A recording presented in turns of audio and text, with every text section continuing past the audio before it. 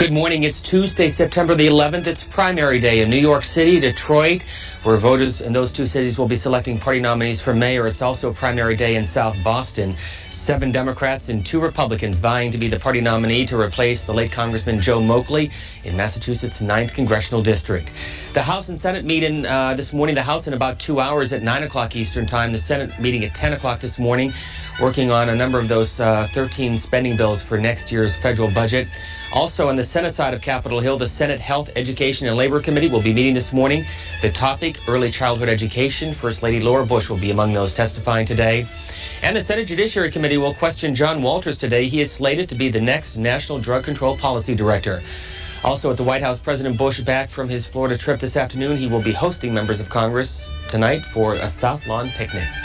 Here's what's coming up in our 2-hour program. We'll turn our attention to early childhood reading programs. Reed Lyon will be joining us with the National Institute of Health. And in our first hour, your phone calls, 2 questions that we'll be focusing on this morning. We'll also be checking in with the folks over at Hotline. One of the questions is based on a Washington Post ABC News poll that is out this morning. Would you return your tax cut to help the federal budget? The phone number is 202-737-0001 if you're a Democrat, 737-0002 if you're a Republican, and if you're a member of a third party, 202-628-0205. Also this morning, we will be turning our attention to the issue of executive privilege. And the second question, should the Bush administration give Congress some of the files from the Clinton administration? We'll begin, though, with a look at the morning headlines. Page A12 of the Washington Post has the question that we're focusing on this morning, the issue of the shrinking federal budget surplus and the tax rebate. When asked by ABC News and the Washington Post, do you support or oppose reducing the size of the tax cut to handle the shrinking surplus? 57% of those surveyed in the ABC News Washington Post poll conducted between September 6th and 9th said that they would turn back the tax cut.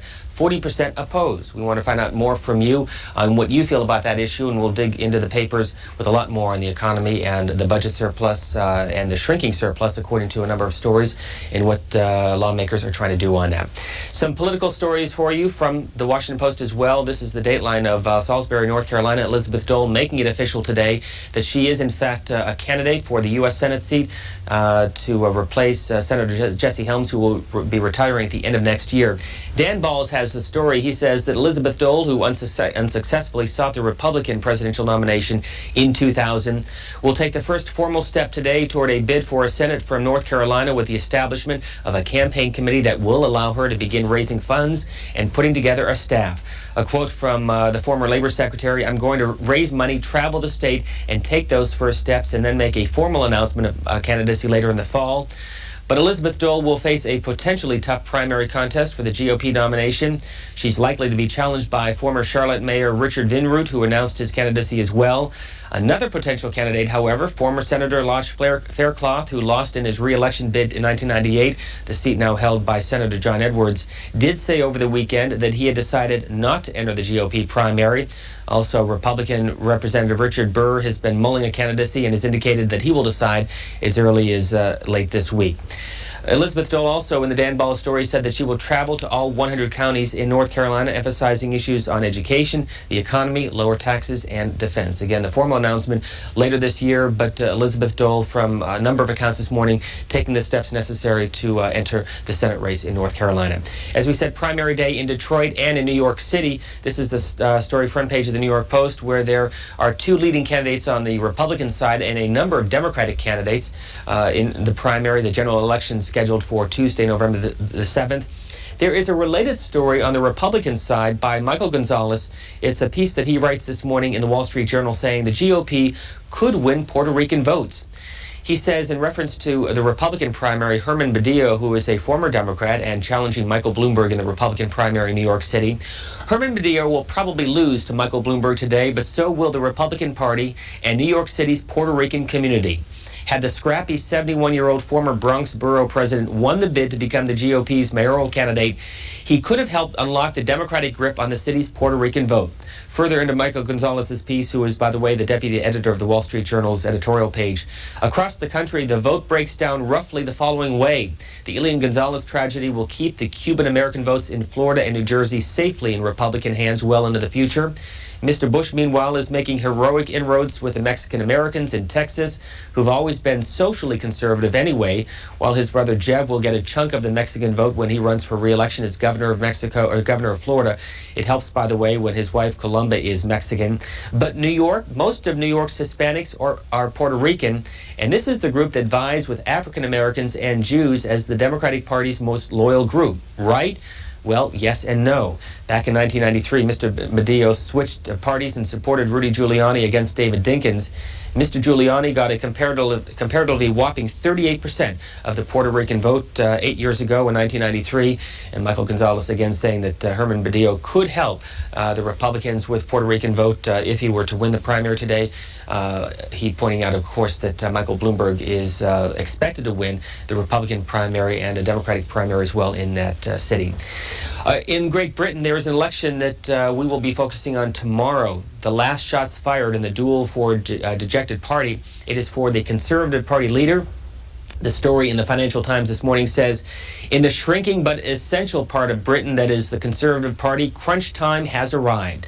Today is the final ballot deadline in a leadership duel that has torn the twice-defeated opposition party even further apart. The outcome will be announced tomorrow afternoon, with most of the betting going on Ian Duncan Smith, the dry-mannered 47-year-old Eurosceptic, over Kenneth Clarke, the 61-year-old long-serving former minister and pro-European. However, a much higher response than initially expected from the party's 318,000 remaining members has increased uncertainty about the result. We will be bringing in BBC's Newsnight, by the way, tomorrow evening to give you the results in the Conservative Party race. The deadline for the ballots again today, and the election being announced tomorrow.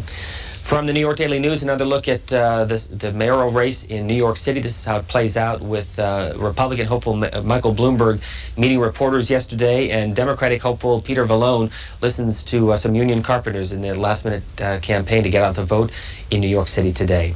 And from the Washington Times, David Bonnier to quit as Democratic whip. The story says that he will resign as the House Democratic whip on January 15th, which will open the way for a fierce battle to fill the Democrats' second-ranking post in the chamber. The Michigan Democrat, who became the whip 10 years ago today, said he was giving up the job to devote more time in his bid to become governor of Michigan. He does, however, plan to finish a 26-year career in Congress at the end of his term in December 2002.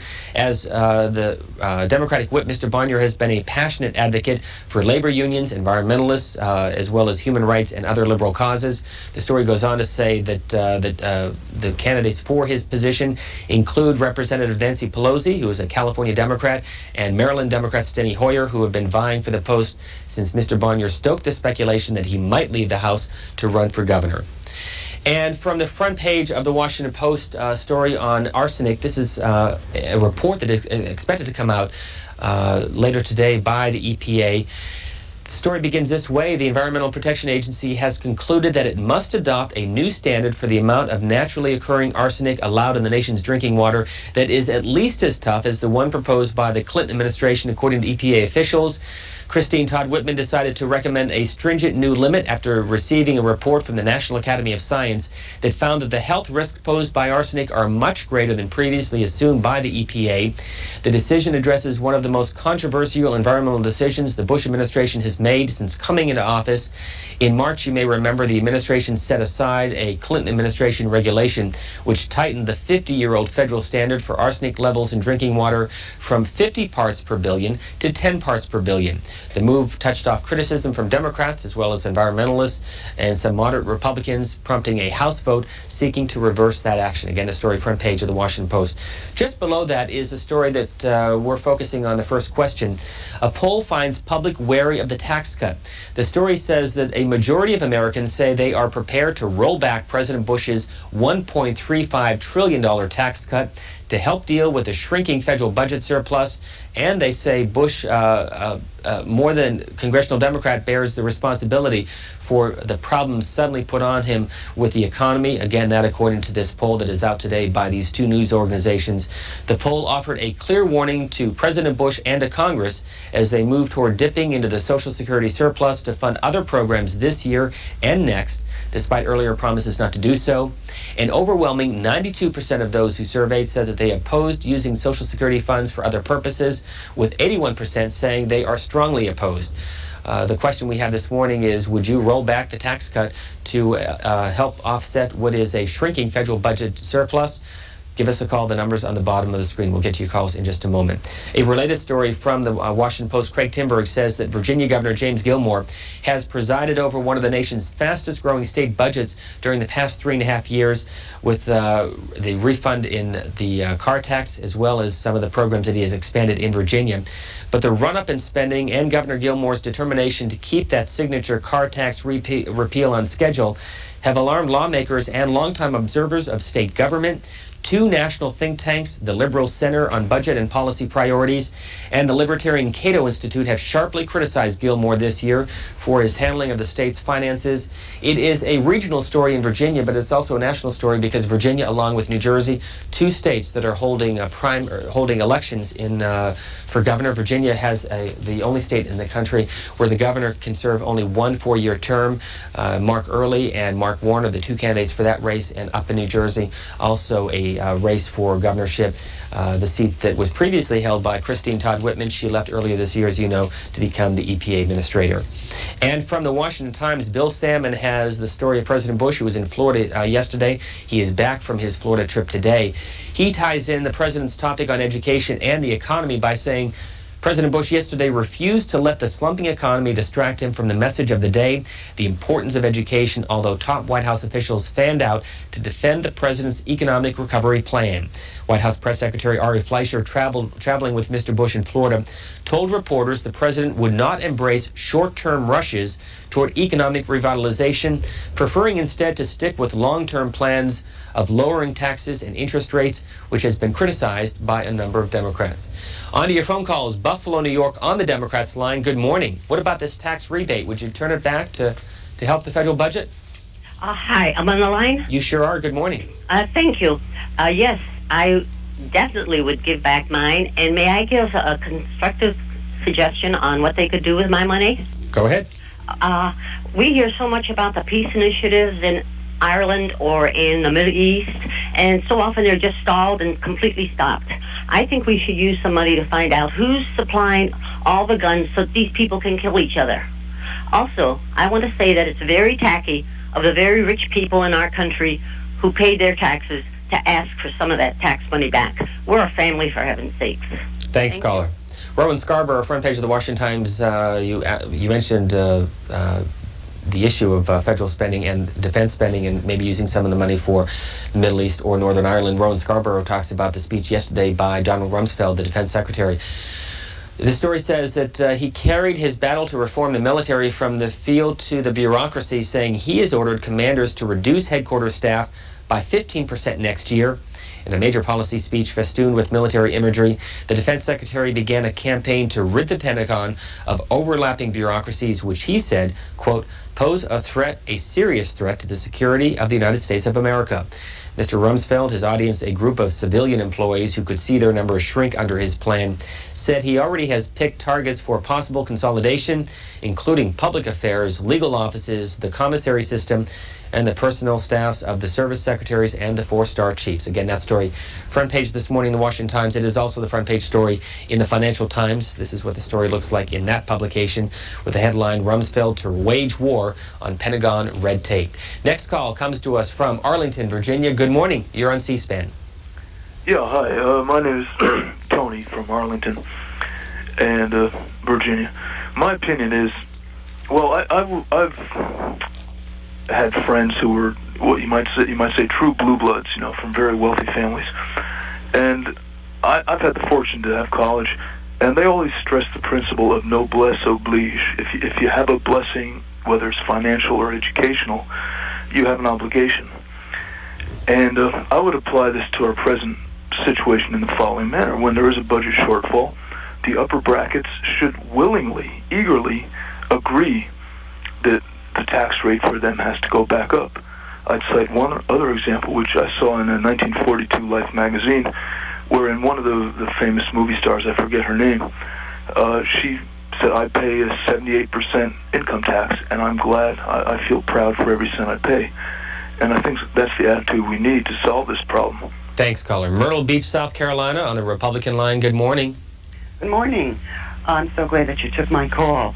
My feeling is no, I would not return the tax rebate.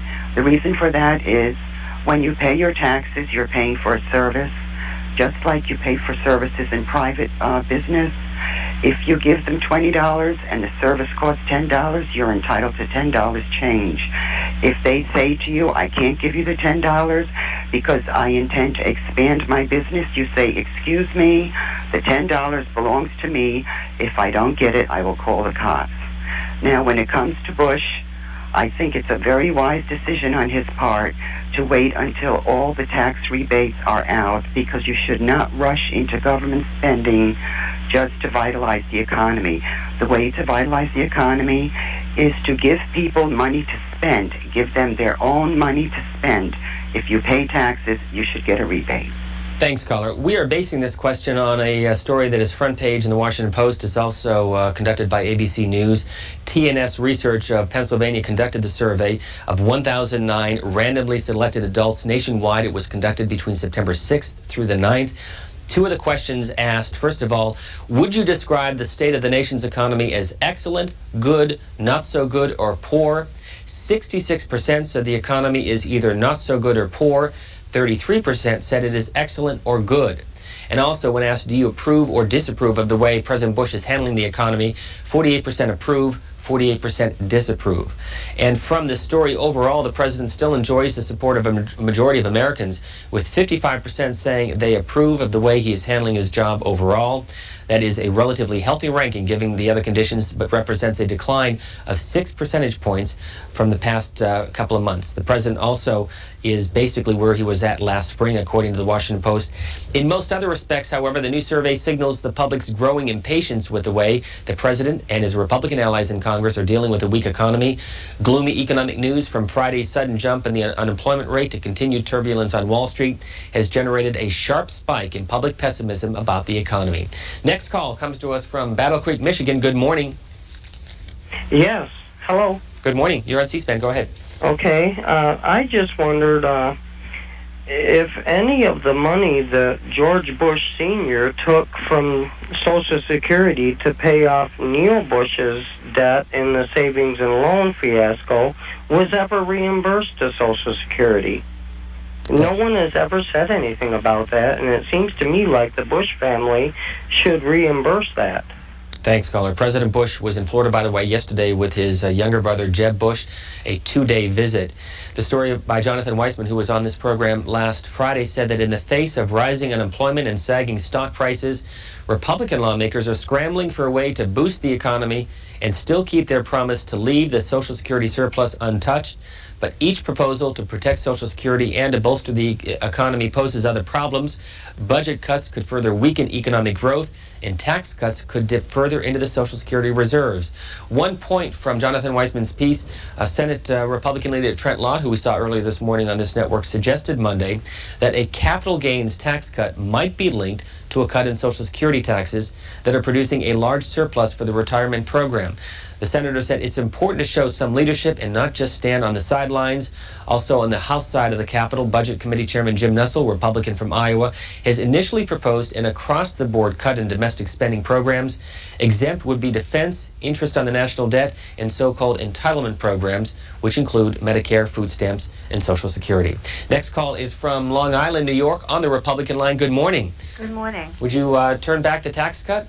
No, I certainly would not, but I think it's rather a leading question. I think the question is inferring that the budget cut is responsible, that the tax cut is responsible for the budget shortfall. Mm-hmm. And I don't think there's any indication that that's the reason there's a shortfall in the budget. The economy is cyclical. It goes up, it goes down. And the one other thing, I wish the Republicans would stop feeding into the Democrat line of the lockbox, the Social Security lockbox. There is no separate set aside for Social Security. It's a pay-as-you-go system. It's been dipped into by the Democrats when they held the House of Representatives for 40 years. It was voted to be dipped into by Gephardt, by by the Senate Democrat leader Daschle, and I really wish that the Republicans wouldn't play into that game, because it's not true, and I think the American public needs to be made aware that it's not kept separately. The Social Security money is lumped in with every other tax money that's collected. Okay, thanks for the call. Going back to Jonathan Weissman's piece, which, by the way, is on page 7A of USA Today, he points out that the House today, the House Budget Committee, does plan to draft legislation that would cut spending in fiscal year 2002 to offset any dip in the Social Security surplus in 2001. Also, the White House has begun negotiations with two senators, George Warnovich, Republican of Ohio, and Zell Miller, Democrat of Georgia, on a proposal that would mandate budget cuts if Social Security reserves are tapped. Next call comes to us from Columbus, Ohio, on the third party line. What's your take on this? Good morning. Well, I think it's an interesting topic because actually I already sent mine back about a month ago. To the federal government? Yeah, I sent it back to Senator Daschle's office. Why? Because they're basically telling you to take your Social Security money and go buy some crap. Okay. Thanks for the call. Okay. Jacksonville, Florida, on the Democrats line. Good morning. Good morning. You'll have to be a little patient with me. I have a breathing problem. Okay. I'm a lifelong Democrat, but they have now left me to the point I'm going to have to join the Republican Party. I'm just really upset that the Democrats, through the Washington Post and now through C-SPAN, is getting this propaganda out. I don't believe that poll for a second. AP is solidly against this administration. I think it's terrible. I think when you overpay your taxes, you're entitled to a rebate, and that is exactly what's happened here.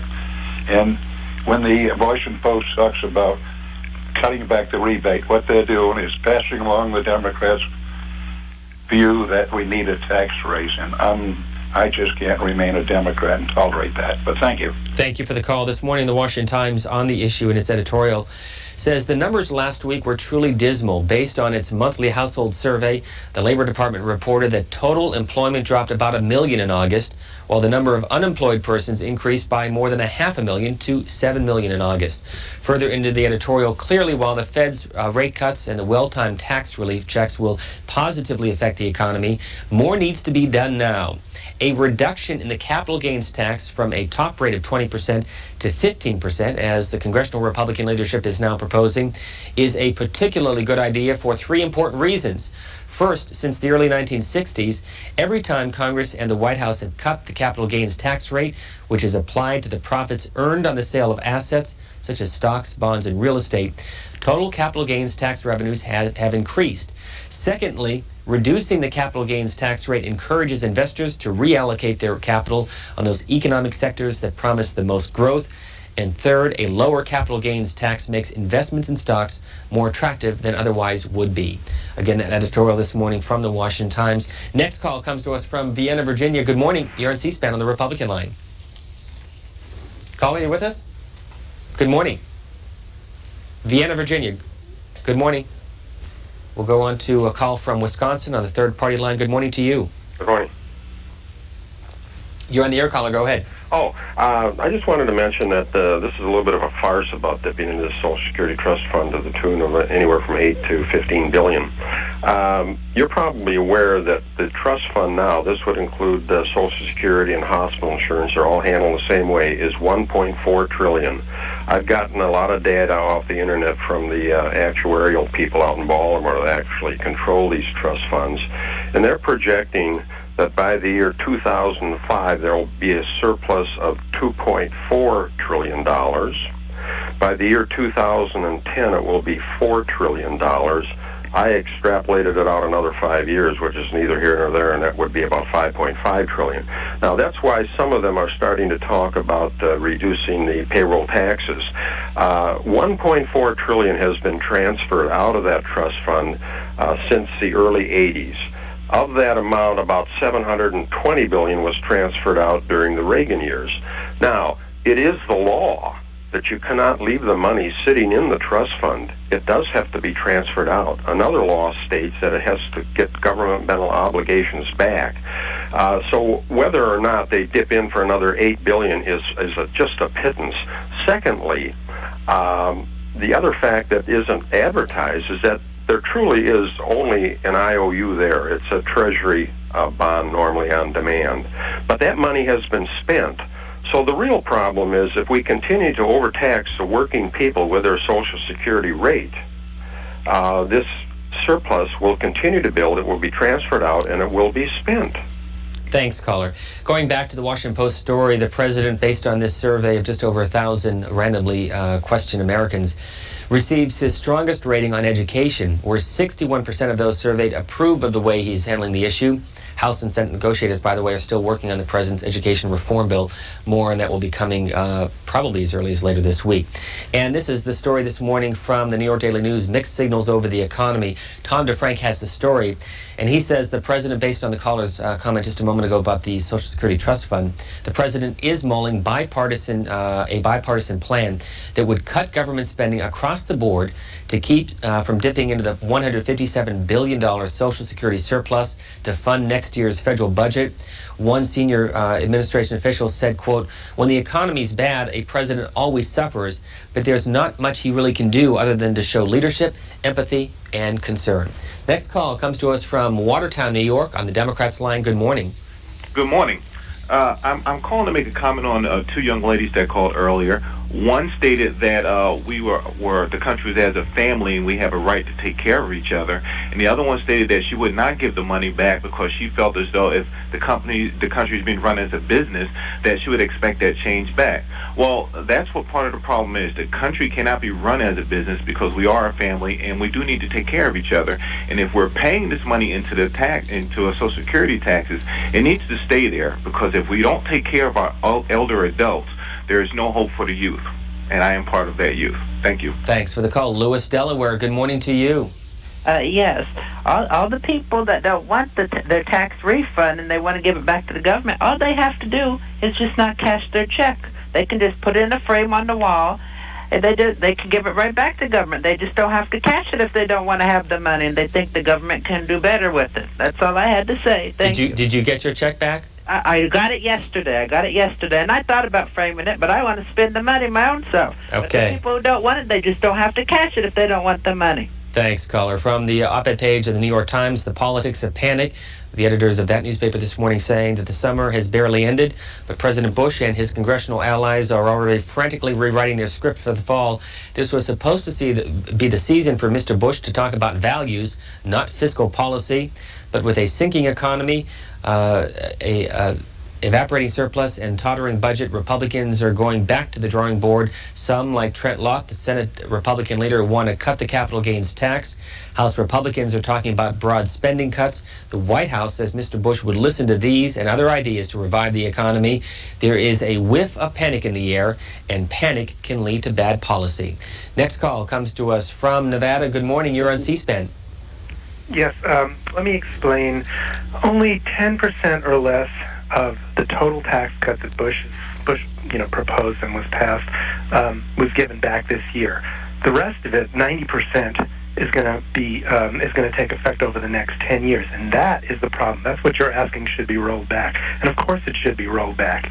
The Congressional Budget Office just came out with an estimate that said over the next 10 years that if the 10-year budget resolution just takes effect as it was passed, $500 billion or more will be of Social Security money will be spent, and what it's going to be spent on, as the man a couple of calls previous said, it is spent. It's spent by the government either on debt reduction or on government programs. But this money is going to be spent on a tax cut for the rich. So essentially, the FICA taxes, the extra FICA taxes, are going to be loaned to the rich, who hopefully at some point in the future are going to have to pay it back. I see no reason to lend it to the rich. Pay down the debt with it, but certainly not give it to a huge tax cut for the rich. It doesn't make any sense. It's not going to be spent on government programs. There's no reason to cut the budget.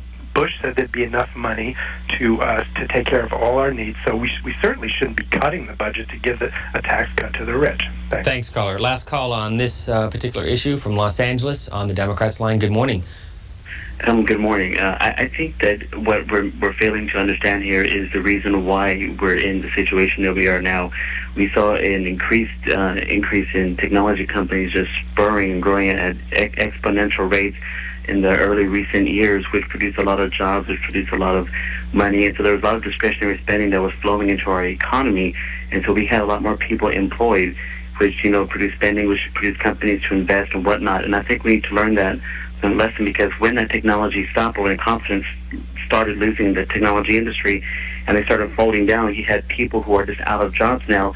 And so now that discretionary income that was there is not there before. And I think the government needs to go back, especially this administration, to analyze what needs to be done in order to revitalize the economy and re-stimulate it and take into account all of its factors instead of just blindly sending out tax rebate checks. I think they need to be more fiscally sound as to how they redistribute. Now, I'm all for the tax cuts, and I'm a Democrat, and I'm all for the tax cuts, but I think they need to be a little bit more economically sensible in how they distribute and allocate those taxes and do it in other venues. Thanks, caller. For many Americans, executive privilege became a household term during the Pentagon Papers and the Watergate investigation. It is back in the news. The Washington Times and the Washington Post both writing about it. This is the story yesterday from the Washington Times, saying that the Bush administration is mounting an aggressive campaign to restore the White House's authority to keep internal information confidential after the principle of executive privilege took a beating during the clashes between President Bill Clinton and Republicans in Congress. Also, the Washington Post saying that though Republicans repeatedly accused the President Clinton, of ducking and dodging their demands for information, the confrontation between the executive branch and Congress has not ended with a new administration. On the contrary, the Bush team is moving quickly to mark its turf. I want you to think about that. We're going to talk more about the whole issue in just a couple of minutes with Chris Schrader, who is a professor of law at Duke University, and get your comments specifically with some of the documents that the Bush administration may or may not release dealing with President Clinton. But now we want to check in, as we always do on Tuesdays and Fridays, with the folks over at Hotline, Von Ververs, and the story that all of Washington is talking about this morning. What would that be? Well, what would that be? Well, that would be the Elizabeth Dole story in North Carolina, probably. A lot of eyes on down there. A lot of eyes in politics on the budget wrangling going on in Washington, as you've been talking about a lot this morning. But you know what, Steve? A lot's happened this week. We're reminded once again that in the eventuality in the 2004 election and even in 2002, all the eyes in the nation are really going to be focused in on Florida. A lot's happened down there this week. The president made his 4th trip to that state since he's been elected.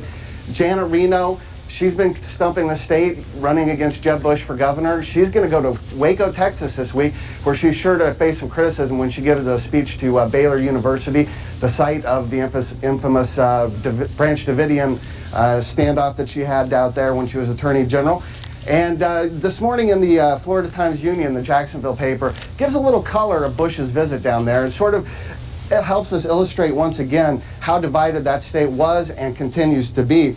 The Union says this morning that sign-waving crowds greeted President Bush's visit the way Florida voters turned out in November, split over whether his presidency is a national blessing or a terrible mistake.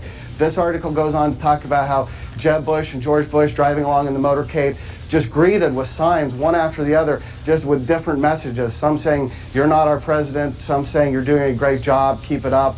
And of course, we had the Newsweek story yesterday coming out about some of the behind-the-scenes wrangling in the Supreme Court after their decision that effectively gave Bush the election. So we were reminded again that despite what we're reading about Washington, despite what's going on in some of the other states in this country, Florida continues to be the dominant story in politics right now. In Virginia, something that's a little bit more immediate, the 2001 governor's race, a lot of eyes on that because there's only 2 main governor's races up. George Allen, senator from Virginia, yesterday held a press conference and sort of jumped into this race, really for the first time in a high-profile way. Mark Earley, the Republican candidate, is trailing in the polls. Mark Warner, the Democrat candidate, seems to be on his way to, at least a fairly solid lead going into the final couple months of this campaign. George Allen had a lot of success when he ran for governor in 1993. He talked a lot about crime and parole, and he held a news conference yesterday to hit on that theme again. And he talked about how Early supported all of his proposals to abolish parole in the state of Virginia. And he took some shots at Warner, saying that Warner did not support those when he was the Democratic chairman of the state party, saying that in the race for governor, only one candidate stood with us, and we were trying to abolish the lenient, dishonest parole system, and that was Mark Early. The Warner campaign shot back that was simply not the case, that when Mark Warner ran for Senate in 1996, his first, when he's had a real public record, he supported Allen's initiatives. But that kind of goes to show you that Republicans maybe thinking they need a little help here in Virginia. They get somebody like a popular former governor, popular Senator George Allen out there and start talking about an issue that's a little bit more friendly to Republicans. There's another story that Washington is talking about, but we'll go back to that in just a moment. I want to ask you about Kevin Sachs' piece this morning, Von Ververs, dealing with the North Carolina Senate race, a primary that is likely to include the former mayor of Charlotte, Mr. Vinroot, Lodge Faircloth, announcing that he will not seek the Republican nomination. He, of course, had the seat for 6 years. He was defeated by John Edwards, the Democratic senator, back in 1998. What could we expect in a primary with Richard Vinroot, who's the former mayor, and Elizabeth Dole in the Republican primary? Well, Richard Vinroot lost the governor's race last year. He's lost a statewide race before. The real key thing that happened in North Carolina was when Lodge Faircloth decided not to run. He had been making a lot of noises in that regards that he was going to go ahead and go if Jesse Helms went ahead and retired. And this is where Elizabeth Dole, Lodge Faircloth would have been the conservative candidate in this race, the real conservative candidate. Elizabeth Dole may be a little bit vulnerable in that side on the primary. Some questions about her abortion stance. Is she's sort of pro-choice, a little bit more moderate than maybe some Republicans in North Carolina would like. So really, that was a big boost. I think that Elizabeth Dole was breathing a big sigh of relief. I don't think it's any mistake that you see her coming out, go ahead and filing and starting her stumping across the state the day after, or the weekend after Lodge Faircloth dropped out. Did the White House or Republican leaders in this town get to Lodge Faircloth and say, don't run? Well, it's hard to say. The White House, I haven't really read any definitive reports about that. We know that the White House has been very, very active in recruiting candidates for this election cycle, and they really like the fact that Elizabeth Dole, they think, could be a statewide winner down there. Who knows what happened behind the scenes, but surely a lot of Republicans were calling Lodge Faircloth and saying, hey, take one for the team, and let's try to keep this Senate seat in our hands. We've only got one Senate seat to make up to recapture that body. Let me also ask you about Greg Pierce, who writes Inside Politics in the Washington Times, saying that John Thune, this is from page A6 of the Washington Times, South Dakota Republican, has decided to challenge Senator Tim Johnson in the 2002 race, that according to roll call yesterday. Is this significant? Oh, yeah, this is another race where the White House really got involved in recruiting a candidate. They really wanted John Thune to run for that seat, and he's going to go ahead and do it. The White House has been sort of involved in a lot of these races in a pretty high-profile way. It just goes to show you that when they get involved, they can kind of help shape the field in some of these states, hopefully in a way they think that can be advantageous to them. Yes, this is that'll be a great race. It's one everybody in Washington will be watching. Okay, here's the other story all of Washington is paying attention to. It's front page of the Washington Post. Michael Jordan. Oh, that story. I thought you were talking about the quarterback controversy. Well, people outside of Washington probably don't even know about that, but they may know Michael Jordan. Is this a big deal here? Oh, this is a huge deal here. I was watching my beloved Denver Broncos play Monday Night Football last night and was startled to see the game reduced to a little tiny part of the screen as the station ran a big crawler across the top saying that they have learned that Michael Jordan is indeed going to come back and play. Yeah, Michael Jordan is one of these figures that if he ran for office, he'd be a sure winner in almost any place. He's just a transcendent figure in American culture. Everybody knows Mike. Everybody wanted to be like Mike for the last 10 or 15 years. Of course, it's a big story. Everyone will be talking about it today. He, of course, is one of the owners or managers of the Washington Wizards. Do you know what his title is? I'm not sure. I think he has got partial ownership. He's going to have to sell that in order to actually come back and play, sort of like Mario Lemieux did when he came back to play hockey for the Pittsburgh Penguins next year. very very easy to do. It'll help sell tickets for the Washington Wizards. That's for sure. An announcement expected later today. And finally, you mentioned the Washington Redskins. The home opener is this weekend. Do you think any political leaders will be in the box with Dan Snyder? We've often seen that with the previous owner of the Washington Redskins. Yeah, it's hard to tell. I think most political leaders don't really like to be shown getting around. They like winners. They like to be around a real winning team. Washington Redskins has a lot of turmoil going on around it, but it never hurts your profile here in the city to be at the Redskins game. Still, even with Michael Jordan coming back, I think the Redskins might still hold the place as the region's #1 sports team. Von Berbers, thanks very much. Is Chuck Todd still sleeping? You got the early duty this morning. I always get the early duty, Steve. That's why he's the editor-in-chief and I'm the editor. Tell him to get to work. All right. We want to turn our attention to the issue of executive privilege. Chris Schrader is joining us. He is a professor of law and public policy at Duke University. Good morning, Professor Schrader. Thanks for being with us. Good morning. You're welcome. First of all, what is executive privilege?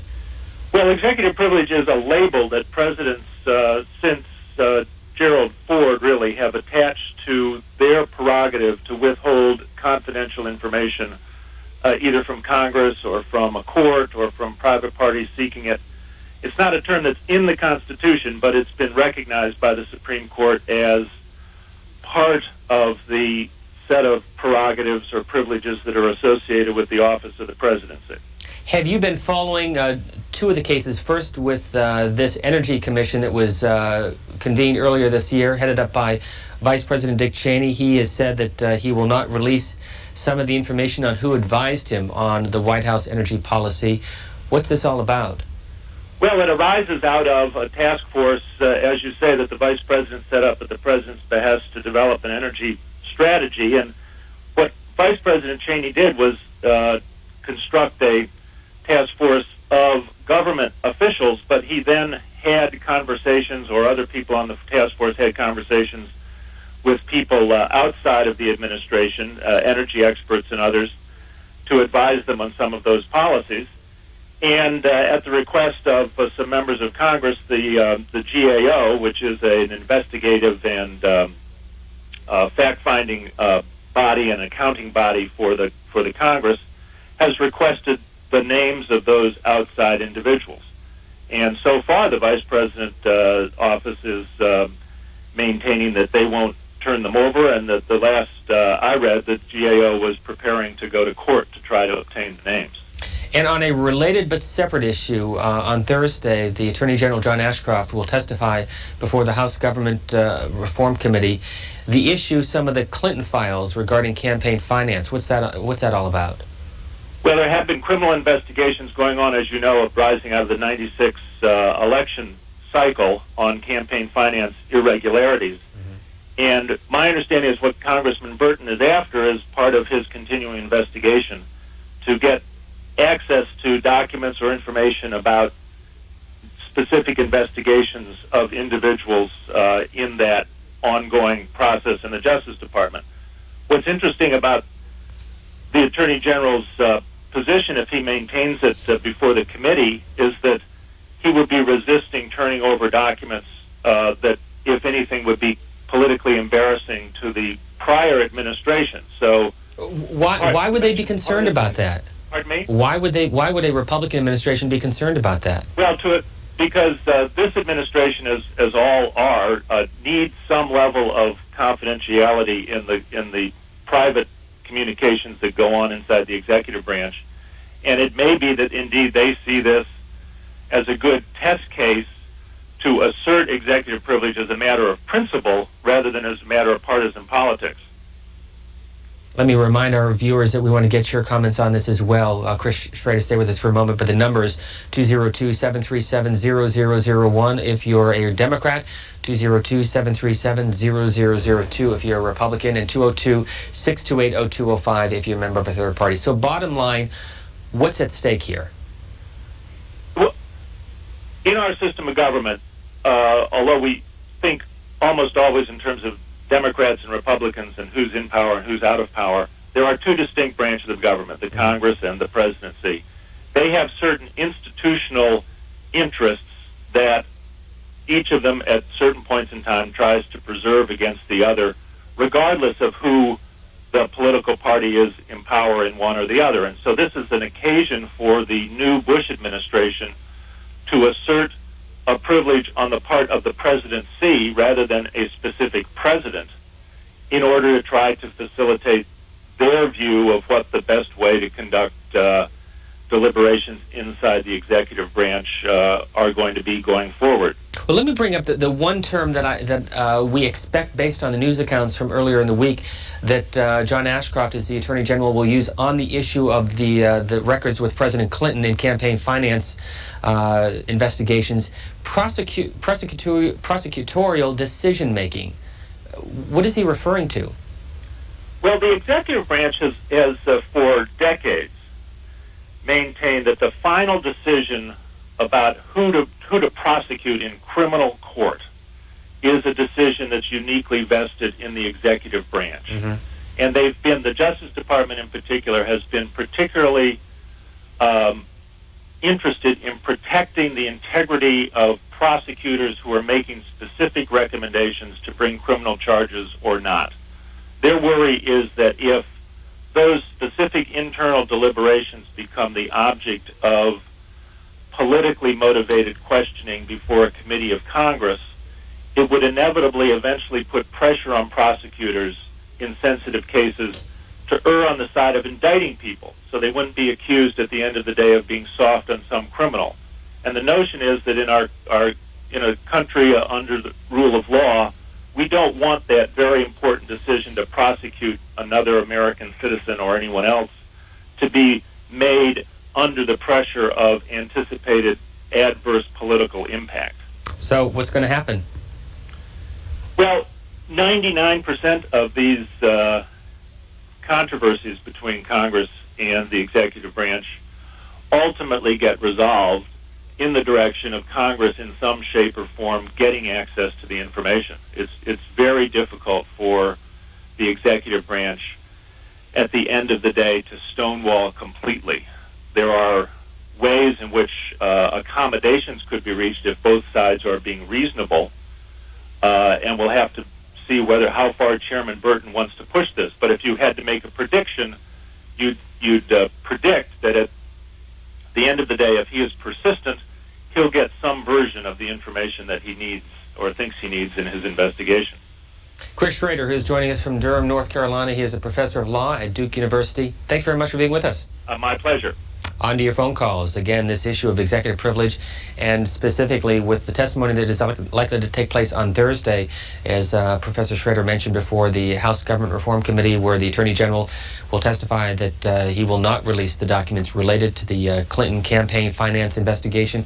Let's get to a call from West Hartford, Connecticut. Good morning. You're on C-SPAN. Yes, morning, Steve. Very good program. I think this executive privilege is wrong. I think that's part of the problem in this country. The American people, as taxpayers who support this country, really don't even know what's going on. I think there should be if we're a free and open society, the American people should know. They should know what their administrations are doing, what's been done. To be kept in the dark is absolutely wrong. It's just it's a wrong way to go, no matter what president or whoever it is. They let everything out on Nixon. And I think whatever it is about Clinton, especially with the Chinese involved in bringing funds, political funds into our country, I think it should be brought out. Thank you. Thank you, caller.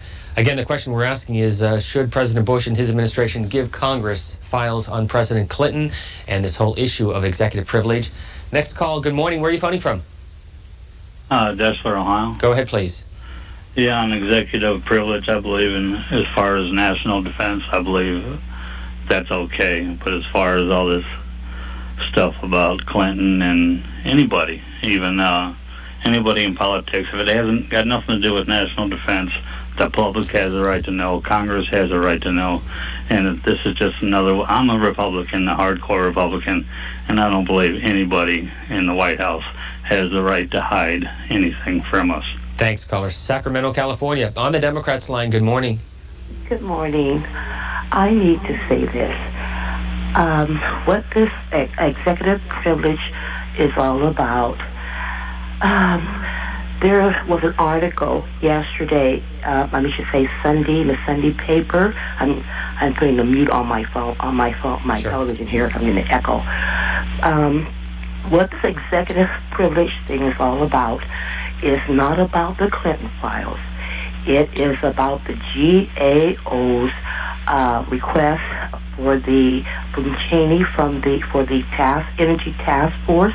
There was an article in the Sunday paper, Sacramento Bee, from the LA Times, Janet Pasternak, and it says industries clout over Bush's plan on energy.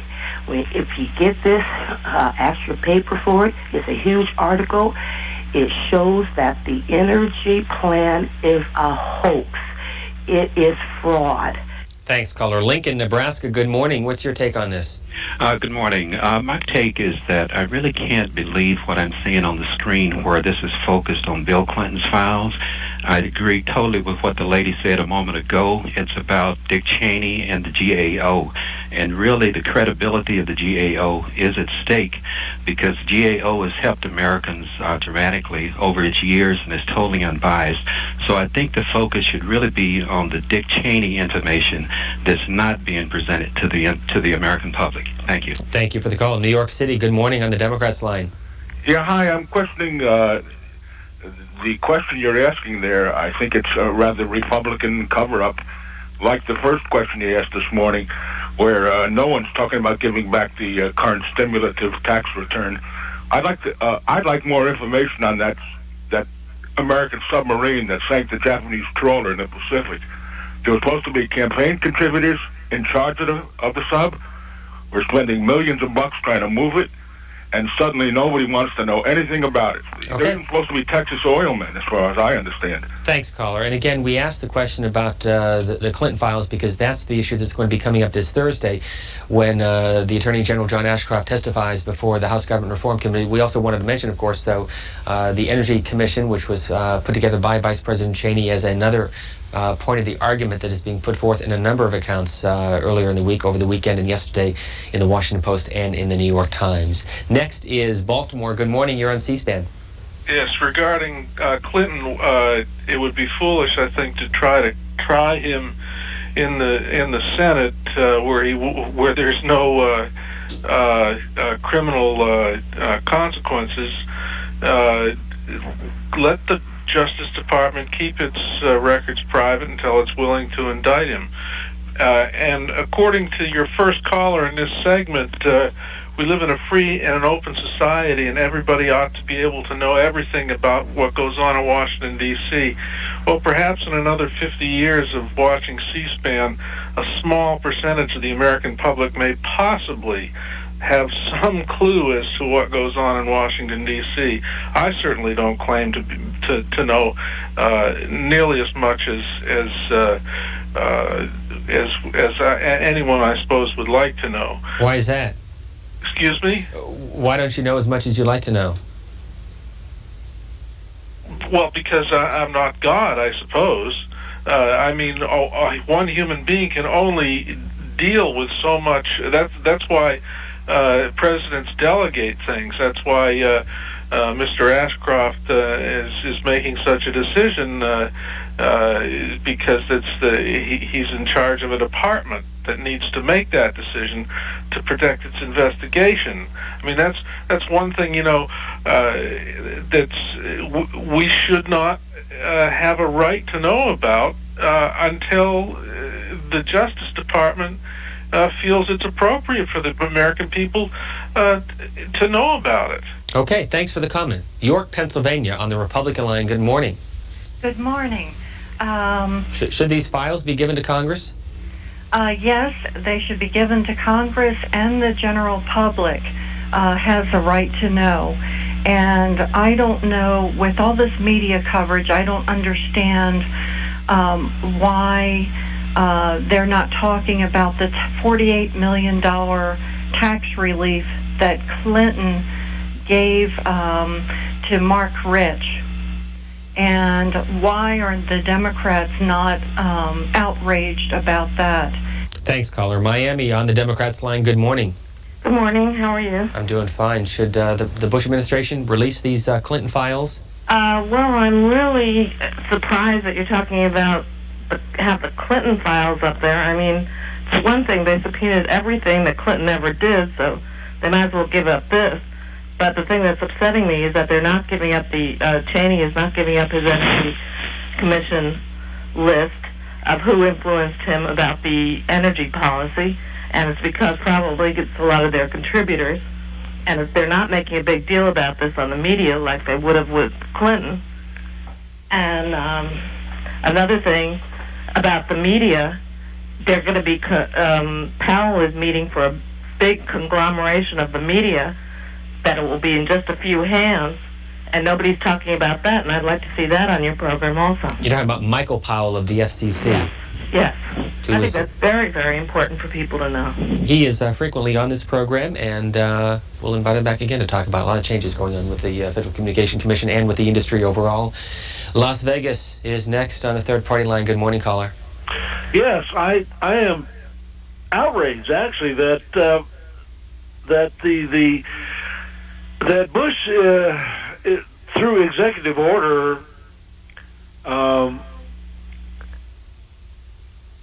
oh Lordy, forgot your point? Lordy. Yeah, all the Clinton did should be out in front of everybody in America. That's about it. Thank you. Thanks for the comment. St. Mark's, Florida, on the Republican line. Good morning. Good morning. How are you this morning? I'm doing great. How are you? Oh, fair. Could you do me a favor? Yes, sir. Could you mute your television? We're getting some echo, and we'll hear you a lot better. How is this? Much better. Still there? Hello? Go ahead.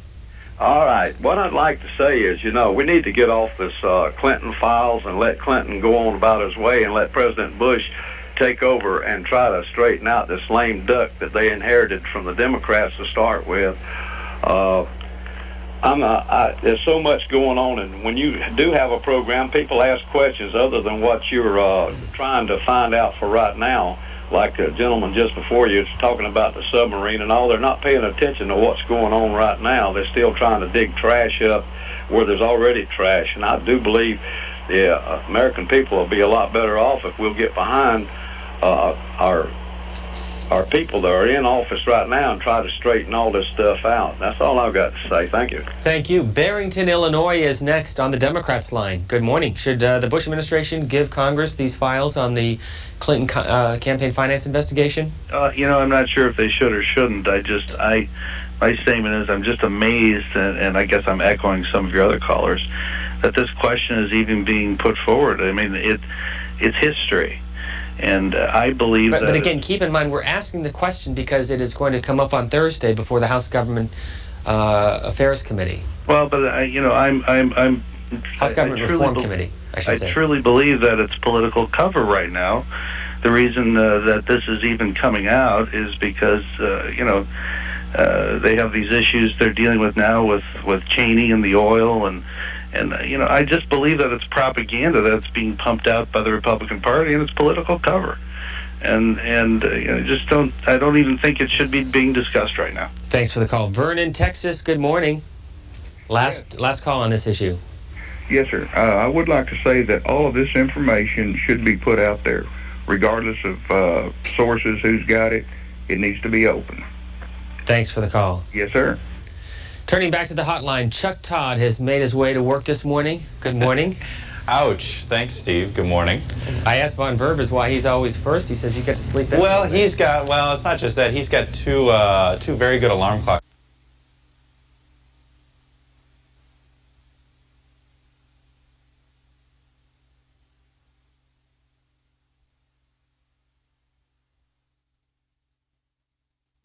He'll yell at me if I get this wrong, and I believe Cameron is 18 months. How am I doing on that? 19 months. Okay. Almost got it. In all seriousness, Chuck Todd, we did talk about what's happening in North Carolina. Anything new beyond what Vaughn had said earlier about Elizabeth Dole announcing that she's forming a committee today and will have a more formal announcement later in the year? Well, nothing too new except that she made the announcement from Washington, and many of the reports noted that she made it from Washington, which is going to be part of the problem she has. It's sort of, she's going to have to overcome the same problems Hillary had and just prove that she is a North Carolinian again. Now, it helps that Elizabeth Dole was born there, and I think that that's what she needs to concentrate on over the next 6 months. She did benefit from Faircloth not running. Had Senator Faircloth run, it been easier to make the conservative moderate contrast in the Republican primary. Richard Vinroot lost a primary for governor in 1996 because he was too moderate. He's going to have a harder time making the conservative case. That said, he's got a political consultant, Carter Wren, who's one of the better bare-knuckle brawlers of North Carolina politics. A couple of primaries going on today, New York City, Detroit, also up in Massachusetts for that 9th congressional district. What are you following? Well, you read our minds. I wanted to start off with the Massachusetts 9th thing because it's a member of Congress likely will be elected today, not officially because there are 2 primaries up there, but this is the race to replace the late Joe Moakley. Steve Lynch is the front runner out there. He's a Democrat in that Democratic primary. Way out ahead, has the best organization. His campaign's being run by Michael Hooley, the same person that ran most of Al Gore's, basically helped run most of Al Gore's campaign in 2000. Hooley's a Massachusetts veteran.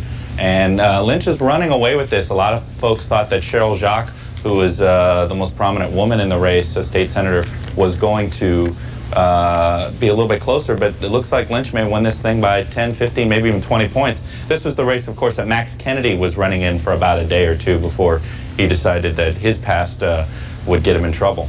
Chuck Todd, I was traveling yesterday. I didn't see the article in Newsweek, but did you read the excerpts of this new book out on the campaign and the recount? We read a lot of it. I'm interested in reading the book, although I don't know if I'm going to get burned out on reading all these Florida fallout books. Seems like it seemed to show that the Supreme Court could have made a political decision the other way, which would have probably been just as controversial. And I guess it sort of confirmed that it was a campaign within the Supreme Court to get the 5 votes. And I don't know whether that's a good thing or a bad thing for our democracy. We'll let history decide. John McCaslin, who writes, as you know, Inside the Beltway for the Washington Times, points out this morning as one of the excerpts from that book, a phone conversation between Vice President Al Gore and Ron Klain and Erin Brockovich. Are you familiar with this? Yeah, that was our quote of the day yesterday, having to do with Al Gore and the Erin Brockovich. I guess mentioning Erin Brockovich, it's the next name that people are going to want to mention when it comes to Al Gore then is Naomi Wolf. It's sort of Gore has a way of sort of picking some of the more odder folks in political and culture to get involved in politics. He is going to, he being Vice President, the former Vice President Al Gore, giving a speech at the end of this month in Iowa, Jefferson-Jackson Day dinner. Do you think he'll be sporting the beard? I think he might be sporting the beard. My guess is he's going to keep it just because of many of the people following him believe, he's going to shave it for political reasons because, we've never really had too many people succeed in television politics with a beard, but he'll probably keep it for a while. It'll be interesting to watch it. 2 years ago he went to this Jefferson-Jackson Day dinner in Iowa, and it was the new Al Gore came out and pretty much started slugging at Bill Bradley, and it was the beginning of the end for Bradley because Gore got real aggressive on him. We heard reports, we've read reports that Gore's going to get very aggressive on George Bush in this speech, and he's going to try to show that he does have something to say. We'll be watching.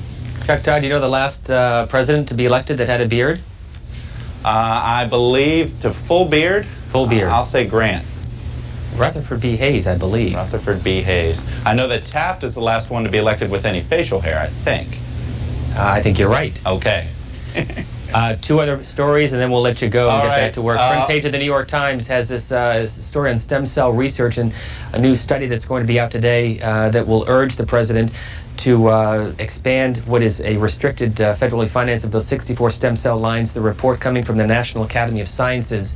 Any politics behind this? The politics will only be if they can't find all 60 stem cell lines, I think. I mean, this is about, Bush made that national television address saying that there were over 60, and that's why he made his decision the way he made it. It seems like that's where the press, it's an easy thing for the press to cover. Science is a hard thing for the press to cover because most of the press is probably like me and doesn't know a lot about science, but when you give them a hard number to look for, then they at least can say, okay, track down these stem cell lines, and that seems to be what the press is doing right now with President Bush's announcement. What else do you have? I got a poll in Maryland. Gonzales Arscott, who does a lot of polling in the state of Maryland, did their monthly political poll, and it's matching up Kathleen Kennedy Townsend, the Democrat, and Robert Ehrlich, who's probably going to be the Republican candidate for governor. We're hearing a lot of scuttlebutt that he's a congressman from Maryland, and he's going to announce that he's going to announce his campaign this weekend and then announce it later next week.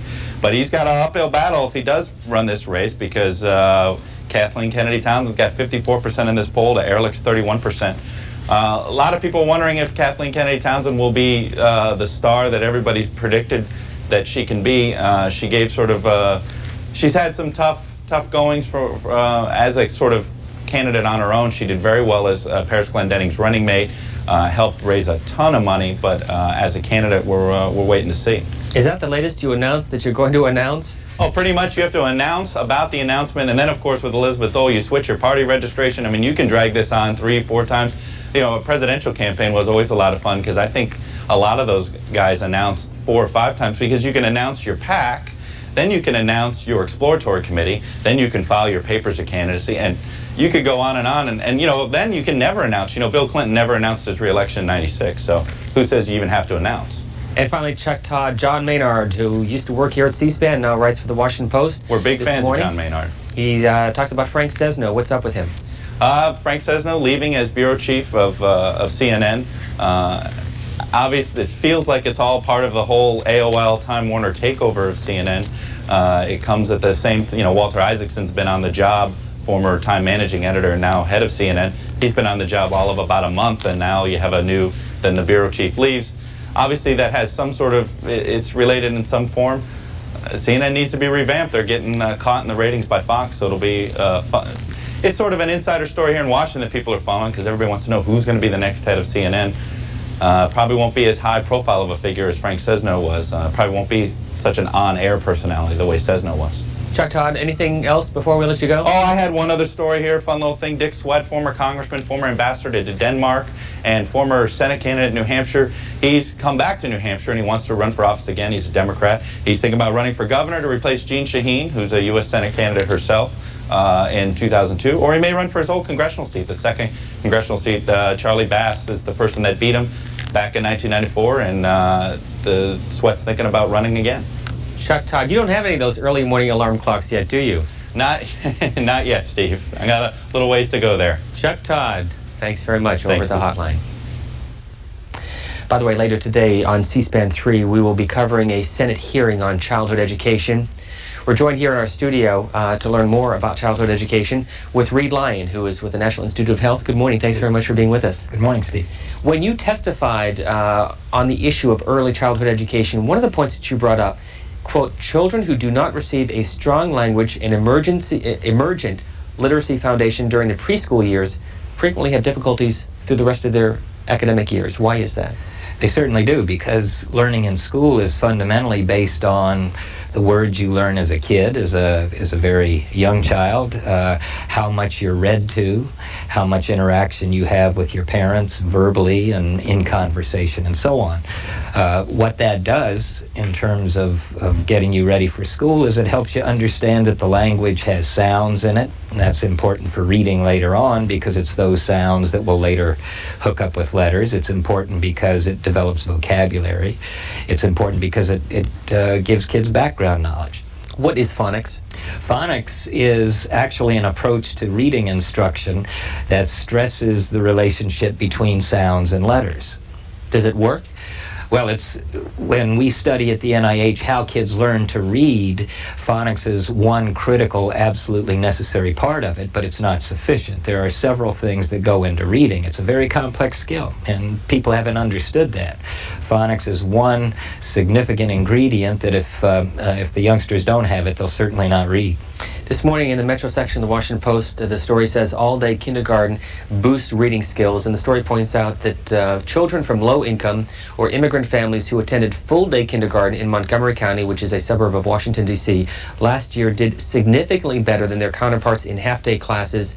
According to a study of more than 7,800 kindergartens, 71% of those high-risk students had spent all day in class and had mastered the fundamentals of reading. What's going on here? Well, again, these are kids typically from poverty who are from families or homes that don't have the resources, they don't have books, parents may or may not be able to read themselves, so the kids aren't getting that kind of interaction. Youngsters from middle and upper middle class homes, on the other hand, being read to generally from birth onward, pick up the ideas about reading and about books.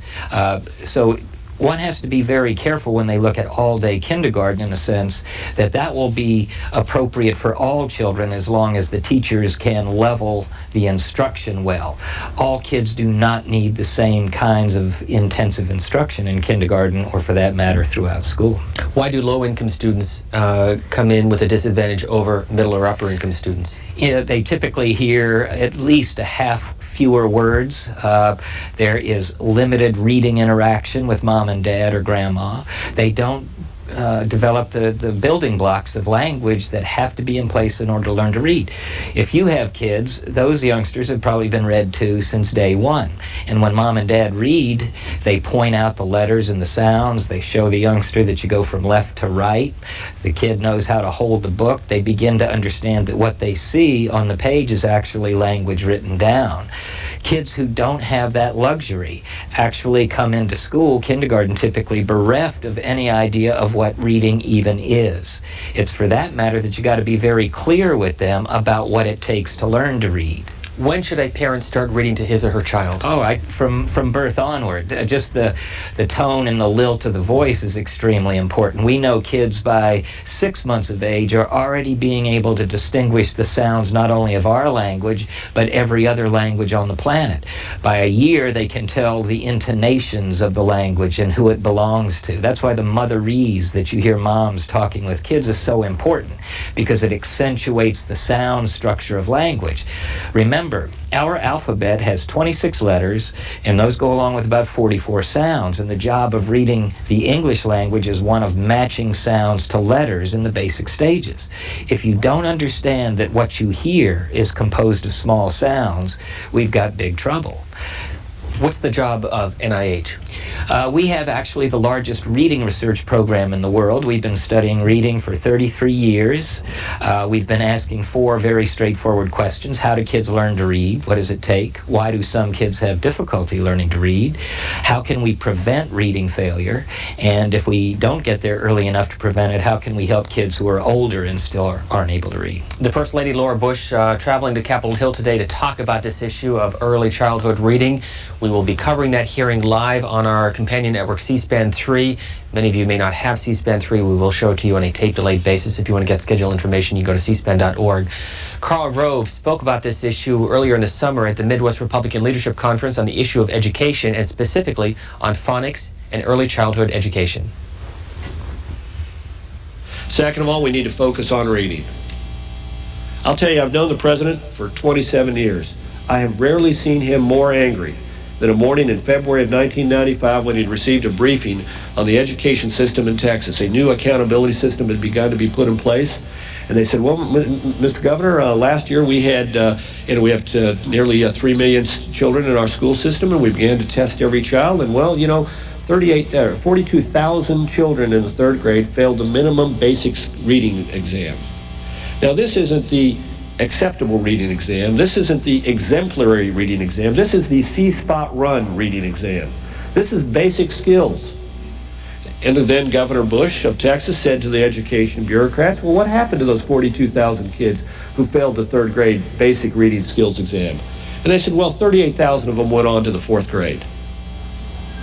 Now, Texas is not alone. There are hundreds of thousands of children who at the 3rd grade cannot read. And what we do know about reading is this, that if you cannot read by the end of the 3rd grade, your chances of succeeding in your academic career and your chances of succeeding in life are gravely wounded. So the second part of the Bush education reform package is to focus on reading, to by testing every child be able to identify the kids who are at risk, and to give extra resources to local school districts to say if a child is not learning to read, give them whatever kind of extra help you think is best. It's your decision. Give them an after-school program. Give them a STEM school program, special reading program. Give them a summer school program. Give them a weekend program. Do whatever you like. Design it your own way, but give extra help to the kids who are not learning to read. And in addition, it says base your reading program on solid research, not some fancy program of self-esteem, not some fancy program of psychological babble.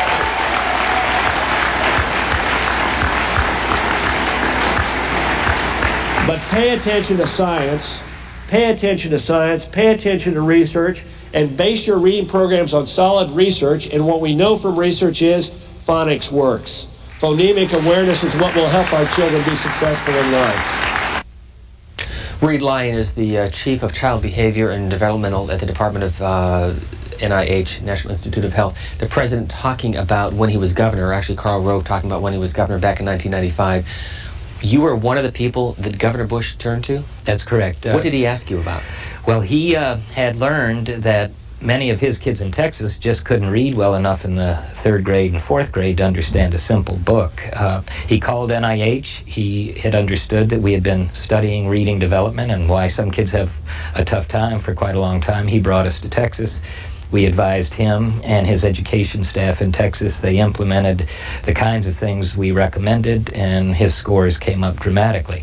That gave him, I think, some comfort and a willingness to use scientific evidence to drive instruction rather than philosophy and belief and so forth. We want to hear from you. Give us a call. The number's on the bottom of the screen, 202-737-0001 if you're a Democrat, 737-0002 if you're a Republican, and 628-0205. If you're an educator, a teacher, a principal, we especially want to hear from you. Or if you're a parent, what should be the warning signs for any parent or teacher that a child is in trouble pre-3rd grade?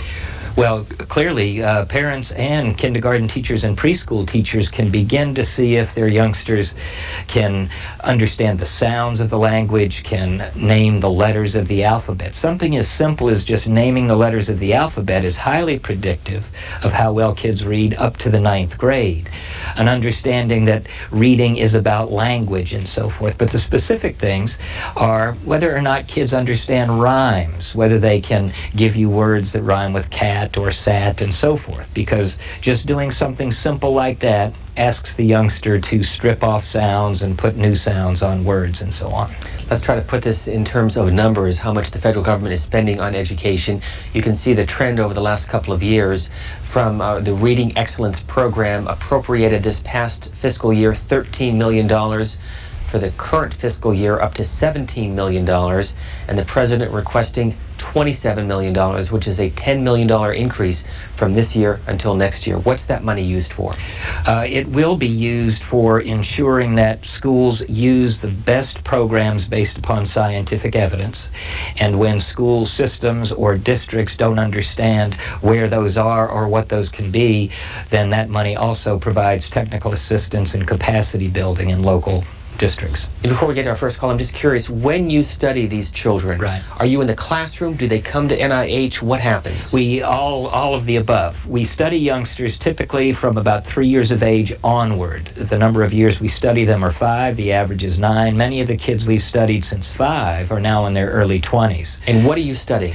We're studying, number one, initially what goes into reading and what kids need to learn to be able to do it. In the last 10 years, for example, here in Washington, D.C., we've actually conducted clinical trials to understand which instructional approaches, which teaching methods are most beneficial for which kids, similar to the way we do pharmaceutical trials, although we're trying to better understand how we can help the consumer, the teacher, the parent, the school board member, understand what's the best methodology and program for their particular kids. Is there a difference between a child who comes from a home where the parent reads versus one where the parent doesn't read? Absolutely. The difference is amazing and astounding. Again, when parents read to kids, they're not only reading, they're talking about words, they're pointing out the elements of the language in the book. When children aren't read to, their vocabularies don't develop. They don't get an understanding that sounds are very critical in learning how to read. That is why the emphasis, particularly the First Lady's emphasis on early is better, because we've got to pick up the slack for those kids that aren't getting the interaction your kids are or my kids are. Again, they come into school sometimes holding the book upside down or going from right to left.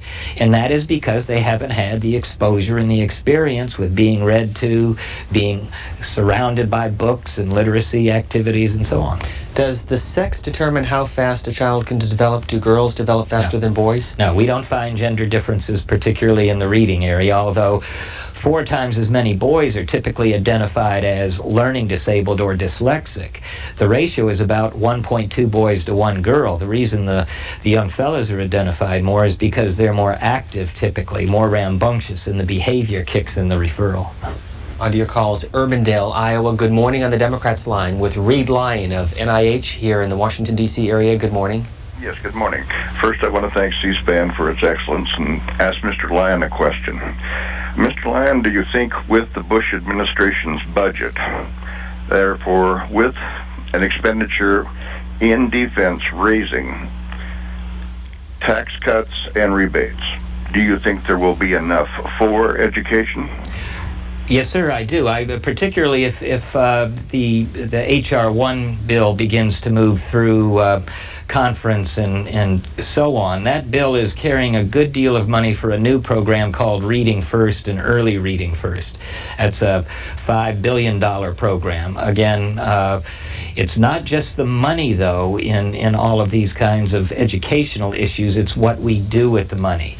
It's critical to understand that for the first time, an administration is asking that the money be provided for programs that have been shown to be effective by the best scientific evidence, not by belief, not by philosophy, not by appeals to authority. That's the first time this has ever happened. Thus, if the money is spent well and on what we know works, it certainly will be enough. The president yesterday at Justina Elementary School in Jacksonville, Florida, part of a 2-day trip to that state along with his brother, Governor Jeb Bush. Our next call comes to us from Jacksonville. Good morning. Good morning. I just like to voice some opinions.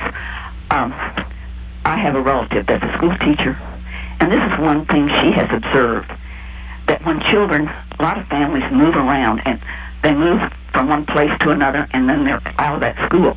If they come back, they have lost a lot because they're probably not in the same book. That not everybody is teaching from the same book in the United States. So when you give these yearly tests, can you imagine what it must be like? Those that get high grades are probably whoever designed these questions and everything might be reading from the right book. Thanks, caller. Yeah, the caller has a very good point. One of the things we know about how best to make sure all kids are reading is we provide a systematic, evidence-based reading program across schools. It doesn't have to be the same program specifically, but it has to cover the same skills that it takes to learn to read. I mean, people forget that reading is a skill. It's like tennis, it's like piano playing. You have to learn a number of smaller skills, put it together in order to negotiate print well. What happens when kids move from school to school and are taught differently is that, again, they probably get confusing information about what's important or not important in learning to read. So the caller has a very good point, and the President's initiative tries to address that by leveling the playing field, by making sure everything that's provided to kids has been shown to work. The President also yesterday talking about schools within a school. What's he talking about? That teachers, again, are using systematic procedures that are research and evidence-based so that as kids move from classroom to classroom, they are getting consistency, they're getting a good, intensive program that's been found to be effective. Santa Barbara, California, good morning on the third-party line. Good morning. I'd like to talk about 2 things, actually. In California, whole language has taken a beating the last number of years. My wife's a professor at the University of California, Santa Barbara. She's taught whole language for maybe 25 years, and I notice that people are really hot on phonics now. You need to understand that every learner is an individual. You don't know what's going to work until you put it out there. Some kids will not do phonics. Some kids need whole language. They need to be able to actually see the written word as it comes out of their own vocabulary, and that's what whole language is all about. And in my opinion, there are only 3 things that have to be taught to a child. You have to teach them how to read, how to write, and how to problem solve. If that can't be done, there's no sense of trying to teach them history or anything else. So the goal for educators has to be one thing. Can you teach these kids how to read, how to write, how to problem solve? Okay, and if you can't, if you're not willing to take the time to do it, you're going to lose 25, 30% of the kids, and that's absurd. Educators can't do that. Thanks for the call. Reed Lyon? Yeah, the caller makes, the second point is absolutely right. Reading is the fundamental skill upon which all learning builds. If you don't learn to read, you're not going to make it in life. Does phonics affect the the writing skills of individuals? Absolutely, because spelling is based on a phonic alphabetic language. The caller made another point, the initial point, that whole language works for some children. Whole language is not a method, it's a philosophy, and it's a very flawed philosophy. It's based upon the assumption that reading just comes naturally. You just immerse kids in literature and reading materials and they'll pick it up. That's certainly not true. It's a skill. What has gotten most of our kids into trouble as they come into school is when they do not have the interactions we've been talking about all morning, developing vocabulary, being read to, and so forth and so on, and they don't have a clear idea of what reading is, if no one is teaching them, then they are left to their own devices to figure out what the small details are. And reading is based on details. Phonics is one critical, non-negotiable part. But if the youngsters don't understand the sound structure in the language, there's no way they can link sounds to letters. That's the phonics part. Kids have to practice these skills in text that they can read. A lot of time our children are given textual materials that's far too high for their own ability. They can't practice. Reading is a skill, you have to practice. And the big deal is understanding. I mean, we read to be able to relate what we're reading to what we know in our head. If we don't have the vocabulary of what we're reading, it's like someone reading a physics book that hadn't hung around that subject for a while. And so there's all of these different components that have to go into it. It is not a simple matter. It's extraordinarily complex. If it wasn't, there wouldn't be 38% of our nation's fourth graders not able to read well enough to understand a simple book. Our guest is Reed Lyon, who has written or edited more than 100 articles or publications dealing with the issue of early childhood education. He is a graduate of the University of New Mexico, where he earned his PhD degree. He is a former professor at Northwestern University, also at the University of Vermont. What is the Child Behavior and Development Department at NIH? It's one of our branches that supports and initiates research. It has several lines of research, including how kids develop, how do they develop language and thinking skills and speech and so forth and so on. We look at how youngsters develop physically in behavioral pediatrics. We look at how the brain develops very specifically. That is, what is it that the world around a child does to produce brain development, and how does the brain develop on its own? And we also, as I mentioned, have the largest reading research program in the world. Are parents reading more now to their children than they did 20 or 30 years ago?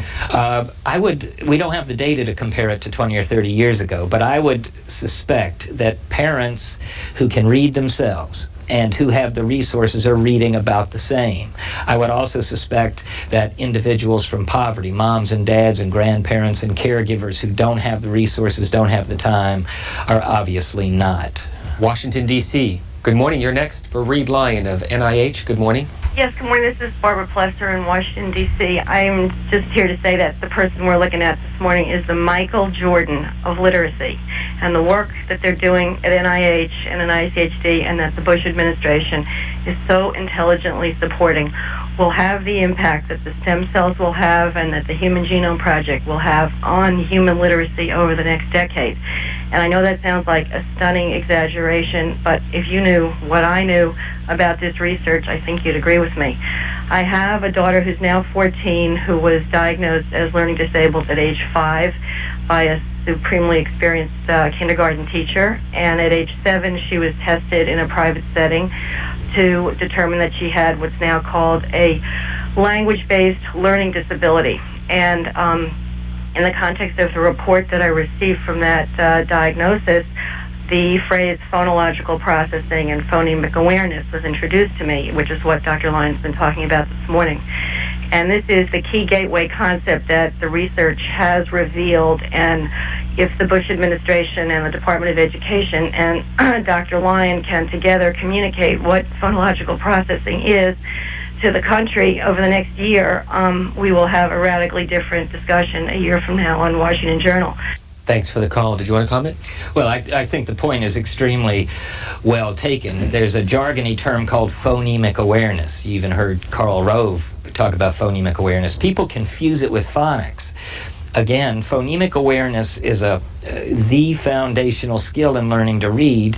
What it refers to simply is that you and I and our kids, after a while, begin to understand that the words we hear are made up of smaller sounds. Now, that sounds like common sense, but the fact is the ear never hears the sounds as you and I talk, because we're talking rapidly. If I say, for example, the word cat, the minute I say k, the a and the t sound fold together and come by the ear is one pulse of sound. The brain has to disentangle those sounds. How does the brain do it? By getting a lot of interaction with language and being read to and literacy activities young. That way kids begin to understand by going eeny, meeny, miny, mo that you can switch these sounds around. Why is that important? Because the sounds are grist for the phonics mill. The only way to read a word you've never seen before is by breaking it into its pieces. That requires a letter, but it also requires the sound. The most robust predictor of lousy reading later on is this difficulty understanding that words are made up of sounds. And you don't need the sounds to listen and speak. You only need them to read. President George Herbert Walker Bush, our 41st president, talked rather openly about Neil Bush and the dyslexia that he had experienced, although it was diagnosed later in his life. Does this make George Bush, the president, the current president, more aware of this potential learning disability that young people can face? Oh, I would think so. And I also would think that the 41st president's wife, Barbara Bush, also was an amazing champion of literacy and reading, possibly for the reason that it was a family issue and so forth. But yes, this president now is the most astute that I have ever met with respect to his specific knowledge about what the research says, how it can be applied in practice, and how we must do that to be able to help our kids. Ventura, California, on the Republican line. Good morning, caller. Good morning. My children are in their 30s, and since they were very young, I've been hearing about reading to them and how good it is for them, and it is. And I agree with all of the concepts that you've spoken about. My question is, what new concepts and what new ideas is the NIH exploring now,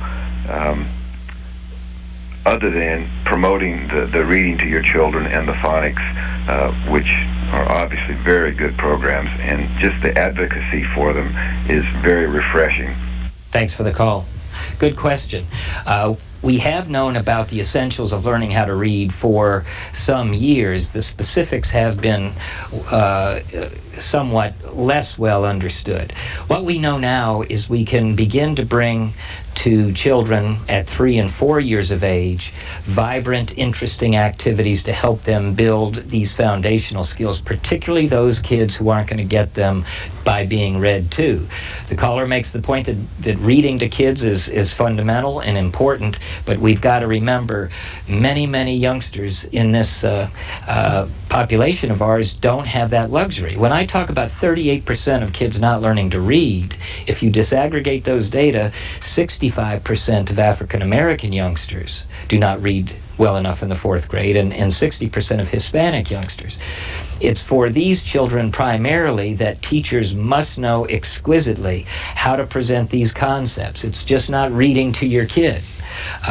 In fact, there was a notion about 4 or 5 years ago here in Washington that we should pour a lot of money into having grandparents and business folks and politicians read to kids, and that might be the magic bullet. You can read all day to youngsters who have those foundational capabilities derived from either instruction or good interactions with mom and dad. You can read all day to kids who don't have those interactions and we're going nowhere. That's why the prevalence rate of reading failure is so high. Let me again go back to the money, because the appropriations for this year, again, about $17.4 million, an increase by the president proposed to go up to $27 million. How does that money flow to the school districts? What happens? Well, It depends on which program, which stream of funding would be used. If you're looking at Reading First funding, local districts, school districts, and states apply for that funding. Their application goes through a peer review process to make sure that what they're indicating they're going to use with children is actually based on the scientific evidence. If it's not, that triggers a capacity building mechanism in technical assistance.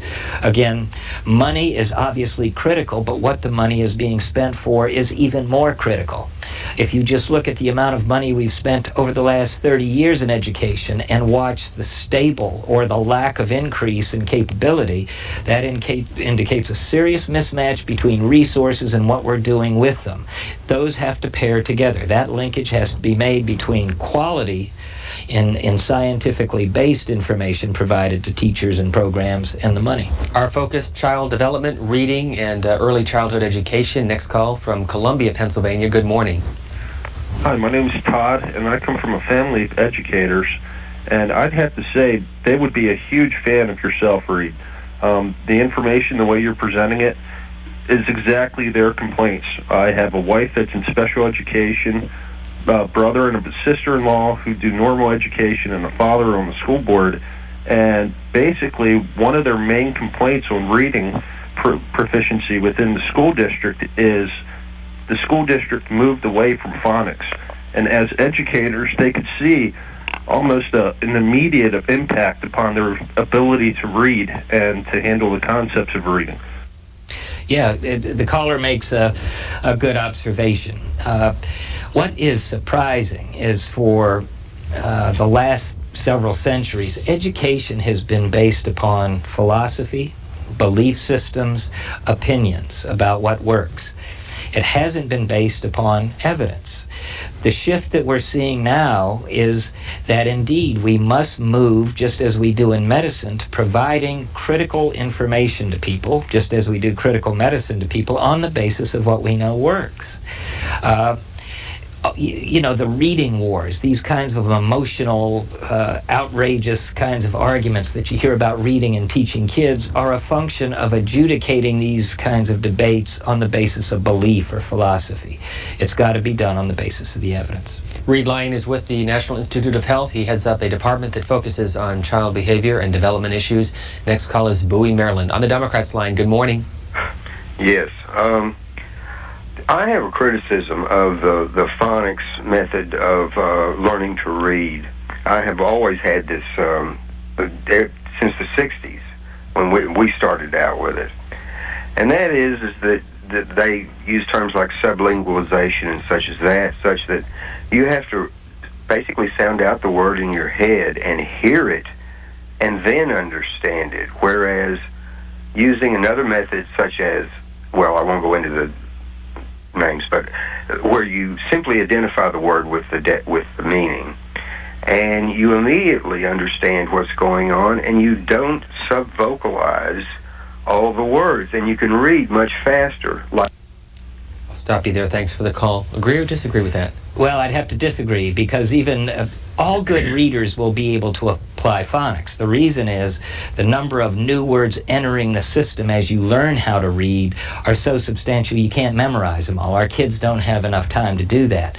Once words are broken down initially, for many kids they become very holistic after that period of time. That is, we develop a sight vocabulary is what it's called.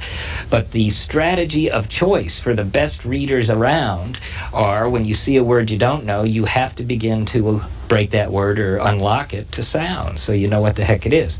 If I stick a word in a sentence on your page there like oligodendroglioma, you've got to have some strategy to get into that, even though you don't know what it means in this case. But that's what I'm talking about. The only languages that use memorization strategies are Asian or logographic languages, and believe me, it takes many, many, many, many years to memorize all those words and their meanings. And that word is? Oligodendroglioma. But what is the word? It's a certain kind of brain tumor. How did you learn how to read? How did your generation learn how to read? I learned to read by Dick and Jane, which was more of a holistic kind of reading approach as much as I can remember. again, but I had a family who read to me constantly and played nursery rhyme games with me and so forth. So again, even though I was beginning to be instructed in reading, looking at holistic patterns of words, see Dick run, see Spot run kinds of things, I had very good teachers early on from birth, and that was my parents and grandparents. A viewer from Virginia, Rhonda Davis, has a question for you, Read Line. What recourse do parents have that make too much money for assistance, yet too little money for many of the doctor's appointments and the meds it takes for a child with ADHD or emotional disable? Well, another question. I think that's a question better directed to a psychiatrist or a pediatrician. Hopefully those resources are there. Again, we're a research, not a clinical branch, and I don't think I can help this caller very much. Next from Columbia, Missouri, good morning. Good morning. I certainly applaud what you're doing. I have a son who's 21 who did not learn how to read, and I taught him using the open court system. But I had some dealings with professors at the university. And how's he doing now, by the way, at age 21? Is he proficient in reading? Oh, absolutely. I did this when he was in kindergarten and first grade. They called me and said he couldn't learn how to read, and when I said, what should I do, they just had him memorizing whole words. And I'm a former teacher, and they had used open court where I taught, so I got the books and taught him, and he did very well, and he also can spell. But I wound up dealing with professors at the university and the school system, and I think the problem is the teacher education, and this is a philosophy. It's entrenched. I think some of it is political, and I wonder how you are going to oversee what schools of education are doing. Well, obviously the government has no role in overseeing universities or colleges of education. The point you're making is indeed the case in many cases. That is, our teachers are leaving their university and college training without the depth of knowledge and the specificity of knowledge they need to teach reading. We hear from hundreds of teachers per week that we send information to saying they never even heard of these kinds of concepts we're talking about. One of the things that universities and colleges are going to have to do, though, is probably prepare teachers, or they'll begin to prepare teachers in a more robust fashion, because again, the president has specified that federal money that will go to states and school districts to fund reading programs and to help train teachers must be provided for those programs and those teacher training environments that in fact are basing their work on the best evidence possible. The caller indicates that, again, teachers are trained more philosophically and through belief rather than on the evidence, and that's the case. I think when the funding streams move and require the accountability of making sure what you're buying has been shown to be effective with specific kids, and that may change the situation. Our next call for Read Line comes to us from Houston, Texas. Good morning. A very simple thing to say. I'm 73 years old, and I learned to read, write, solve problems, everything. I learned phonics first. Very first thing we learned in school was our vowels. I don't understand people getting all excited about such a simple thing that we learned when we were children. Well, I think it is the case that quite a few kids can learn, obviously, easier than others. But the fact is we have to look square in the face at what is epidemic, and that is 38 to 40% of our fourth graders are not reading well enough by the third or fourth grade to make it in school. Does preschool make a difference? Absolutely. Should it be mandatory? Well, I don't know if it should be mandatory, but what we have to be able to do is provide the information we know that works well with youngsters from birth onward to everybody who may educate kids, including grandparents, parents, caretakers, child care workers, and so on. Sanford, North Carolina, you're next. Good morning. Good morning. I have a dyslexic child, and I have been, before that, a teacher of reading for 15 years. And I never really understood, as a teacher, what the process of reading was until I had to deal with my own child. How old is your child? Now he's 12, and he's doing beautifully in school. But the only reason is for 2 years, I took this child out of school and homeschooled him. And it was really by following my child and seeing what his problems were that I was able to get him to read. And the thing is, it is phonics, but it's not phonics like it's being taught in the school system. He was being taught in a phonetic school system, in a phonetic system in first grade, and he was lost. The last caller said that the vowels were what she was taught first. That is not done in most of the school systems. Again, I think if we were to look at her son in front of us when he was growing up, what you would see would be a youngster looking at a page who's guessing at words, who's slow in plotting and bringing the print off the page. Dyslexic readers typically read so poorly, so slowly and inaccurately, that by the time they get to the end of a sentence, they can't remember what the heck they read, so there's no comprehension or understanding there. What she's talking about is she found, I think, a key to be able to speed up his ability to get the print off the page rapidly.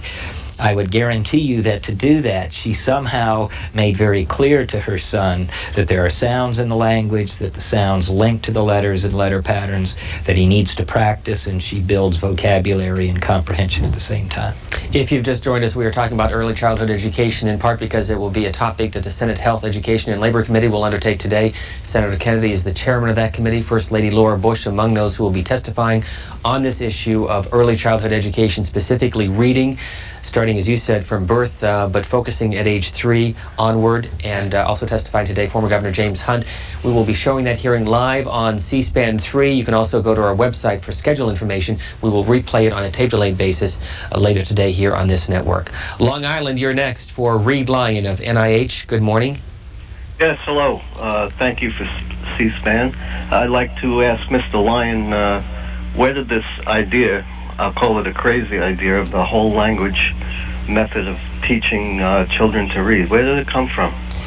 Well, it came, as most crazy ideas do, from untested assumptions. The idea was that since most kids learn to listen and speak without direct instruction, if you will, then so would they learn to read and write. And it is the case that kids all over the planet learn to listen and speak without mom or dad saying, well, Johnny, we're going to work on prepositions today, or whatever. The kids are immersed in language and so forth and so on. But listening and speaking is hardwired in brain. It's genetically driven. It's got good protoplasmic foundation for it. Reading is arbitrary. Reading is not natural. It's a way to transcribe our listening and speaking into two-dimensional characters. But reading differs in terms of how many letters, how many sounds from country to country and so forth. But the fundamental assumption that was totally incorrect was that kids will learn to read just as they learn to listen and speak.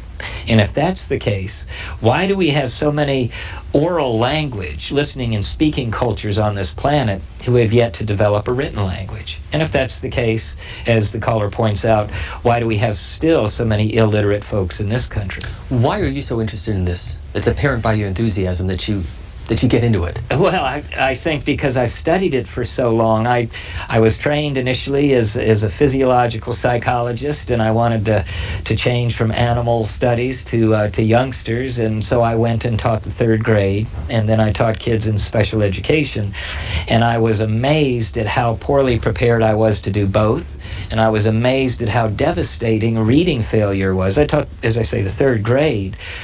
The inability to read strikes at the heart of little kids' emotional and social competence. I mean, they feel lousy very, very quickly. They begin to avoid it. So my eyes were just opened. I began to look at reading as an educational issue, but also, in a sense, as a public health issue. Because if you don't learn to read, you're not going to make it in life. And these kids, I mean, they begin to avoid school just as a function of failing in the most visible act that they do, which is reading aloud. So are you saying that if a child does not get it by the 3rd grade, he or she will have trouble during the rest of his or her academic years? In our longitudinal studies, 74% of children not reading in the 3rd grade still do not read as adults. Now, that doesn't mean we can't teach them. It means that it takes a lot longer and it's harder. Silver Spring, Maryland, you're next. Good morning. Hi, my name is Sheila Goodfriend. I'm a former teacher, 21 years experience, special ed and elementary ed.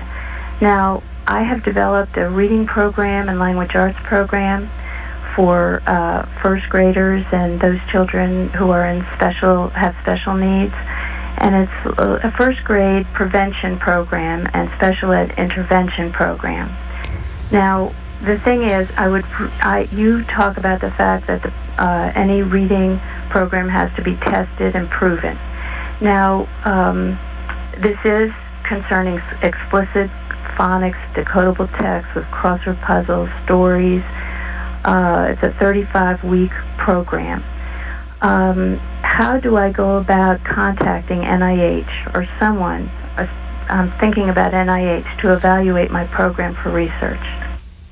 Well, it is a fairly lengthy process, but I think the very important part of this caller's question is that indeed we are trying to shift the culture from one where every program goes, everything can be used if it seems to work with one kid or another kid, to the culture where we're deciding on what to use based upon a good evidentiary foundation.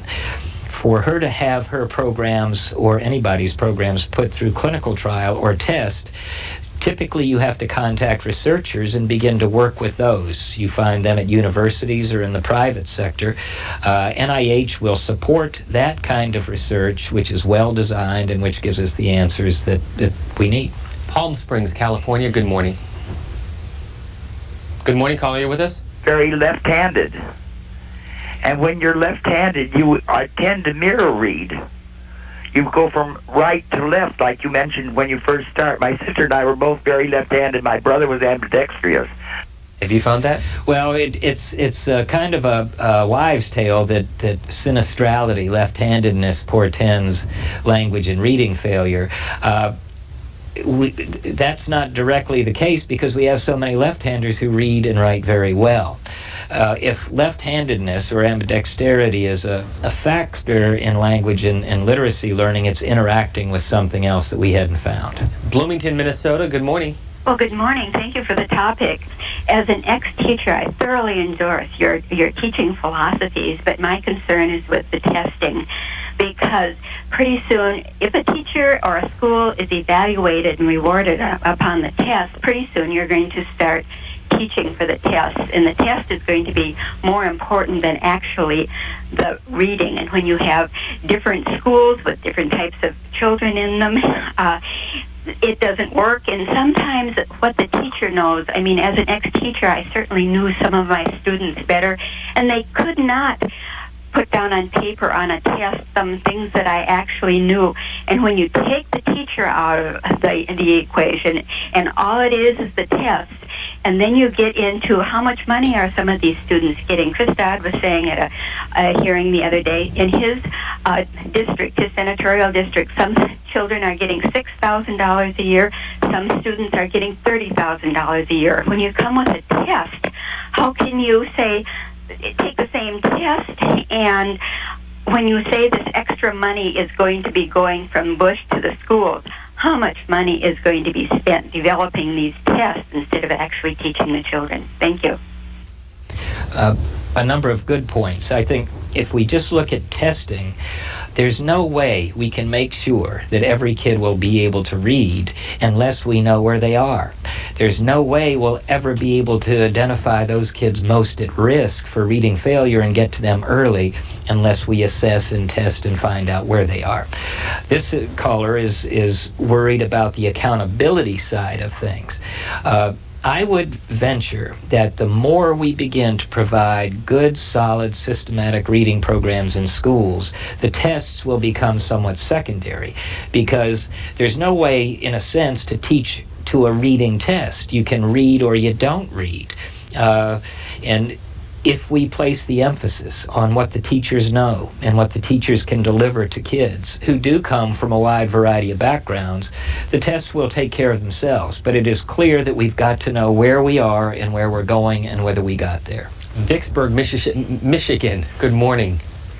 Yes, I wonder if you had any information on Engelman's Reading Mastery and DISTAR, direct instruction, and also I think they integrate reading, spelling, instruction, and also any research on reading recovery, which is being used extensively in a lot of schools with great expense.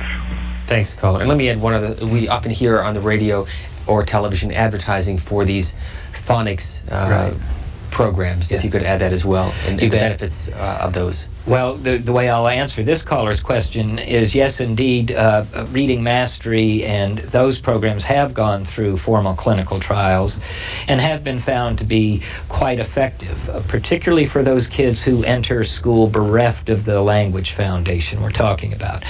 They have their critics because they are very intensive and what the educational community calls scripted. That is, the teachers follow a particular script. Many teachers feel that that draws away from their creativity. So there are some critics of even these approaches that do work quite well. Reading Recovery has actually visited us at NIH several times, is working with us now to try to develop research programs to help them bolster their program in the best ways possible. It is a program that's pretty prevalent, but also pretty expensive. So the question with Reading Recovery is not whether it works for some kids, but do other things that don't cost as much work. Reading Recovery, like most programs, are not equally beneficial for all kids. That's where also the teachers comment about what the teacher does is so critical. In the best of all worlds, you would want methods to be very, very comprehensive, but no one method will be equally effective for every kid. That's why training the teachers is so important. If we can train them to understand how does reading develop, what does it take, what goes wrong, then they can select from a wide variety of approaches, as do physicians and other caregivers. So at the same time, though, specific programs are going to be important if they've gone through trials and found to be effective, because teachers aren't being prepared well and they do need that guidance as they're starting out. On the radio, you'll hear this program or that program. If they haven't been through trial, if they haven't been studied against contrast or control groups to determine if it's in fact the program that's effective, then it's buyer beware. And quickly, how should a parent be aware of that? How would they know about it? They certainly should ask the publisher what kinds of evidence are available, just as a superintendent should, or a school board. Indeed, it is the consumer that, at least right now, must say, how has this program been developed? Has it been tested on kids that are similar to the kids in my school? I mean, even if something has gone through trial and found to be effective, for whom? And that's a consumer issue. Couple more calls before we let our guests go. Reed Lyon with National Institute of Health, Washington, D.C. Good morning. Good morning, Mr. Lyon. I am so pleased to hear all this. I've taught several children to read without a textbook, just teaching them phonics, and then all of a sudden they could read, either before school children, very young children, and some remedial children. But I'm coming up against a problem that I hadn't faced before, trying to tutor in reading children with what I would call lower class black speech patterns. Their accent is significantly different from mine, which I think of as standard English, and just trying to drill them in phonics or teach them phonics or whatever, it's hard. Do you have, or can you recommend special materials for kids whose accent is not standard English? Well, a good question. I mean, dialect will get in the way of reading instruction if it differs from the language of instruction. We've run several trials, in fact, a very large trial here in the district with 800 youngsters, and found that, again, those programs that are very specific and systematic and direct and work clearly on the sounds and attaching sounds to letters and making sure that's practiced in good text, and the kids are read to constantly with very interesting literature so they know what they're going to get once they can read, is quite effective. So you can call my office at the NIH, and we can talk to you in more detail about that. Let me also show your web address if people want to get more information about the research being conducted at NIH overall or in your specific area of child development and behavior. New York City, good morning. Is that me? Yes, you're good morning. It's great watching this, Mr. Lyon. I'm glad to hear such a critical thinker. And I'm curious about something. Are there other methods other than... I'm a father. I'm not an educator. I read to my child. Nobody read to me. I'm a great reader. Yeah. I'm a critical thinker, critical writer. I mean, I just went through the school system. And one other thing. You mentioned other philosophies. Are you running into... Are you politically correct? What are you encountering around the country? Are you running into philosophical, political criticism? Well, that's it. Thank you. Thank you. Yes, I mean, the reading community in this country is extraordinarily philosophically based, again, and the evidence, fortunately or unfortunately, runs counter to what the prevailing philosophies have been. So anytime that's the case, you are going to get the heat. If your child is learning how to read, that youngster has been able to figure out that there's sounds that are important, that they got to connect the sounds to the letters, that they got to apply that in text and practice it. Their vocabulary is developing nicely. You're expanding their language, and they can see that what they're reading relates to what they know. They can comprehend. It opens up all kind of worlds. We have about a minute or two left. We'll grab another call. Good morning. Where are you phoning from? Yankeetown, Florida. Go ahead, please. Thanks for C-SPAN. Second-time caller. I'm a parent of a fourth grader in Yankeetown, Florida, and this year I've taken my child out of school to homeschool specifically because of the move to teach the test, i.e. Florida facts. I'm going to stop you there because we're short on time. Do you want to respond? Again, I just hope he has good luck teaching his kid at home. What should a parent do that does homeschool? Make sure they get a hold of the research, particularly in the reading area. We do provide good user-friendly information for parents and teachers and anyone that calls NIH or gets in touch with us, and that may be helpful. Reed Lyon, who is the Chief of Child Development and Behavior Branch at the National Institute of Health, thanks very much for joining us. You bet. We're taking down the floor of the U.S. House of Representatives for a morning business scheduled to get underway in just a moment or two. Let me remind you, you can get more information on congressional redistricting. It's a process that happens every 10 years based on the census numbers by going to our website at cspan.org. Type in state/local/redistricting and get more information on the status of redistricting around the country. A number of states working on it, including Georgia and California, and we'll be following the process during the course of the fall as 18 states gain or lose congressional representation. Contact New York on 134.32. 432, yes sir, 546 long.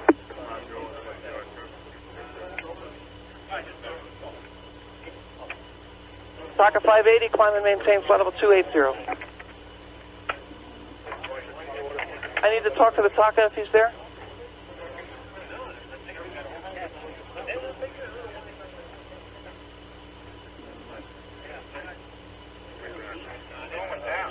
Liberty South, Yardley 88 line.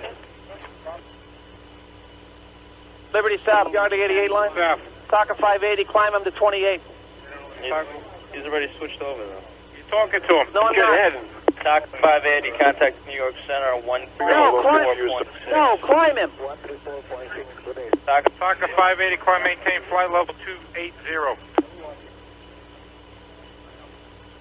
Taka 580. Representative, good morning, Taka 580, taking a good use, clearing, correction, east level 17000.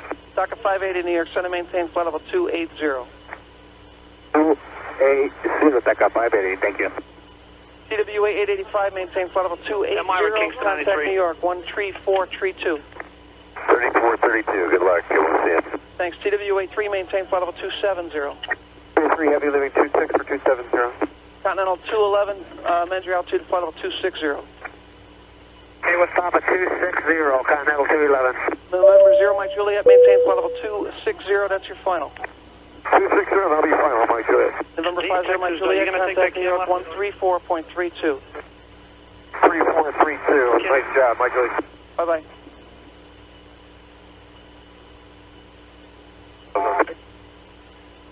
Hogan 5981, 15.3 for 17 top. Hogan 5981, New York Center, roger.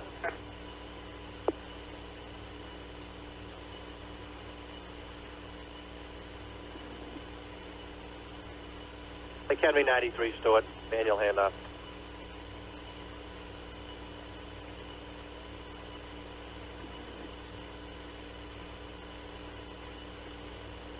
TWA 3, maintain flight level 280.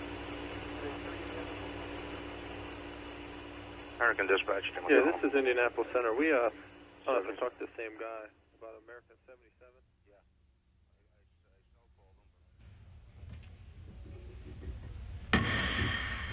House will be in order. Pursuant to the order of the House of January 3rd, 2001, the Chair will now recognize members from lists submitted by the majority and minority leaders for morning hour debates. The Chair will alternate recognition between the parties, with each party limited to 25 minutes, and each member other than the majority and minority leaders and the minority whip limited to 5 minutes each. But in no event shall debate continue beyond 9:50 a.m. The Chair now recognizes Mr. Blumenaar from Oregon for 5 minutes.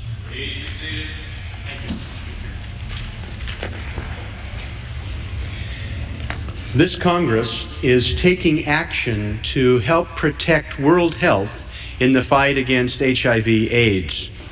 In Colombia, we are spending over $1 billion to fight the grip of the deadly coca trade that includes eradication of the coca plant and aid to farmers to attempt to shift their production.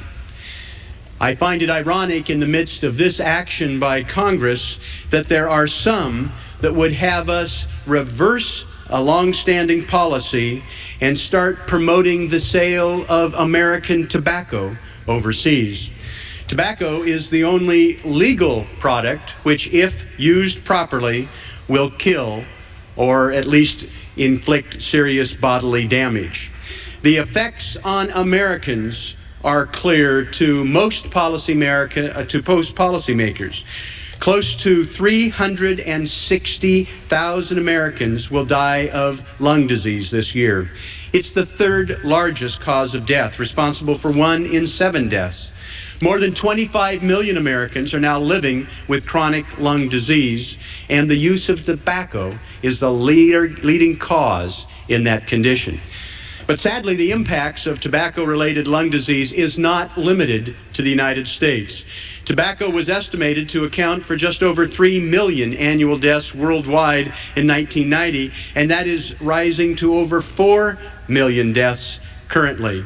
It is estimated that tobacco-attributable deaths will rise to 8.5 million within the next 20 years and 10 million in about 2030.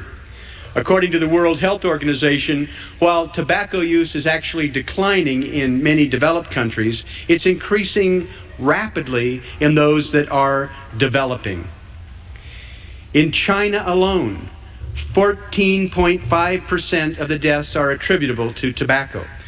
What is dramatically different in China is that in other developed countries with a similar rate, the number of smokers is growing rapidly, such that 2/3 of the men are smokers before the age of 25, few quit, and about half can be expected to be killed by tobacco.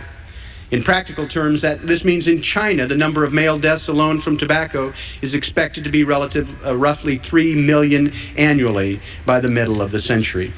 Mr. Speaker, it is sad to me that after decades of deception and death, that we're starting to turn the corner in this country, where we have hundreds of billions of dollars in tobacco settlement that is available only after litigation. It was something that this Congress was unwilling or unable to correct, to try and help reduce the number of new addicts and victims and help It has opportunity to help not just the people who are addicted to tobacco, but to help change the patterns in this country, like we're doing in Colombia, to help farmers be involved with productive crops that are not destructive crops.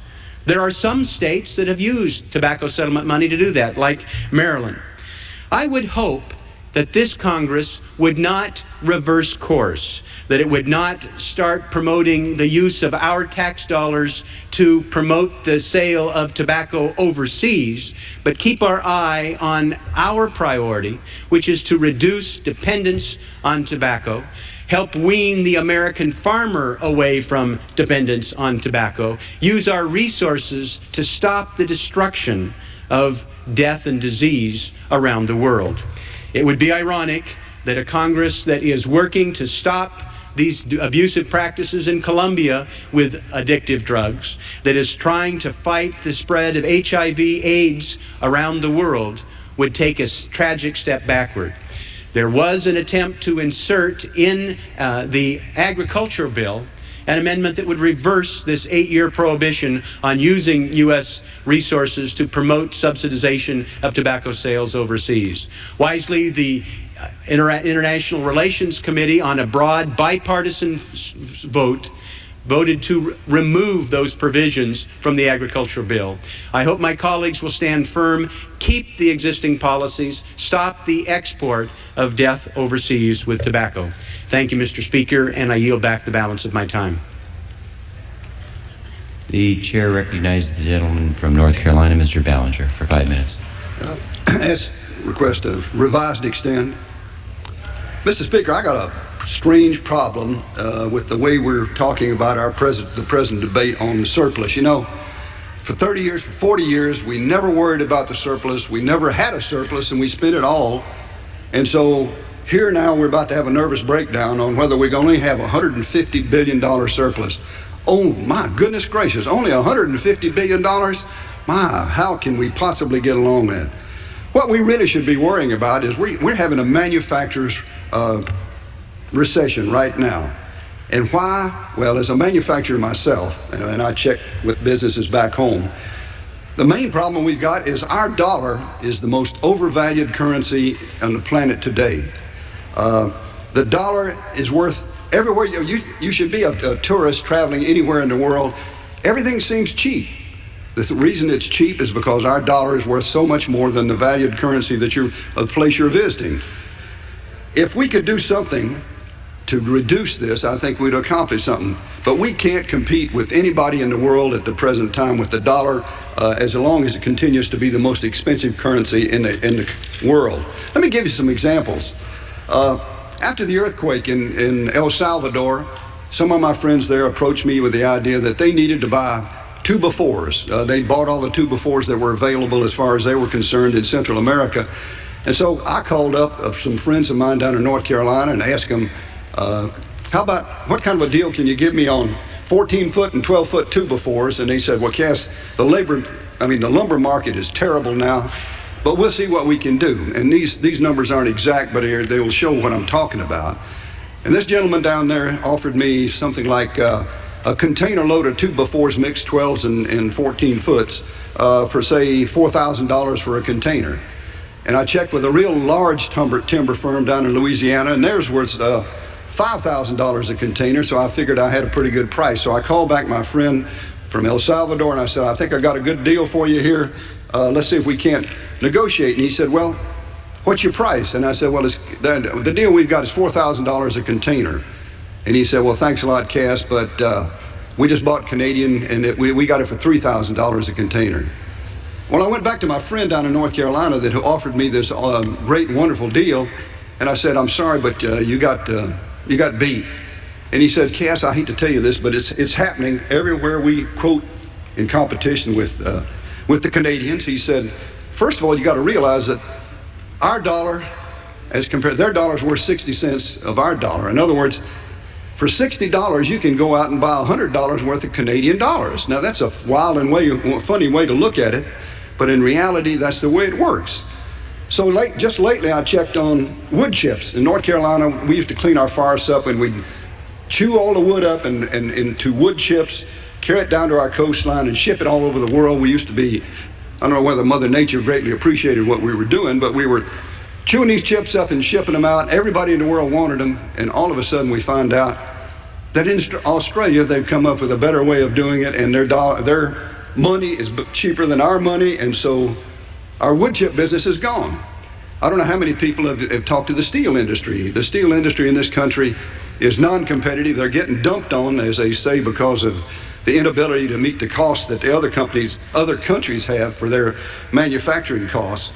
But in reality, the whole thing hangs on a more expensive dollar. And let's be honest, the more we balance the budget, the more surplus we generate, the more popular our currency becomes to the rest of the world. And so what do? They decide to come here and buy our bonds, and they buy more bonds, and they buy more bonds, and pretty soon the dollar becomes more valued. And I don't know how many of you ever watch it in the market and so forth, but the dollar goes up, the yen goes down, the pound goes down, the mark goes down, and here we are becoming less and less competitive and laying more and more people off because of it. I'd like to give you an example. About 2 months ago, a group of us traveled from Brazil to Argentina to Chile. And Brazil business was pretty good. We didn't know specifically why, but we went to Argentina after that. And Argentina had dollarized their currency. They tied their currency to the value of the dollar. And this was a great and wonderful idea to stop inflation. And they did. But the Brazilians devalued their currency and killed whatever industry that they had in Argentina. This is exactly the way the system works. You know, and it's great if you're a tourist and you can go anywhere in the world and buy everything you know cheaper. But in reality, somewhere along the line, we've got to see what we can do. Now, this is kind of a strange request that I'm making, but I think probably the best thing we could do is spend more of the surplus, and then people would say, hey, they're not quite as chancy with their money as we thought, so maybe we ought to buy some German marks or some British pounds and so forth, and quit investing in American dollars. This may sound weird, but most of the folks in this building we're in don't know any better. So I'd like to sound weird and hope that we can influence somebody. Thank you, Mr. Speaker. Chair would recognize the gentleman from Oregon, Mr. DeFazio, for 5 minutes.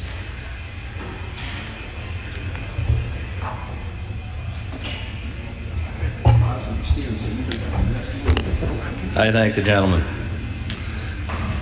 Well, it all depends upon how you define a surplus. And for quite a few years around here, I was one of the members who advocated that we should not be including the excess taxes charged to Social Security or to people for Social Security, FICA taxes, as part of the so-called surplus, spending it and replacing it with IOUs.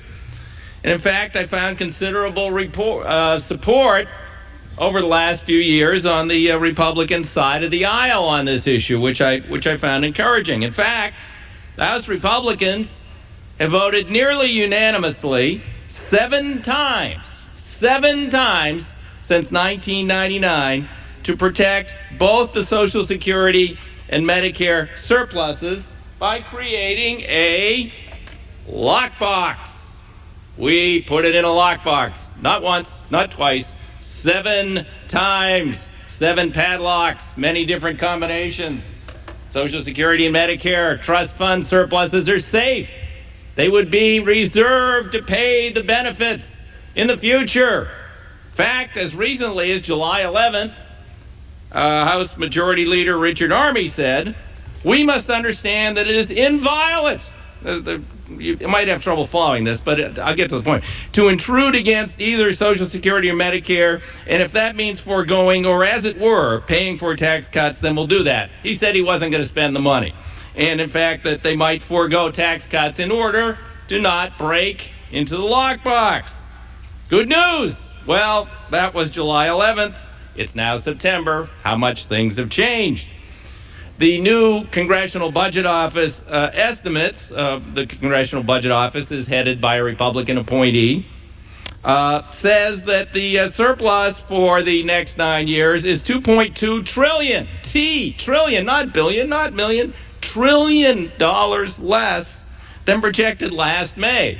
Remember the rosy scenario? Oh, pass the tax cuts today and don't worry about it. There'll be so much money be floating in money. We can still maintain the integrity of the lockbox, Social Security, Medicare, and we can increase military spending, and we can do all these things, and there'll still be surplus. In fact, the gentleman who preceded me in the well talked about the surplus. The surplus he talked about is the Social Security Trust Fund. It is raised through an unfair, flat, regressive tax capped at $80,000 a year income. So the rich people aren't putting in a penny over the little bit they pay on their first $80,000 of income. Most working families are paying more in Social Security taxes than they are in income taxes to the federal government. In fact, many working Americans aren't getting back a rebate because of that fact.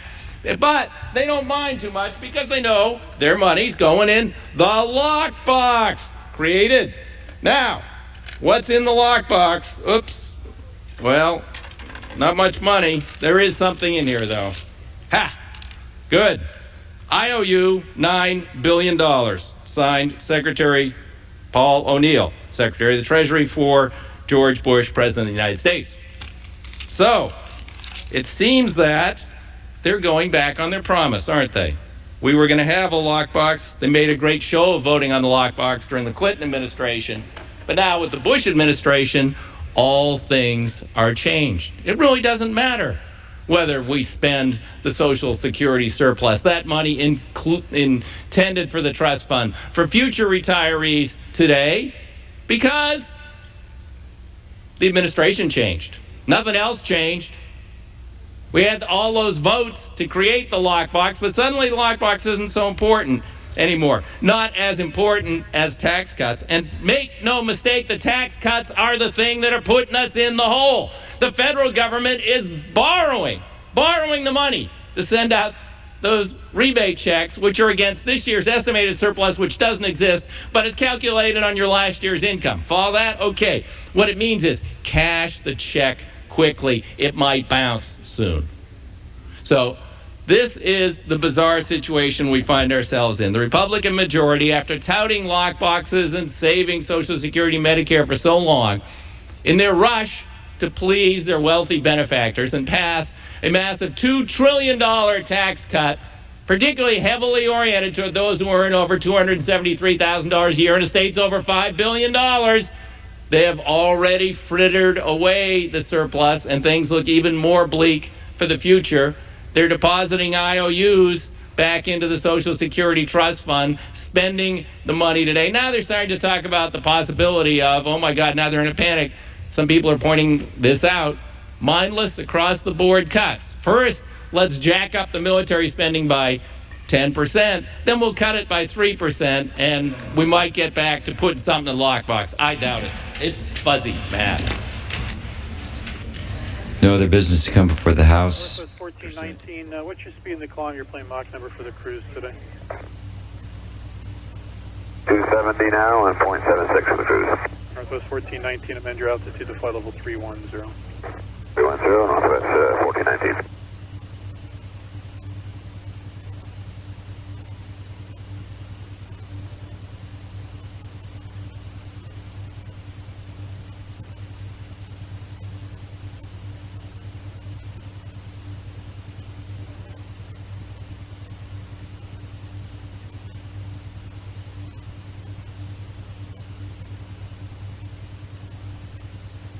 Clear 2654, if you could zoom it right through 33 for me now, report leaving the altitude. Okay, we're doing that, 2654. How about if Northwest 1419 stays at 28 for the final? Northwest 1419, roger, maintain flight level 280. Good, thanks.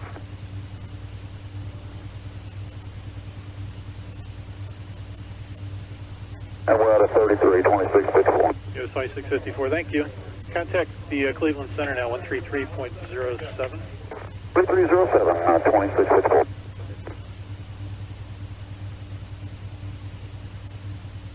United 1211, flight level 310 is going to be as high as I can get you due to other traffic. If you're still looking for higher in the next frequency, you can just ask them that. Not a problem, United 1211.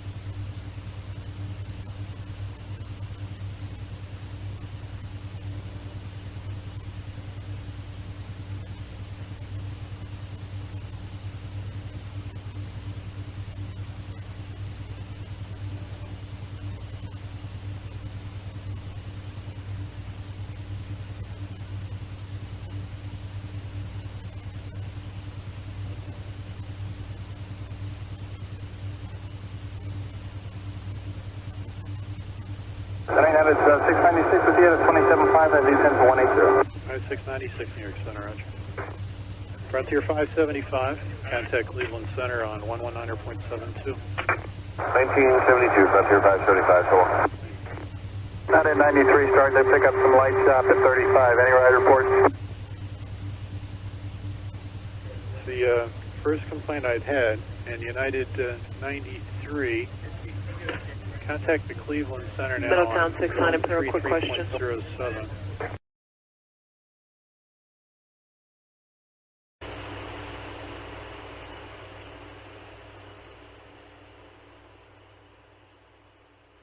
Morning, Cleveland. It's United 93 with you, 350. Just some light stop here at 35. Any ride reports? No, just a little light shop, nothing worse than that, United 93.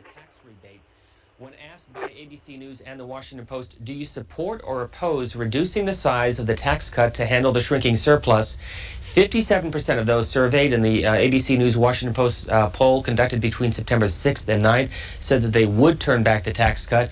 40% oppose. We want to find out more from you on what you feel about that issue, and we'll dig into the papers with a lot more on the economy and the budget surplus and the shrinking surplus, according to a number of stories, and what lawmakers are trying to do on that. Some political stories for you from the Washington Post as well. This is the dateline of Salisbury, North Carolina. Elizabeth Dole making it official today that she is in fact a candidate for the U.S. Senate seat to replace Senator Jesse Helms, who will be retiring at the end of next year. Dan Balls has the story. He says that Elizabeth Dole, who unsuccessfully sought the Republican presidential nomination in 2000, will take the first formal step today toward a bid for a Senate from North Carolina with the establishment of a campaign committee that will allow her to begin raising funds and putting together a staff. A quote from the former Labor Secretary, "I'm going to raise money, travel the state, and take those first steps, and then make a formal announcement of candidacy later in the fall." But Elizabeth Dole will face a potentially tough primary contest for the GOP nomination. She's likely to be challenged by former Charlotte Mayor Richard Vinroot, who announced his candidacy as well. Another potential candidate, however, former Senator Lodge Faircloth, who lost in his re-election bid in 1998, the seat now held by Senator John Edwards, did say over the weekend that he had decided not to enter the GOP primary.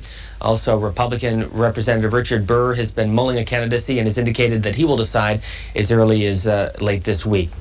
Elizabeth Dole also in the Dan Ball story said that she will travel to all 100 counties in North Carolina, emphasizing issues on education, the economy, lower taxes, and defense. Again, the formal announcement later this year, but Elizabeth Dole from a number of accounts this morning taking the steps necessary to enter the Senate race in North Carolina. As we said, primary day in Detroit and in New York City. This is the story front page of the New York Post, where there are two leading candidates on the Republican side and a number of Democratic candidates in the primary, the general elections scheduled for Tuesday, November the 7th. There is a related story on the Republican side by Michael Gonzalez. It's a piece that he writes this morning in the Wall Street Journal saying the GOP could win Puerto Rican votes. He says in reference to the Republican primary, Herman Badillo, who is a former Democrat and challenging Michael Bloomberg in the Republican primary in New York City, Herman Badillo will probably lose to Michael Bloomberg today, but so will the Republican Party and New York City's Puerto Rican community.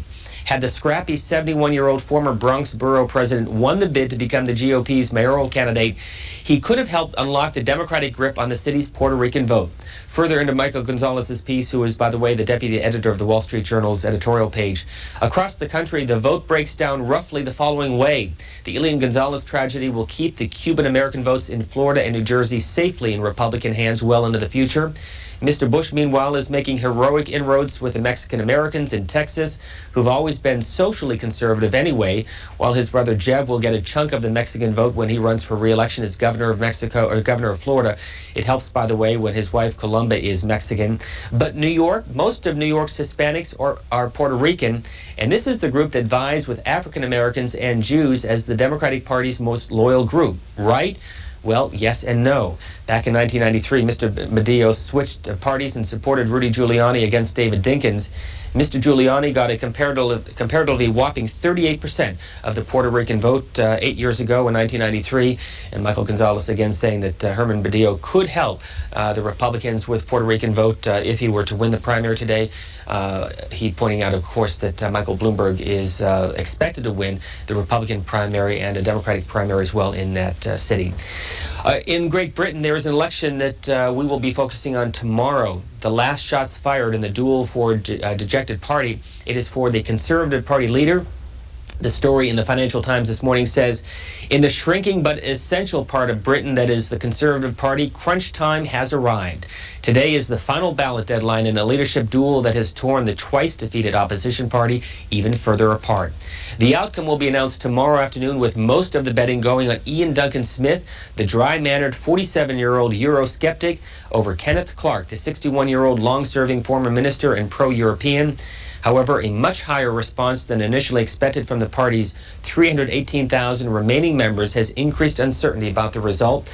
We will be bringing in BBC's Newsnight, by the way, tomorrow evening to give you the results in the Conservative Party race. The deadline for the ballots again today, and the election being announced tomorrow. From the New York Daily News, another look at the mayoral race in New York City. This is how it plays out, with Republican hopeful Michael Bloomberg meeting reporters yesterday, and Democratic hopeful Peter Vallone listens to some union carpenters in the last-minute campaign to get out the vote in New York City today. And from the Washington Times, David Bonnier to quit as Democratic whip.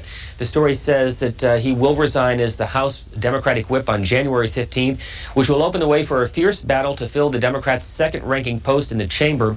The Michigan Democrat, who became the whip 10 years ago today, said he was giving up the job to devote more time in his bid to become governor of Michigan. He does, however, plan to finish a 26-year career in Congress at the end of his term in December 2002. As the Democratic whip, Mr. Bonnier has been a passionate advocate for labor unions, environmentalists, as well as human rights and other liberal causes. The story goes on to say that the candidates for his position include Representative Nancy Pelosi, who is a California Democrat, and Maryland Democrat Steny Hoyer, who have been vying for the post since Mr. Bonnier stoked the speculation that he might leave the House to run for governor. And from the front page of the Washington Post story on arsenic, this is a report that is expected to come out later today by the EPA. The story begins this way. The Environmental Protection Agency has concluded that it must adopt a new standard for the amount of naturally occurring arsenic allowed in the nation's drinking water that is at least as tough as the one proposed. We're breaking away from this morning's Washington Journal to take you live to Sarasota, Florida for comments from President Bush. Ladies and gentlemen, this is a difficult moment for America. I unfortunately will be going back to Washington after my remarks. Secretary Rod Page and Lieutenant Governor will take the podium and discuss education. I do want to thank the folks here at the Booker Elementary School for their hospitality. Today we've had a national tragedy. 2 airplanes have crashed into the World Trade Center in an apparent terrorist attack on our country. I have spoken to the Vice President, to the Governor of New York, to the Director of the FBI, and have ordered that the full resources of the federal government go to help the victims and their families, and to conduct a full-scale investigation to hunt down and to find those folks who committed this act. Terrorism against our nation will not stand. And now, if you join me in a moment of silence.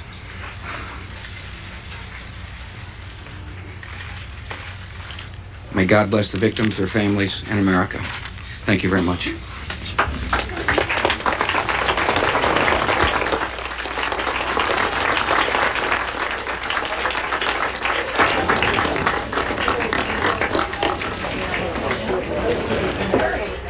President Bush in Sarasota, Florida, part of a 2-day trip to Florida. But as you can see, and that is CNN reporter just coming on the screen, we want to thank Fox News for allowing us to provide that live coverage.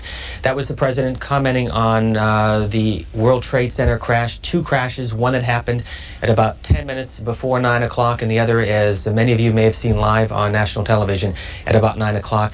We are following the story like all of you. We want to open up our phone lines to get your reaction to these two plane crashes inside the World Trade Center. From what we understand by the Associated Press, no indication on injuries or fatalities. The two explosions took place about 18 minutes apart.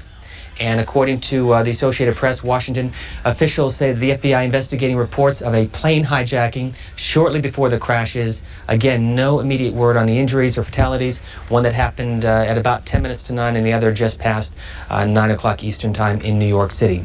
Give us a call, 202-737-0001 if you live in the Eastern or Central time zones. And for those of you in the Mountain and Pacific time zones, 202-737-0002. For other viewers, 202-628-0205. There was one plane crash back in 1945, according to the Associated Press, an Army Air Corps B-25 twin bomber, which crashed in dense fog on the 79th floor of the Empire State Building.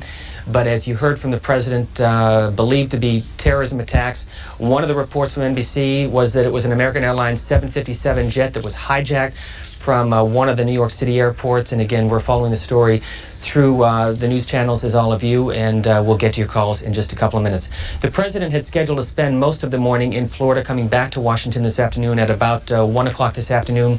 Also on the president's schedule was a picnic for members of Congress on the South Lawn. No indication as to whether or not that will continue tonight here in the White House. President Bush flying back to Washington, and Vice President Dick Cheney also coming back to Washington to look into the believed to be terrorism attack against the World Trade Center in New York City. Our phone lines are open. Give us a call and your comments on this. Greensboro, North Carolina. You're on C-SPAN. Go ahead. Hi. Well, I'm originally from New York, and I'm laying over. I'm a flight attendant with an airline, and I'm laying over here in North Carolina. And I turn on the TV, and the first thing I see is this. I mean, it's so shocking and appalling how we allow terrorists to just attack our nation. You know, I'm really, really shocked, and I can't. Thank you, caller. This is what the Associated Press is reporting from a CNN vice president who said, quote, "The plane was coming in low and it looked like it hit a slight angle. Large holes were visible in sides of the 110-story buildings, landmark Twin Towers in New York City. I was watching TV and heard a sonic boom," according to eyewitness Gene Yerman, who told CNN, "The side of the World Trade Center exploded, debris falling like leaflets. I hear ambulances. The Northern Tower seems to be on fire." And again, the president coming back. Our role here is simply to get your reaction. We understand that many of you may be watching the pictures from the other news channels, rather dramatic photographs and pictures. Many of us watching at 9 o'clock as that second plane crashed into the World Trade Center, believed to be terrorist attacks. The FBI investigating. 202-737-0001 if you live in the eastern half of the country for your reaction. And for those of you out west, 202-737-0002. Reston, Virginia. Go ahead, please. Good morning. Good morning. Obviously, I'm outraged by this attack on the United States and our complete way of life. That's what terrorism is all about. And I feel for those people. Hopefully there weren't many people that were injured in this attack. I would point out that these kinds of things happen on a frequent basis in Israel, and we're quick to criticize when the parties who live there don't come to some sort of reconciliation. But when it happens in our own backyard, maybe it's a little easier for us to understand the kind of daily terror that they go through over there, and perhaps our point of view will change slightly when we hear about pizzerias being blown up and teenagers murdered, or people standing at bus stops and cars plowing into them. It is not an event that's going to stop. It will continue and it will increase, and we know who's responsible for this. This is not a mystery. I think we have a general idea who puts this sort of thing out, and we have to mobilize and treat this like a war. And thanks for C-SPAN. Thank you. Princeton, New Jersey, good morning. Your reaction to what happened this morning in New York City? Oh, wow. Well, it's, waking up is terrible. One of the most terrible things I've ever seen in my entire life. But I just want to start with, why do we seem as if we're the target of terrorist attack? Is it something that developed over centuries, or... my words aren't even together because that's how upset I am. I mean, okay. I'll try to make a comment later. I'm a former serviceman. I'm just so upset. Thanks for the call. We'll take one more call and again show you what the president had to say just a couple of minutes ago. El Paso, Texas. Good morning. Good morning. How are you? not much to say. I'm kind of lost for words. When I found out about this morning, I was calling home to Arkansas to see how my mom was doing. And one of the things my mom always tells you, always live right. If you live right, you can reduce the chances of people doing you harm. I'm also in the military. And I think this is appalling and shocking that's been done in New York to the country. And at the same time, you have to find out who's the cause of this. But I also like to take a moment and make a statement that I'd like for all Americans to pose this question and then pose it to their senators and representatives. What if the United States decides to increase their gas prices by $2 on all gas pumps? Then that would in effect reduce our demand of gas from the Middle East, which is driving this whole situation. Okay, thanks for the comment. You no doubt have seen the pictures and heard the news stories by now of what happened. 2 airplanes crashing into the World Trade Center about 7 minutes ago. President Bush, who is in Sarasota, Florida for an education event, came out and spoke to reporters.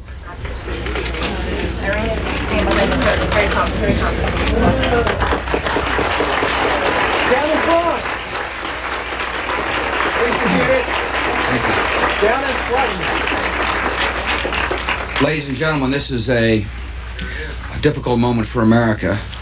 I unfortunately will be going back to Washington after my remarks.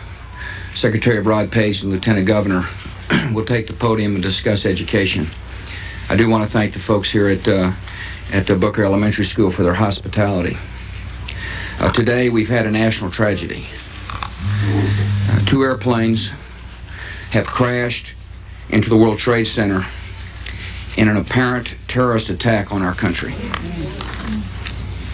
I have spoken to the Vice President, to the Governor of New York, to the Director of the FBI, and have ordered that the full resources of the federal government go to help the victims and their families, and to conduct a full-scale investigation to hunt down and to find those folks who committed this act. Terrorism against our nation will not stand. And now, if you join me in a moment of silence.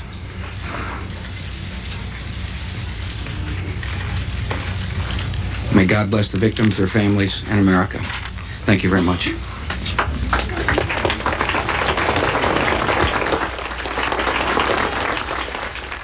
President Bush at a Sarasota school. He was there with Rod Page, the Secretary of Education, to talk about his education bill, which comes before Congress later this year, but of course moving his attention to what happened in New York. We are following the story, and as all of you are watching from the other news channels, what's been happening in New York City, the Associated Press saying, quote, trading on Wall Street was delayed Tuesday after 2 planes crashed into the World Trade Center towers in what President Bush called an apparent terrorist attack.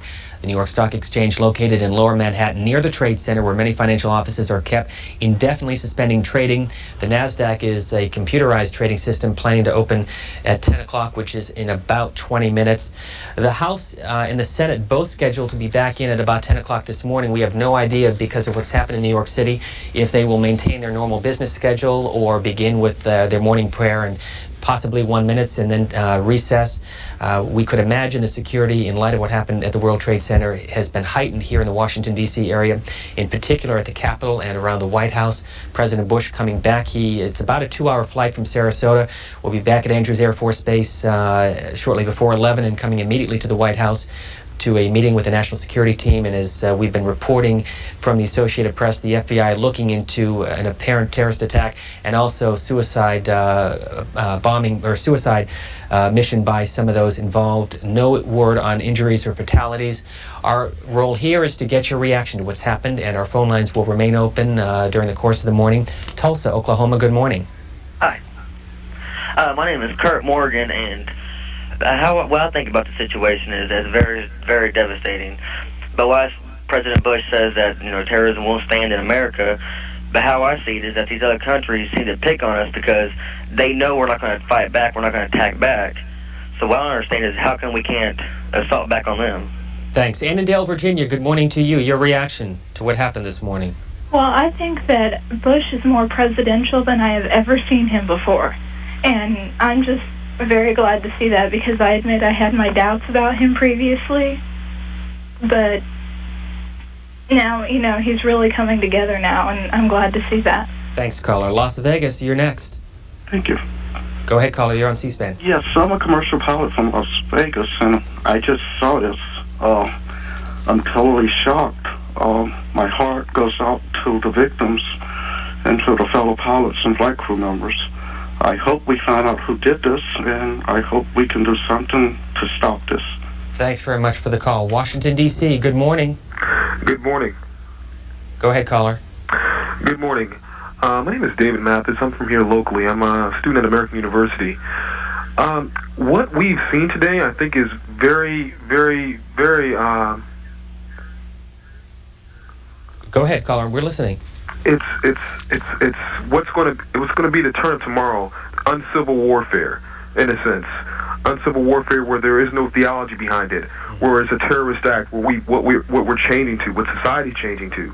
And I think America and the American military needs to be more geared towards this and more readily aware of it, in a sense that this needs to become part of our foreign policy to deal with these uncivil wars or these terrorist-like attacks, because I think these are going to be more frequent. Thanks very much, caller. And as you can see, there appears to be some more security tension on the roof of the U.S. Capitol. We're also getting information that there is a fire that has broken out at the Pentagon, which is across the Potomac in the Washington, D.C. area. We're speculating, but one can assume, based on what happened in New York City, that security is getting far tighter in the Washington, D.C. area. It's obviously been increased elsewhere in the country as well, where national security is involved. The FBI investigating what is believed to be terrorist attacks with 2 plane crashes at the World Trade Center, one happening just before 8:50 this morning East Coast time, and the other happening just past 9 o'clock that many people saw live on the commercial networks and on the cable news channels. We're getting your reaction. That's our role here, to find out what you think about what's been happening this morning, what it means for the United States. As we said earlier, President Bush coming back from a trip in Sarasota, Florida, coming back early because of what happened. San Diego, good morning. Hello, good morning. I find myself this morning very angry at the Pentagon, the NSA, and the CIA for the lack of reaction in the past few years on Osama bin Laden, Yasser Arafat. They absolutely knew who this was coming and who did it.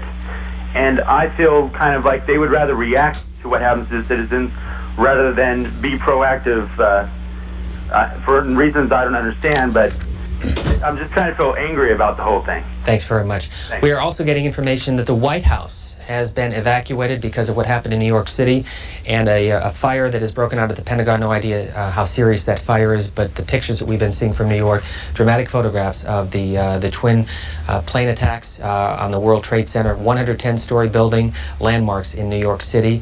Nazareth, Pennsylvania, our next caller. Good morning. I'm just sitting here. I'm devastated what we're seeing on TV, and I just can't believe this is happening. I thought Pearl Harbor was bad, you know, or that our parents witnessed this and stuff. I don't know what to say, but if it is terrorists, I just hope we get the right people and take care of them. And if there's any of these people in this country, I hope they pack their damn bags and get the hell out of here. Thanks, caller. Sacramento, you're next. Good morning. Hi, I just want to say my heart goes out to the victims. It's a real tragedy. Bush looked very presidential. I believe that we will find out who caused this, and they will stand justice. Thank you. Thanks, caller. We are, and again, bear with us because we're dealing with this with the resources that we have following the Associated Press, but 2 stories, and again, you may be following this from the news channels as well, but an Associated Press reporter saw the tail end of a large airliner plunge into the building of the Pentagon. He says smoke has been billowing out of the Pentagon.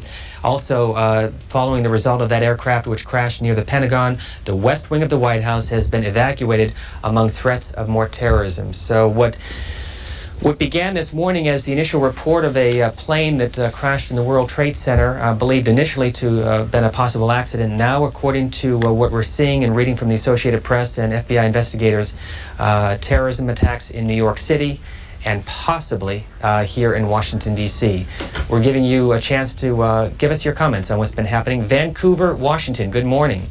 Good morning. I'm just so heartbroken, and I send my heart out to the family. And I just wanted to say this is really scary, that you can't get up and go to work in this country without something like this happening. And I had to agree with one of your previous callers that I feel like something should have been done about this, because this is scary when people are willing to die, to kill other people. This is just, it's outrageous, and it's just scary to live here, to live in this country, if people can just come in and do this type of thing. Thanks for the call. North Bend, Washington, good morning. Good morning. Go ahead with your comment. Yes, I would just like to say that I echo all the expressions of sympathy, of course, but I think the selection of a target is significant here. I've heard several callers imply or state that this is a result of perhaps terrorism coming out of the Middle East, but I feel that this is in retaliation for the killing of a demonstrator in Genoa, Italy, recently. And I think that I have to recognize that the anti-missile defense, and this will probably be used as a further justification of that against terrorists, but terrorist nations in this case, but I think that we have to understand how vulnerable we are to this type of thing, and to the possibility that someone could just bring in and assemble a nuclear weapon right in our territory, right in Washington, D.C. And therefore, I think that we better be very cautious about implying that this is coming out of the Middle East. I think it really is coming from the World Trade Center and the World Trade Organization problems, and therefore I'd like that to be considered. Thank you. And as I can see, and I don't know if our camera can move over, but you may be seeing it from the other news channels as well, that the Pentagon is on fire. You can see some of the smoke coming from behind me, and the Pentagon, of course, is directly across the Potomac in Northern Virginia. It is a building that was constructed back in the Roosevelt administration, and again, according to the Associated Press, a plane that has crashed in the Pentagon. 2 planes that we know of that have crashed inside the World Trade Center. The White House has been evacuated. The Capitol is also being evacuated. We had said earlier that the House and Senate scheduled to be in session at 10 o'clock. Clearly that will not happen because of what's been happening here in Washington and in New York City. Security is very tight around this city and up in New York, and we know that you're watching the other channels and the dramatic pictures that are coming from there. Our job here is just to give you a chance to talk about what's been happening in these terrorism attacks. Next is Lexington, Tennessee. Good morning. Hi, my heart goes out to the people that, to the families and everything, but I personally feel that if we would put God back in America and in our schools and in our families and the morals of God, that, this stuff wouldn't be happening, because I believe God would take care of us. Thank you. Thanks for the call. Houston, Texas, you're on the air. What do you think of all of this? I tell you, I think it's horrible. Coming into work this morning, I heard this on the radio, and I thought, oh no, not another Oklahoma City incident. And truly, this is probably much more worse than that. What I have to say is, I live in Houston, Texas, and the illegal immigrants that are allowed to come into this country, the United States needs to do something about this. This could happen anywhere, and it's probably going to continue to happen on a much more greater scale. Thanks, caller. We ask you to bear with us because we are getting this information as quickly as we can, and we do know that there's also a fire on the mall here in Washington, and we're also getting word that all planes across the United States have now been grounded because of what's happened in New York City and here in Washington. You're following this story from other news channels, we suspect, seeing the pictures from New York City and here in Washington. The Pentagon, the White House, well, the Pentagon has been hit by a plane as well, but the White House and the U.S. Capitol have been evacuated. Business has ceased for those legislative bodies, and at the White House that the president will be coming back. I'm not sure if he'll be coming back on Marine One or if he will be motorcading from Andrews Air Force Base, which is about 25 to 30 miles north of Washington, D.C. Next call is Jacksonville, Arkansas. Good morning. Good morning, C-SPAN. man. This is an open act of war by whoever's out there perpetrating these acts. But, Steve, I want to encourage you and your people there to evacuate the building except for single personnel. If you feel like you absolutely have to stay on the air, I would suggest you just point your robocam at that building behind you, turn the phones off, and let's evacuate the building, because you people represent to the entire world what our government is, and that's how people look at us, and you're a prime target, son. Get off the air. Thanks for the call. Evergreen, Colorado, you're next. Good morning. Good morning. I would just like to say I agree with the caller before the last caller about tightening our immigration laws. I believe that we really have to limit legal immigration and really screen these people before they come in, and hopefully, Bush will get the message with this latest amnesty scam he's trying to prove. We've really got to protect our country and protect our borders, and Congressman Tancredi was right on target with what he wants to do. Thank you. Mary in Indiana, good morning. Did you say there's fire on the mall also? There is. And I don't want to go too far because I don't have all the details sitting here. We do know that there's a fire on the mall, and we do know that a plane has crashed in the Pentagon. That's really the extent. I don't want to speculate beyond that. Well, I just wanted to say, all those people that were doubting and talking so horrible about Bush wanting to have a missile defense system, it's just possible maybe he knew a little something more than we did. And this is just awful. It's truly frightening. I thank you. And I sort of agree with the man that called before I do. Get out of that building. Your safety is very important to us, too. Thank you. Thank you, caller. Chicopee, Massachusetts, good morning. Hi. I just want to say, it doesn't shock me because we are the biggest powerful nation. And I think these other countries, they just want to get even. A lot of it, I think that... Are you with us? Okay, next is Palmdale, California. Good morning. Yes, do you think this has anything to do with the conference on racism? Because the United States walked out and wouldn't talk to these people. Okay. What you're seeing behind me is some of the smoke believed to be from the mall where there is a fire on the mall. Again, if you've just joined us, the White House and the Pentagon has been hit by a plane. The White House has been evacuated, and the U.S. Capitol has also been evacuated. Air Force One is leaving Florida now on its way back to Andrews Air Force Base in Washington, D.C. Just about 20 minutes ago, the President commented on what happened in New York City from Sarasota, Florida.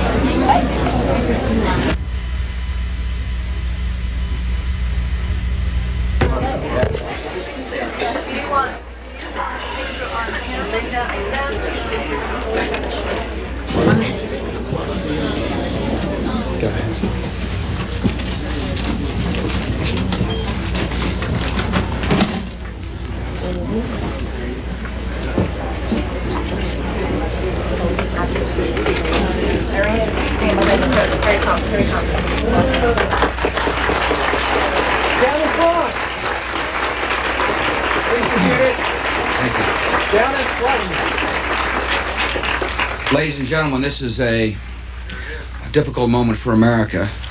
I unfortunately will be going back to Washington after my remarks. Secretary of Rod Page and Lieutenant Governor will take the podium and discuss education. I do want to thank the folks here at the Booker Elementary School for their hospitality. Today we've had a national tragedy. 2 airplanes have crashed into the World Trade Center in an apparent terrorist attack on our country. I have spoken to the Vice President, to the Governor of New York, to the Director of the FBI, and have ordered that the full resources of the federal government go to help the victims and their families, and to conduct a full-scale investigation to hunt down and to find those folks who committed this act. Terrorism against our nation will not stand. And now, if you join me in a moment of silence.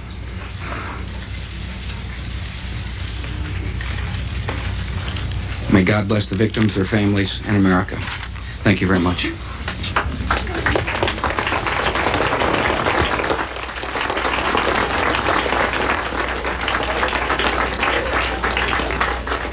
President Bush at about 9:30 East Coast time this morning in Sarasota, Florida. He is on his way back on Air Force One.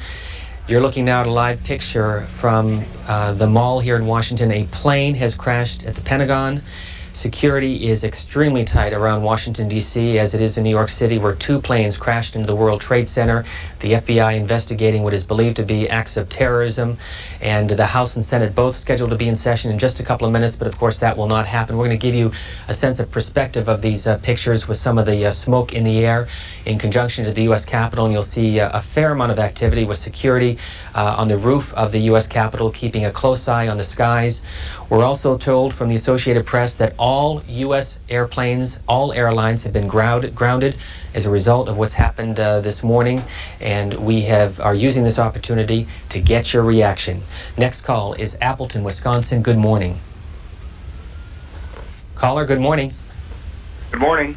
Hello. Go ahead, you're on C-SPAN. I'm just physically...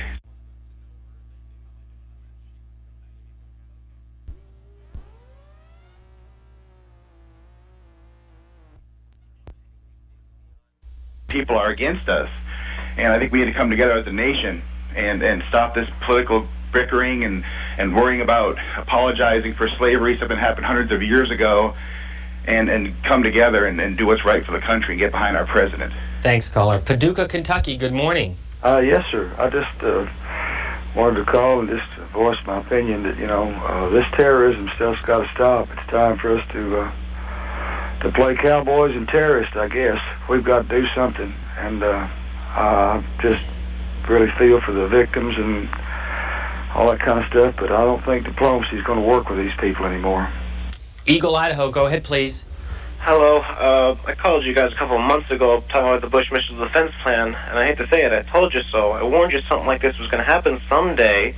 This is just like Pearl Harbor. We think we're invincible, and all of a sudden reality slaps us in. I'm not that surprised, but this is very tragic. It's very horrible, but still, America, we're not isolated. We're not invincible. This was bound to happen sooner or later. So I'm imagining you're feeling pretty scared right now. I saw you looking at the Capitol all the time. Well, I got to tell you, we're dealing with the same information. I'm hearing a lot of sirens and what's often referred to in security terms as a lockdown, which basically means, and I'm only speculating, but my guess is that you cannot get near the Capitol now because of what's happened. There has been a plane that crashed in the Pentagon. The White House has been evacuated, particularly the West Wing. And you're watching it as it happens, so we appreciate you bearing with us, and we fully understand that you're getting a lot of pictures from the other news channels as well. You're looking at a live picture here in Washington of the U.S. Capitol and the Washington Monument, and we're using this to get your comments, to get your reaction. Denver, you're next. Good morning. Good morning. I'm kind of upset. I just got up and heard the news. I'm a little upset that the world's going crazy like. But, I think the only person we have to blame for it is Bush, because this is all what he wanted. He was in office the first week, and he was starting stuff with the other people. So this is what he wants.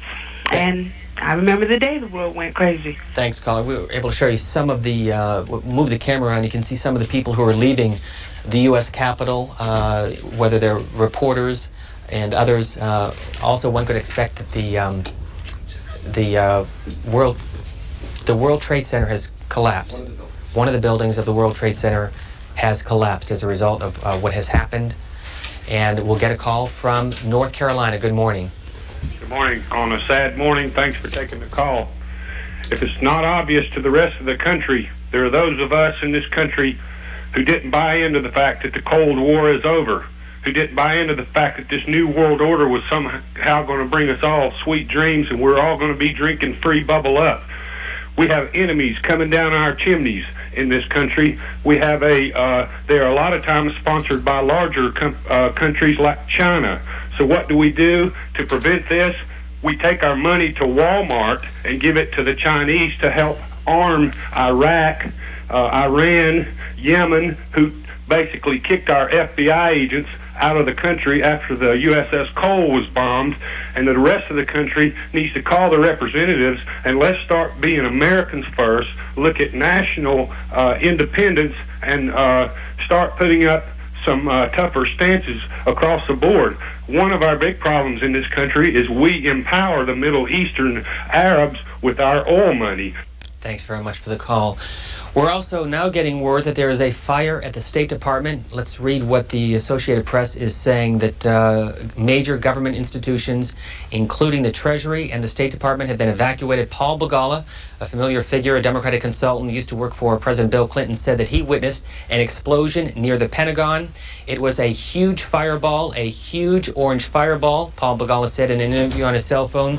He and another witness told him that a helicopter exploded and that the tail of that, let me read that. He said another witness told him a helicopter exploded. AP reporter David Winslow also saw the crash. He said, "I saw the tail of a large airliner. It plowed right into the Pentagon." The Sears Tower in Chicago has also been evacuated, and so what we're seeing this morning, some pretty dramatic developments, and we know that you're seeing a lot of the pictures from the other news channels, and you're seeing some of the pictures here in Washington of what the explosion looks like at the Pentagon, which is just a couple of miles away from the U.S. Capitol. Security very tight here in Washington. Los Angeles, good morning. You're on C-SPAN. Go ahead, please. I want to say that this is a horrible act, and I'm agreeing with a lot of people that call in, a lot of common sensible Americans. And I'm going to ask that the media does not divulge any information that could be used against our country again. You know, I filming the Air Force One, you know, the show and all that stuff. Don't put that on TV. I'd rather wait to find out later on. Boulder Creek, California, you're next on C-SPAN. Thank you. Good morning. Morning. You're on the air, caller. Go ahead. Okay. I'd just like to agree with one of the previous callers that this country has to get serious about the fact that we live in a country with other nations. And we had the opportunity to go to the racism conference, and we just absolutely said no. And I think that unfortunately this kind of stuff is going to happen. And to think that we're Fortress America and we can just back off and we're going to kill whoever we don't like, or we're going to, it's just not going to work. We have to look at it and see what's going on in this country. We have a president that was not elected, and now this is happening too. So I'm pretty concerned about the whole thing. Thanks, caller. Cleveland, you're next. Good morning. Hello. Good morning, caller. You sure are. Go ahead.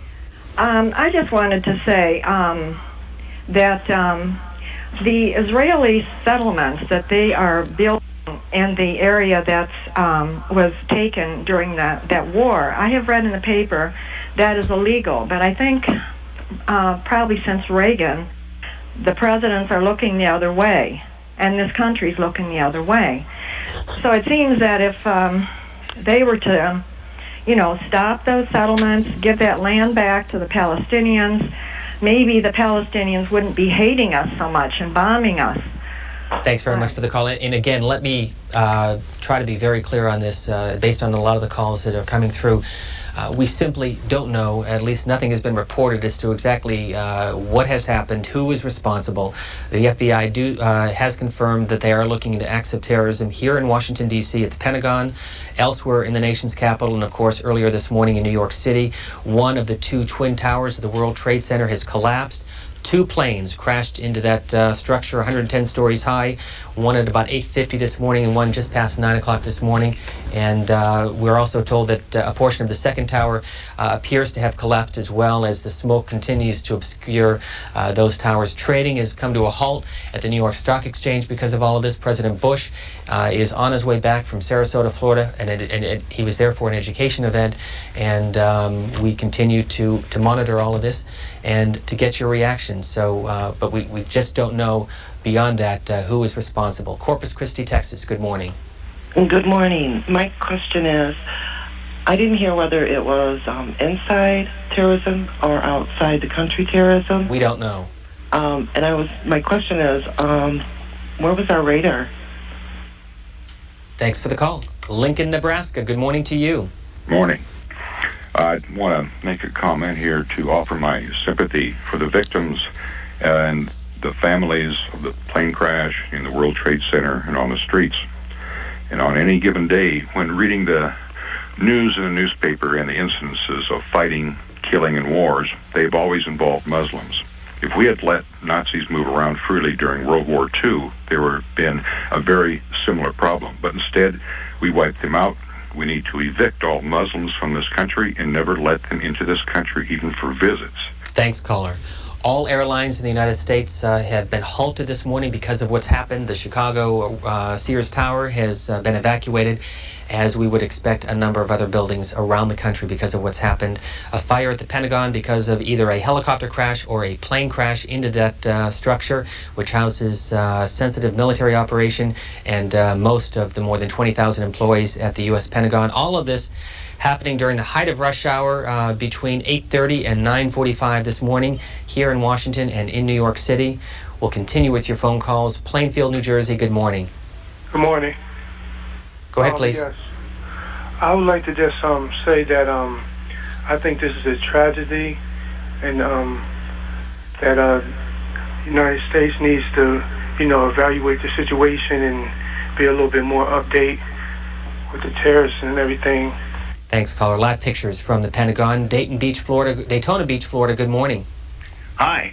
I'm just curious why the Air Force hasn't scrambled any jets yet. It seems like I heard they evacuated the Sears Tower, which is good because they might attack other financial, like Chicago.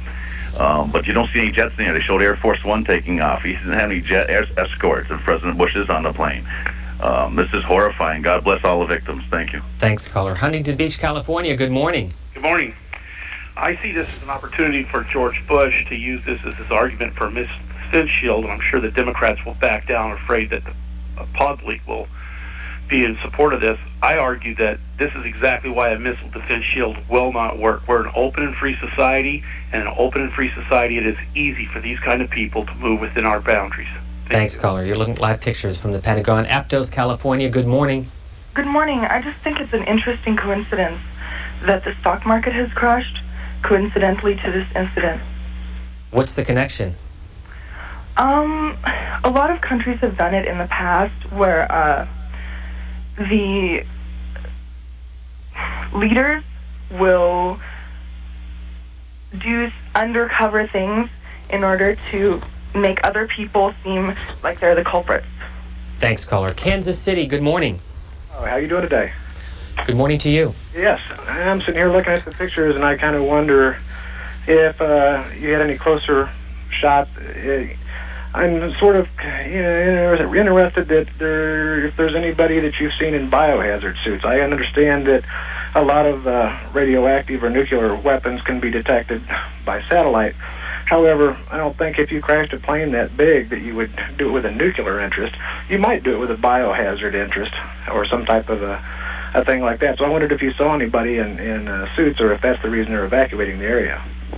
You're looking at the pictures just like we are in the evacuation, obviously based on what's happening at the Pentagon with an aircraft that has crashed into that military building, the Pentagon in Washington. Warren, Michigan is next. Good morning. Hi. I just wanted to say that anytime somebody calls up on a program like yours and badmouths our president, I think that they encourage this kind of stuff to continue. So I would like to think that people who have any kind of negative opinions about our president should maybe keep their opinions to themselves. Arlington, Virginia, good morning. Good morning. I'd like to express my regrets and sympathy to the victims. I must admit, I am not shocked.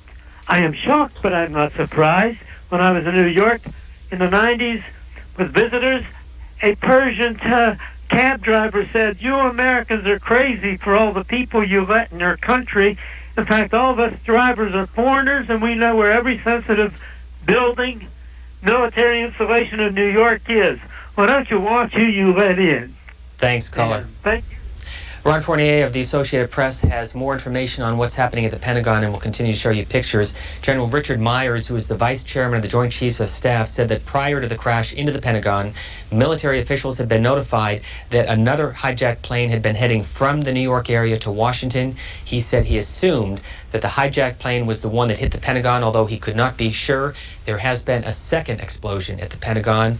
You're looking at live pictures as it happens, and we're opening up our phone lines to get your reaction. Temple, Texas, good morning. Good morning.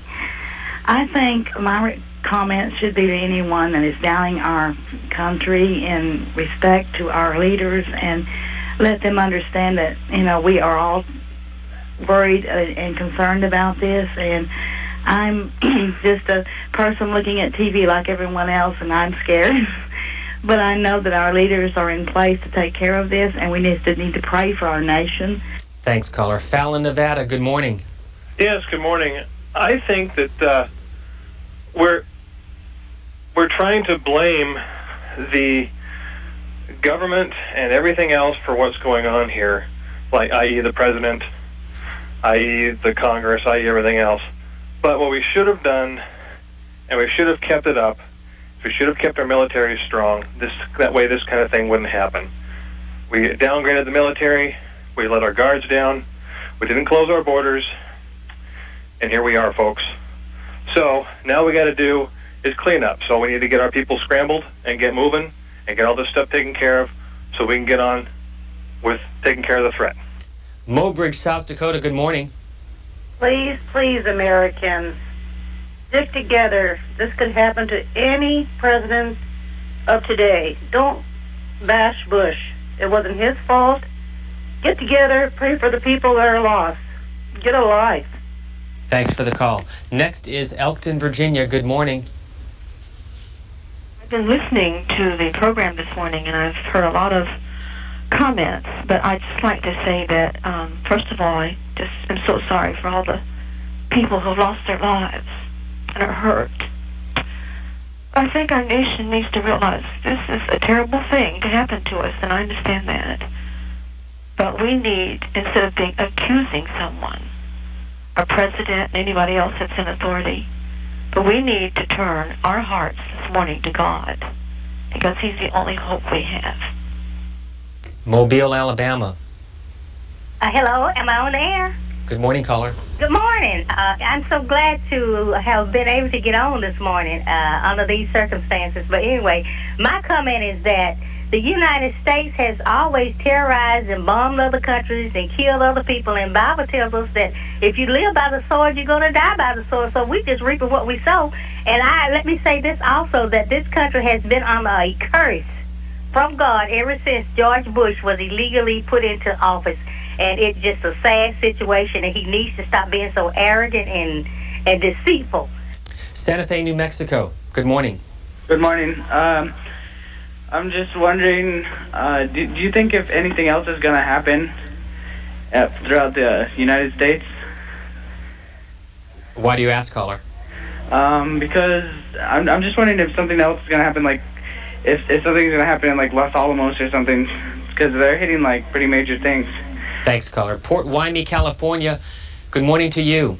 Hey, you know, this is a sign to America. We think that we're the strongest country in the world, and they hit us, and they just knew where to hit us. And this is unreal that something like that could happen in our country.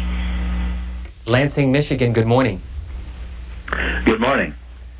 We really don't know what has happened. We need to be calm. We need to find out who the perpetrators are. And when we find out, as a nation, we need to strike back hard and put this kind of action to an end. Thanks for the call. According to the Associated Press, a senior U.S. intelligence official speaking on the condition of anonymity said, "We don't know who's doing it. Clearly it's terrorism related, a carefully coordinated attack. It's not the work of an unsophisticated enemy. It's too soon to say who." Bennington, Vermont, good morning. Hi, yes, good morning. This is Karen from Bennington, Vermont. This is a real heartful situation for us Americans. I hope we do come together as a nation at this moment. But the other thing which I was wondering is this hijacking that came from Boston. What happened with the people in the Logan Airport that could have prevented this, or did anybody know of any particular situation, of this, and, this obviously came from Boston in flight to New York City. What was happening? Couldn't we have prevented something during the meantime? Issues that are all being looked into at this moment. Bloomington, Indiana, good morning. Yes. Good morning, caller.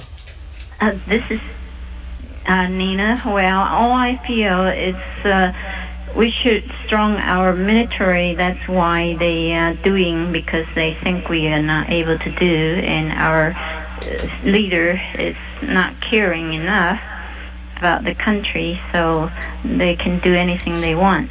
Thanks, caller. You're seeing some of the people leaving Capitol Hill. The U.S. Capitol has been evacuated. There will not be legislative business today in either the House or the Senate, and other government buildings also have been evacuated, including the West Wing of the White House. Next call is Huntington Beach, California, with your reaction. Good morning. Wake up, America. We've been waiting for this. Everyone knows it's been coming on. I just hope that we take appropriate action, and I hope that our government realizes that we can't be everything to everybody. And I thank you for letting us speak. Thank you. Next from Washington State, good morning. Yes, I hope that the country realizes that we need to stand up and take care of this. We gotta find out who did it, find out where they're at, go and take care of it.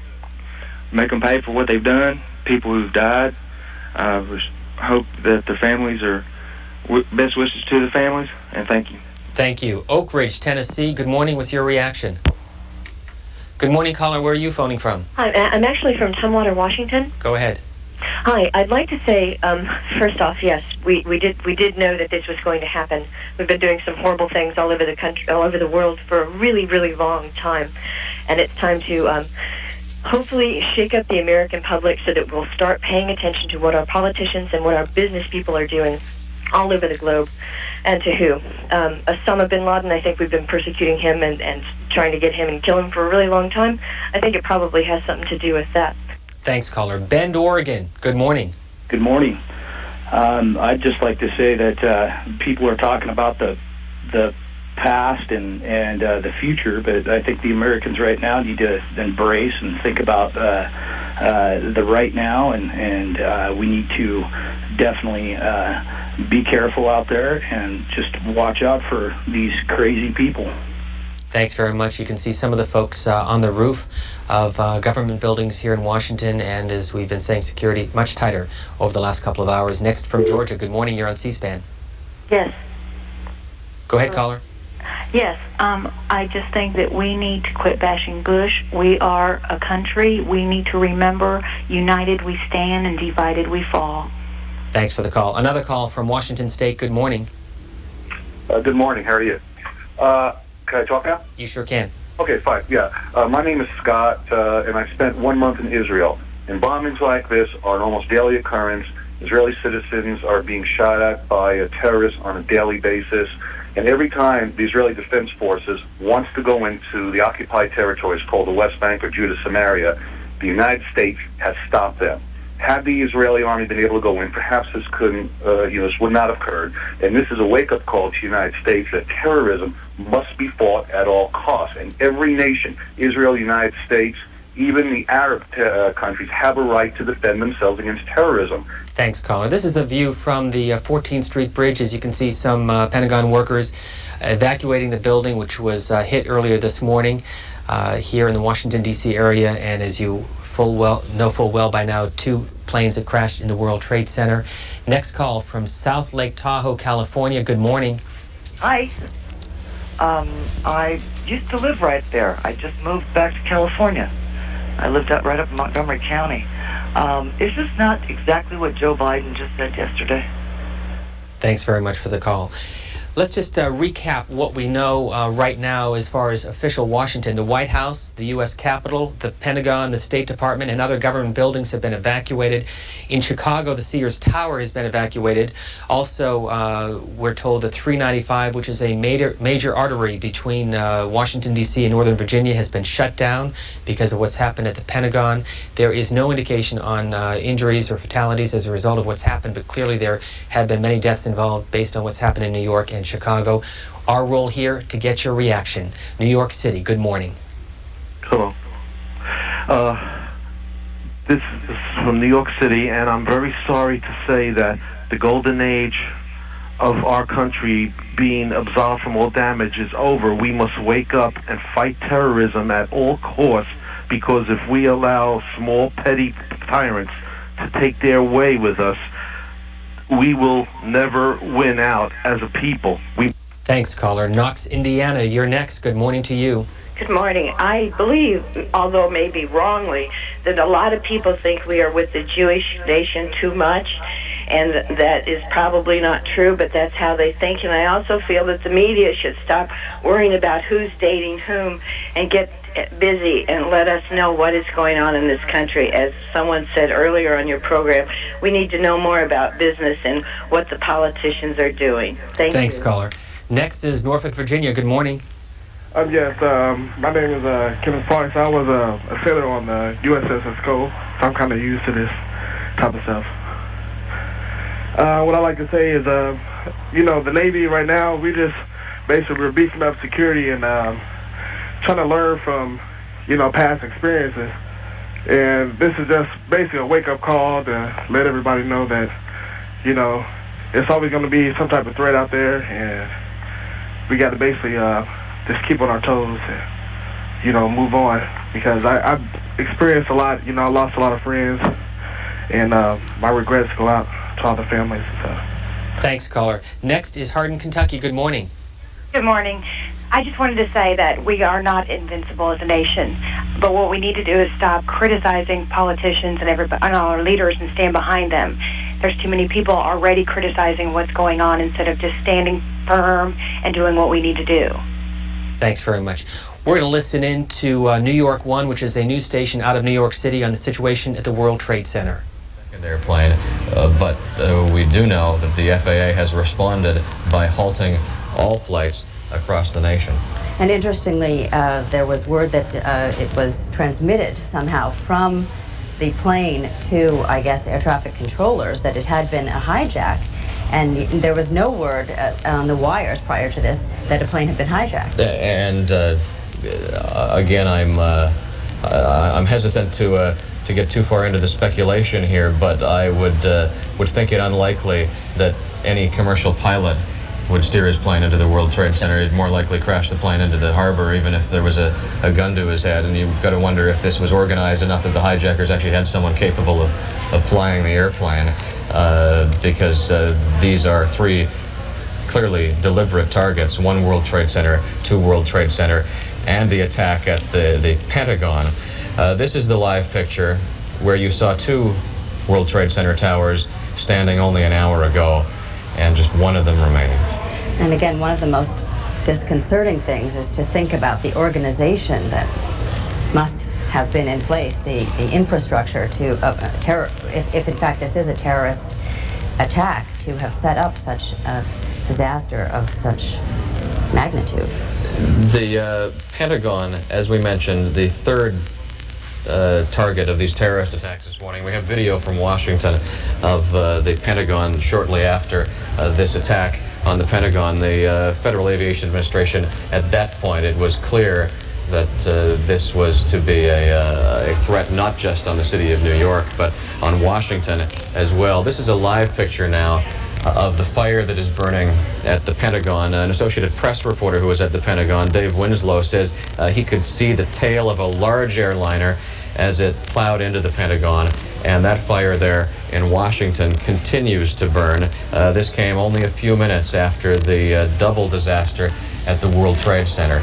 As we recap this, there is very little movement into or out of Manhattan because of subway closures, PATH train closures, bridge and tunnel closures, and this is the heart of the reason for that.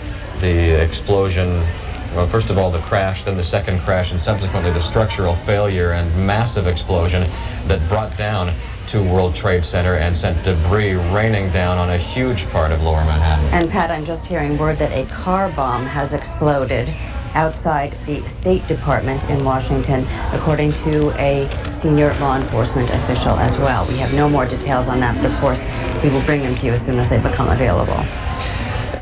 And that's an update on the situation from New York 1 in New York City, where you can see on your screen the bombing attack, the planes that crashed into the World Trade Center. Our phone lines are open. Your reaction. Spring Lake, Michigan, good morning.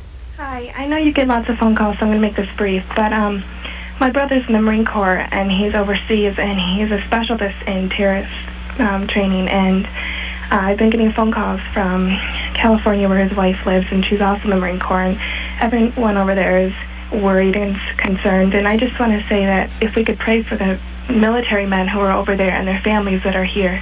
I mean, we're just all in a state of panic, and we're just really concerned for all the men over there. Thanks. And as you heard just a moment ago from New York 1 and the Associated Press confirming that there has been a car bomb which exploded outside the State Department, according to senior law enforcement officials. That again from the AP. Next is a call from Douglas, Georgia. Good morning. Yes, right. What I've been wondering is why we put our main things so high up in the air where it's visible and not hide it where, I mean, really nobody can see it. I mean, that just puts this plane out in the open just to get rid of it. Just tell them that we bad and just put it in there.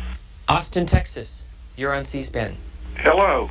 Am I on? Yes, go ahead, please. I look at this as it's just an act of war. We need to find out who it is and go after them. Very simple. Thanks. Seattle, Washington, good morning to you. Yes, hello.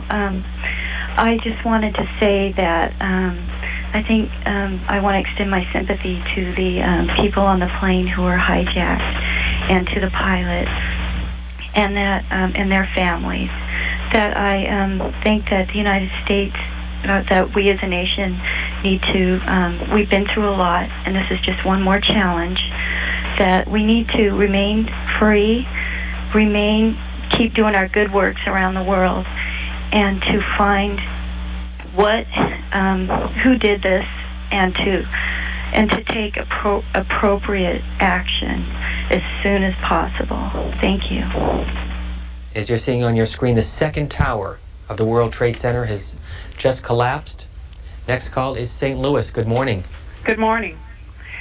I would like to say to the nation, let us unite in prayer on one accord. You know, God is in control, and we have nothing to do with it. Man can do nothing without him. Not bash one another, but come together, united as one nation, and pray. Thank you. Thanks for the call. Tallulah, Louisiana, good morning. Hi. I know a few callers probably have already spoken to this, but I just wanted to say that something far worse happened to our country back in December, that is, than what we're witnessing today, and I'm pretty sure you know what I'm talking about, and that was the theft of our democracy.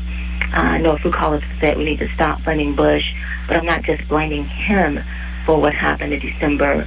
I'm blaming those United States Supreme Court justices, as well as a slew of Republican senators and congressmen and lawyers and a number of people who were down there in Florida and knew that all of our votes had not been counted and knew that the rightful winner of the presidential election is not the man who's sitting in the Oval Office. And ever since that happened, I've had a disgusting, sick, raw feeling in my stomach that our country was going to be in for a very, very tough 4 years.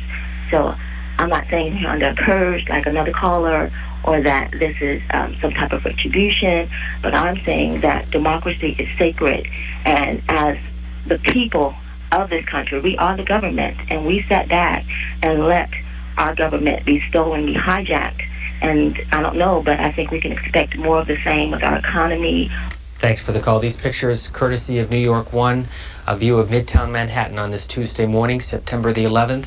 Next call is from Conrad, Montana. Your reaction. And my reaction is this has been expected. We've been hearing about it. It's going to happen for the last 10 years. And I just think that we should be, all Americans should get behind our president and pray for these people and their families that this has happened to in America. It's time to wake up and realize that God is our only hope.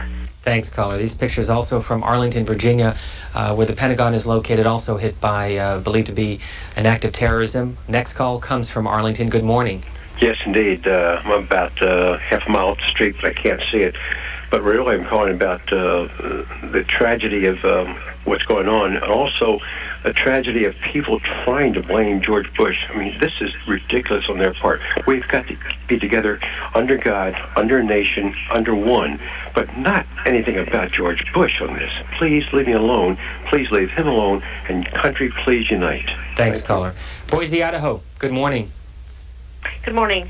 I'm calling from Boise, Idaho, and I want to add my condolences to those who've been injured, and I also want to add to those who have stated that we need to unite and not divide. We have a moral president in our presidency, and we need to support that. Also, I would like to hear more information on the planes and whether they were civil planes and what has happened to the victims there, and I thank you. Thank you. Next, Atlanta, good morning. Good morning. I was just calling. I mean, you know, I have to agree with other people who say this was expected. You have a president who stole the election in Florida. I'm thinking about the tail that wags the dog. They may have even set this up so that he could dip into the Social Security fund. I mean, we need to get a president that represents all the people instead of going out and causing terrorists to come in and attack our country. And that's all I have to say. Thanks very much. We're basing our information on the Associated Press, and you can read along with me what it says as we continue to watch the pictures. That President Bush ordered a full-scale investigation to hunt down the folks who committed this act. One of the planes that crashed into the World Trade Center was American Airlines Flight 11, which was hijacked after takeoff from Boston en route to Los Angeles, according to American Airlines. The planes blasted fiery, gaping holes into the upper floors of the Twin Towers of the World Trade Center. The southern tower collapsed about 20 minutes ago, and the other tower also collapsed, as you saw just a couple of minutes ago.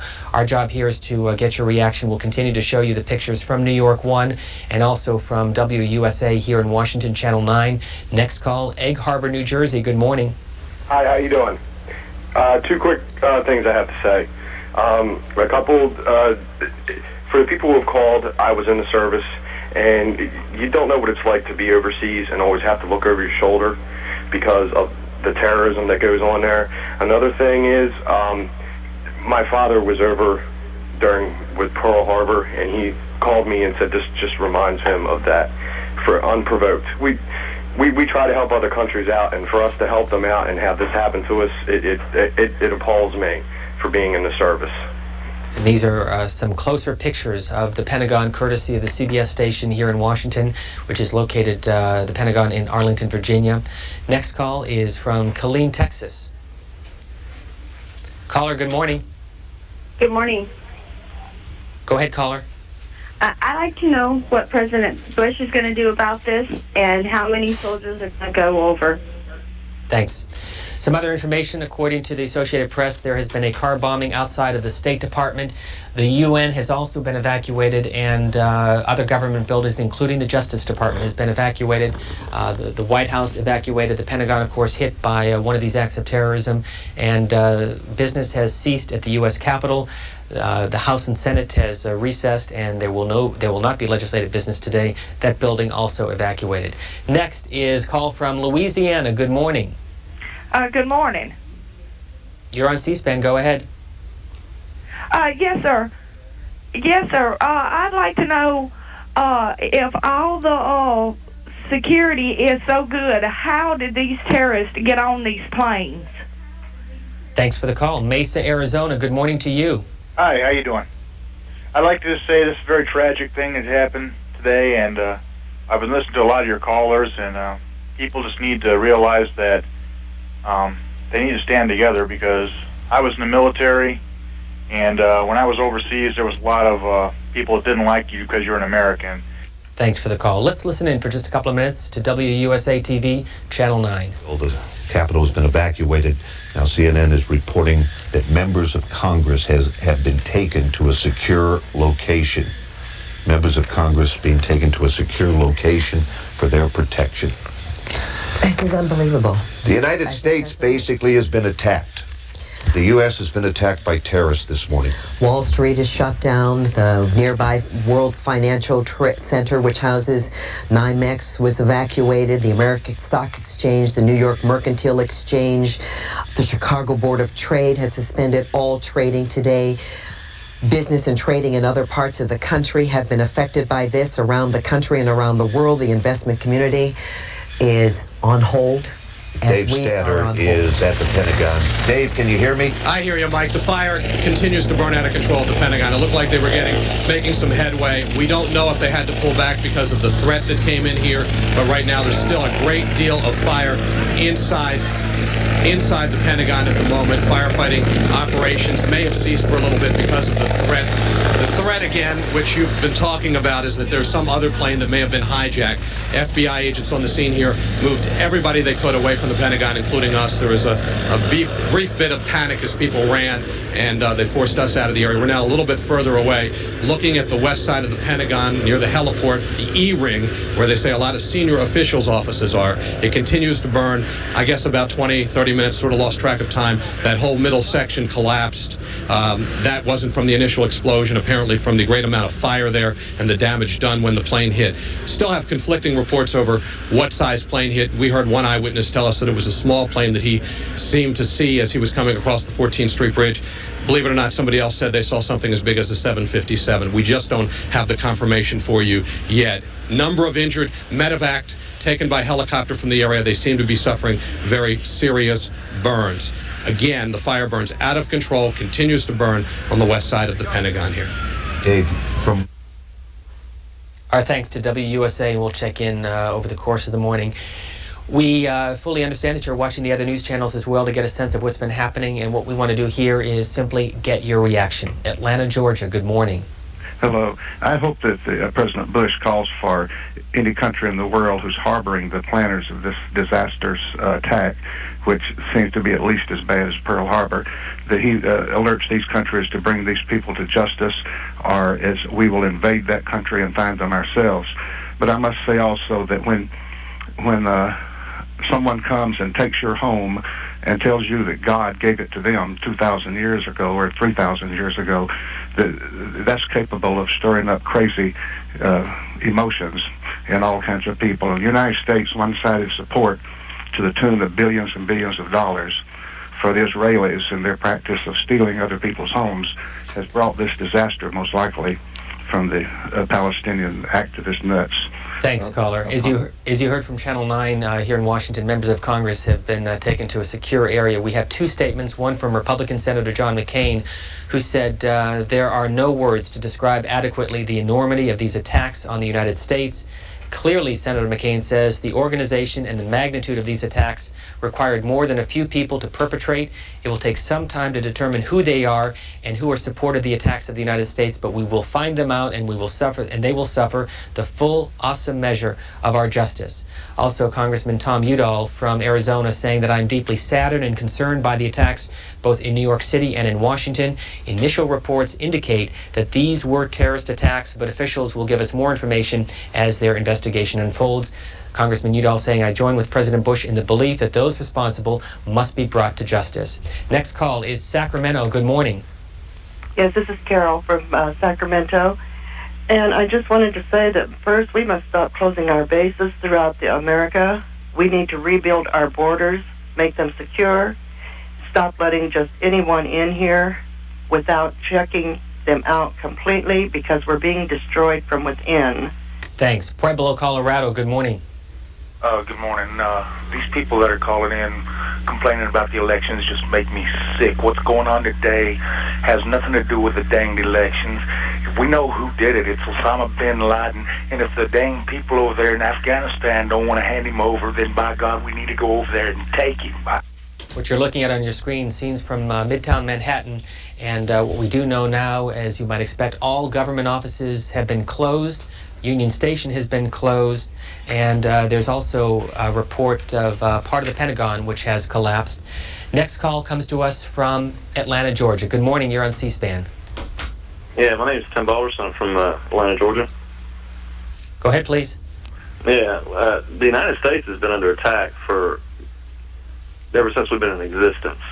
This has nothing to do with the election and the votes down in Florida. Well, what we've got is what is this with Ali bin Laden? Didn't he try to attack the World Trade Center once before? About 1,000 people were injured and several dozen killed. Yeah, exactly. But didn't Bin Laden try to attack the World Trade Center once before? Okay, thanks for the comment. Also from the Associated Press, another plane that has crashed in western Pennsylvania in Somerset County, which is near the Pittsburgh area. Our next call comes to us from western Pennsylvania in Titusville. Good morning. Good morning. Go ahead, caller. If, considering what the United States has done in the past by way of the CIA, if this doesn't seal the fate of Bin Laden, all politics as usual set aside, then you know there's something rotten in Denmark. San Diego, good morning to you. Good morning.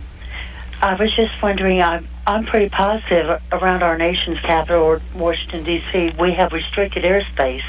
And I was wondering how a plane managed to get into that restricted airspace without being, identified. Thanks, caller. Riverside, California, you're next. Yes, I am watching this just in total disbelief. I just can't believe that it happened again after they did it once before. They should have had a little bit better precautions, and I'm sorry that some of the viewers think this is the wrong way to think, but the rest of the world knows that we have a highly ineffectual leader, a totally non-elected leader, and we appear weak to the rest of the world. Dothan, Alabama, good morning. Okay, the government knows who did this, and they need to do something tonight, not next week or have a meeting on it or wait 6 months and let it die. Thanks, caller. Aurora, Ohio, you're on C-SPAN. Go ahead. Thank you. The point of terrorism is to fracture society. And I'm a Democrat, but I resent people using this tragedy to further their agenda. The only antidote to this terrific tragedy is to unify our country, just as Pearl Harbor galvanized us, but only to preserve us as a free society. Please, everyone, pray for the dead. Comfort and aid the victims. But let us please keep our ideals of a free society so terrorism doesn't vanquish us by this. Thank you. Thank you, caller. According to the Associated Press, the Pentagon is monitoring what is believed to be a second suspected hijacked plane that may be coming to the Washington, D.C. area. Again, that's only based on the report from the Associated Press. And you're looking at pictures from WUSA as one of the aircrafts crashed into the Pentagon at about 9:45 this morning, within an hour after two planes crashed in the World Trade Center. We'll continue to show you the pictures from WUSA here in the Washington, D.C. area and from New York 1 in New York City, and our own cameras that are moving around town to give you a sense of the enormity of what's been happening over the last 2 hours. Mount Shasta, California, your reaction? The reaction is that we have been under attack for so long, and we have been giving our country away, and we have become weak, and it's too bad we have done this. But at this time, we must become united and just believe that our president, as weak as he is, has to become a man and work this out. We have not heard from the president yet. Actually, we have heard from the president. He spoke this morning at about 9:30 in Sarasota, Florida, and we'll show you that again in just a couple of minutes. He's on his way back to Washington from that trip in Sarasota. He will be arriving here within the next hour and going, we believe, to the White House, but we're not sure. He may go to another location. Next call is Palo Alto, California. Good morning. Yeah, hi, thanks. Let's not forget two things. Well, let's not forget that the Murrah building in Oklahoma City was blown up by an American. So before we go half-cocked and blow up the rest of the world, let's find out what happened. The second thing I'd like to say is I hear a lot of people calling in, and I hear people just promoting their agenda, and just let's keep that in mind as well, that people are going to use this to promote their agenda, and the agenda just may not be connected to the tragedy, and it's a terrible tragedy. I have to admit I'm in shock like the rest of the country, but let's not lose our heads. Let's not do something stupid. Thanks for the call. Some of the traffic outside the U.S. Capitol in part because of the evacuation, and 395, which adjoins the U.S. Pentagon in Arlington, Virginia, has been shut down adjacent to the 14th Street Bridge. A lot of folks who may be leaving Washington.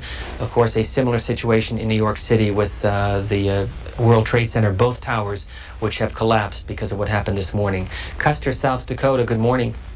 Yes, I believe the people that are calling in and blaming Bush and the government are, they haven't been in the military and they're not patriotic and they're siding with the terrorists. And whether it was somebody within the United States or out of the United States, they're still terrorists. Thanks, caller. Greensboro, North Carolina, good morning. Good morning. This is not a good morning. This is a bad morning. Americans need to unite right now. Support the leader that's been chosen, which is Bush. And support these people that have died and their families. And stop thinking of yourself and think of others. Welcome, North Carolina. Go ahead, please. Yes, I think we need to stand behind Bush. He is the man. He is the man right now. And if anything, we need to give Bill Clinton a round of applause for weakening our defense and opening the floodgates of our borders. Thanks, caller.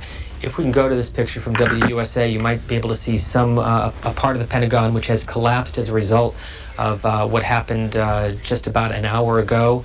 Next is Waldorf, Maryland. Good morning.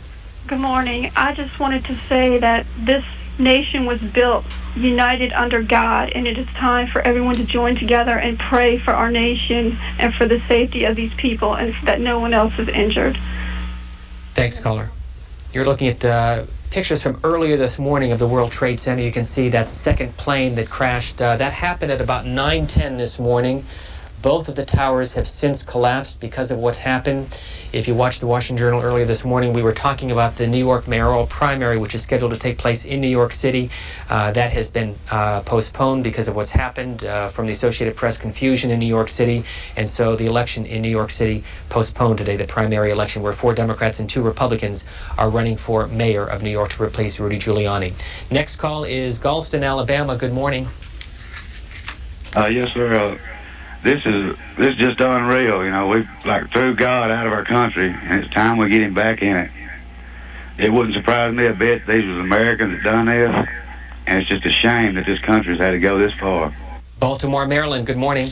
Good morning. I just want to say America need to stop pointing the finger at everybody else and start praying, turn back to God, and let God heal our land. It's going to take that to make a difference. Birmingham, Alabama. Your reaction? I'm sorry about the situation we find ourselves in, but this is something that's been going for a long time. The news media boasted this stuff by poisoning people against the government now for the last 10 years. They've been doing this, and so people are now taking advantage, and they want to make this a Christian country, and it's an outfit right there in Washington that's promoting it. It's called Country for Postal Service. Next is Silverton, Idaho. Go ahead, caller. Yes, I'd just like to make the comment that I'd like to hear George Bush explain now that we need a missile defense after all the Democrats have finally been telling him that the worst danger to America is terrorism, not a missile coming in from a nation that will leave their signature on what's going to happen. Thank you. Thanks for the call. Again, more information on what happened in Somerset County, Pennsylvania. A large plane, according to the Associated Press, crashed earlier this morning. It was believed to be a Boeing 767 crashing at about 10 o'clock, 8 miles east of Jennerstown, according to a 911 dispatcher. That also from WPXI in Pittsburgh. The airport is about 80 miles southeast of Pittsburgh in Somerset County. We'll continue with your calls and get your reaction to what's been happening here in Washington, in New York, and now in western Pennsylvania. Next is Milwaukee. Good morning. Yes. I was just calling to say that it could have been from the inside the United States or a foreign terrorist from outside the United States. We don't know right now. We need a full investigation to see who exactly did it, and swift and military action should be taken from whoever brought this about. Thanks for the call. Boone, North Carolina, good morning. Good morning. I would like to say that, a lot of people are getting really upset about what's happened, and I understand, but they're trying to say to the president, why ain't you doing anything about it? They got to give him time. The American people's got the best security in the world, I think, but it's just going to take us time to get down to the bottom of it. But when we do, we know action is going to be taken. Thanks, caller. San Diego, you're on C-SPAN. Go ahead. Good morning. I'm really enraged over this whole thing, and I believe that we need to take action now. If we find out that this is the Middle East, we need to go over and make it into a parking lot and make an example out of these people that we're not going to take anymore.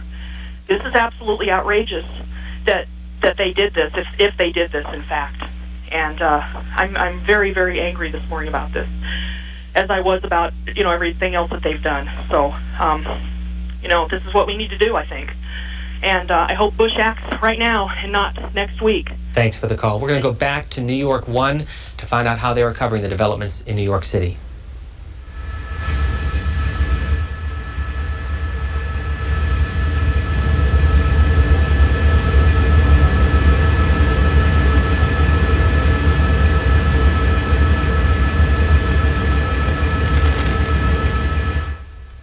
This is a feed from New York 1 of what happened earlier this morning with the World Trade Center, and as we watch those pictures, we'll continue with your phone calls.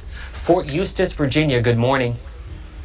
Hi, yeah, I'm just, for the people who have been talking this morning about the election and who they thought should have won the presidency and everything, I just think that these people need to get over it and they need to move on. We just need to pray for the victims and their families and hope that the people who did this will be caught and punished. And, as far as the election and presidency and everything, they just need to move on and get over it. Thanks, caller. You're hearing some of the sirens, and there is gridlock here in Washington, D.C. because of what's happened. From the Associated Press in New York, Wall Street shut down Tuesday after two separate planes crashed in the World Trade Center in what President Bush is calling an apparent terrorist attack. Much of Midtown Manhattan, including the nearby financial center, was also evacuated. It's also difficult to make phone calls to the downtown business district and throughout Manhattan. Trading suspended earlier this morning on the New York Stock Exchange, and of course has been suspended now because of what's been happening. These are pictures from New York City.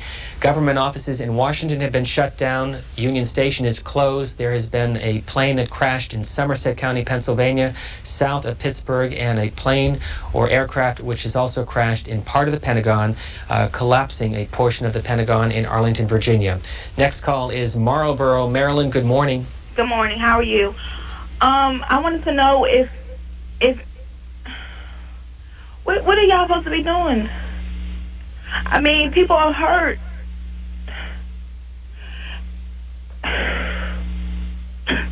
Where's Bush at?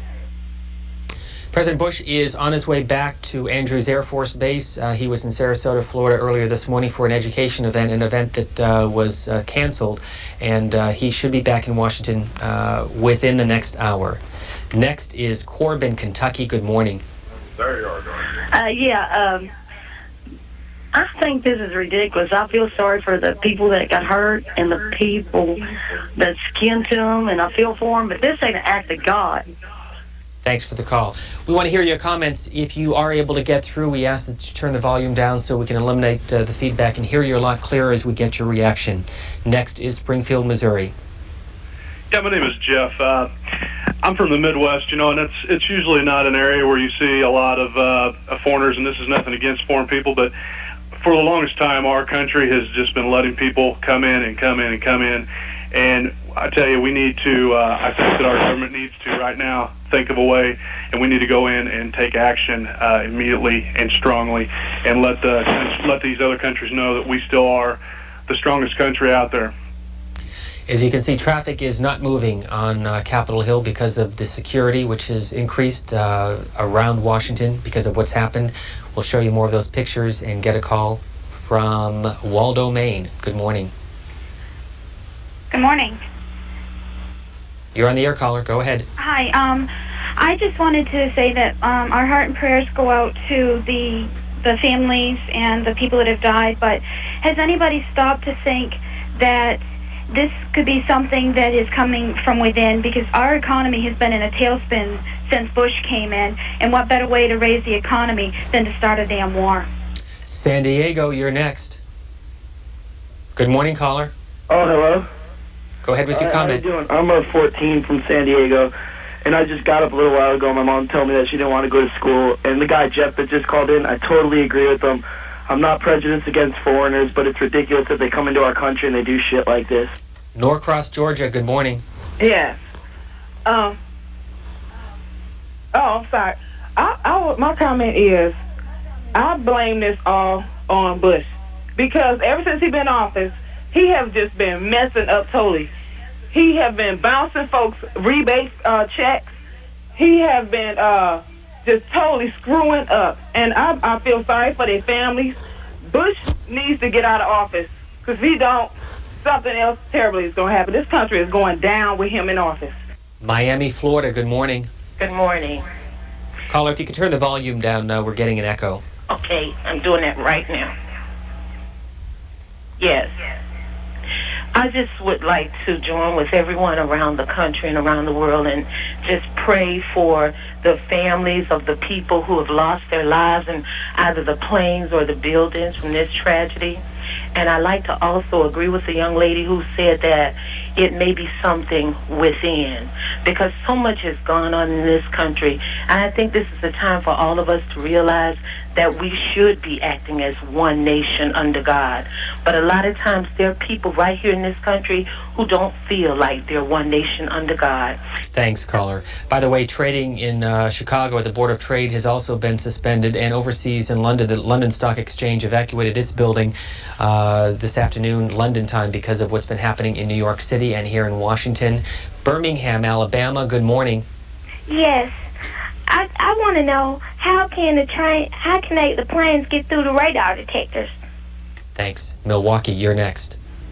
Yeah, I just want to say right now, being a military veteran, it just appalls me to see my country falling apart, and that if this is whether inside or outside, this is a true test for our illustrious president to take this by the reins and either have to get Europe involved if it is out, or inside and take this thing and just run with it, because I may not have been a supporter for Bush, but this is a test, and he needs to come to the plate and hit a serious home run with this, and he cannot let up with this. This has to be addressed. This needs to be taken care of. This can just not be taken, lightly. Glendale Heights, Illinois, good morning. Good morning. I have three things I want to say real quick. One is, I think that now is the time that our Congress do not meet in Washington on a regular basis, that they operate out of their home bases so they won't all be assembled in one place to be destroyed at one time for another lucky plane to come in.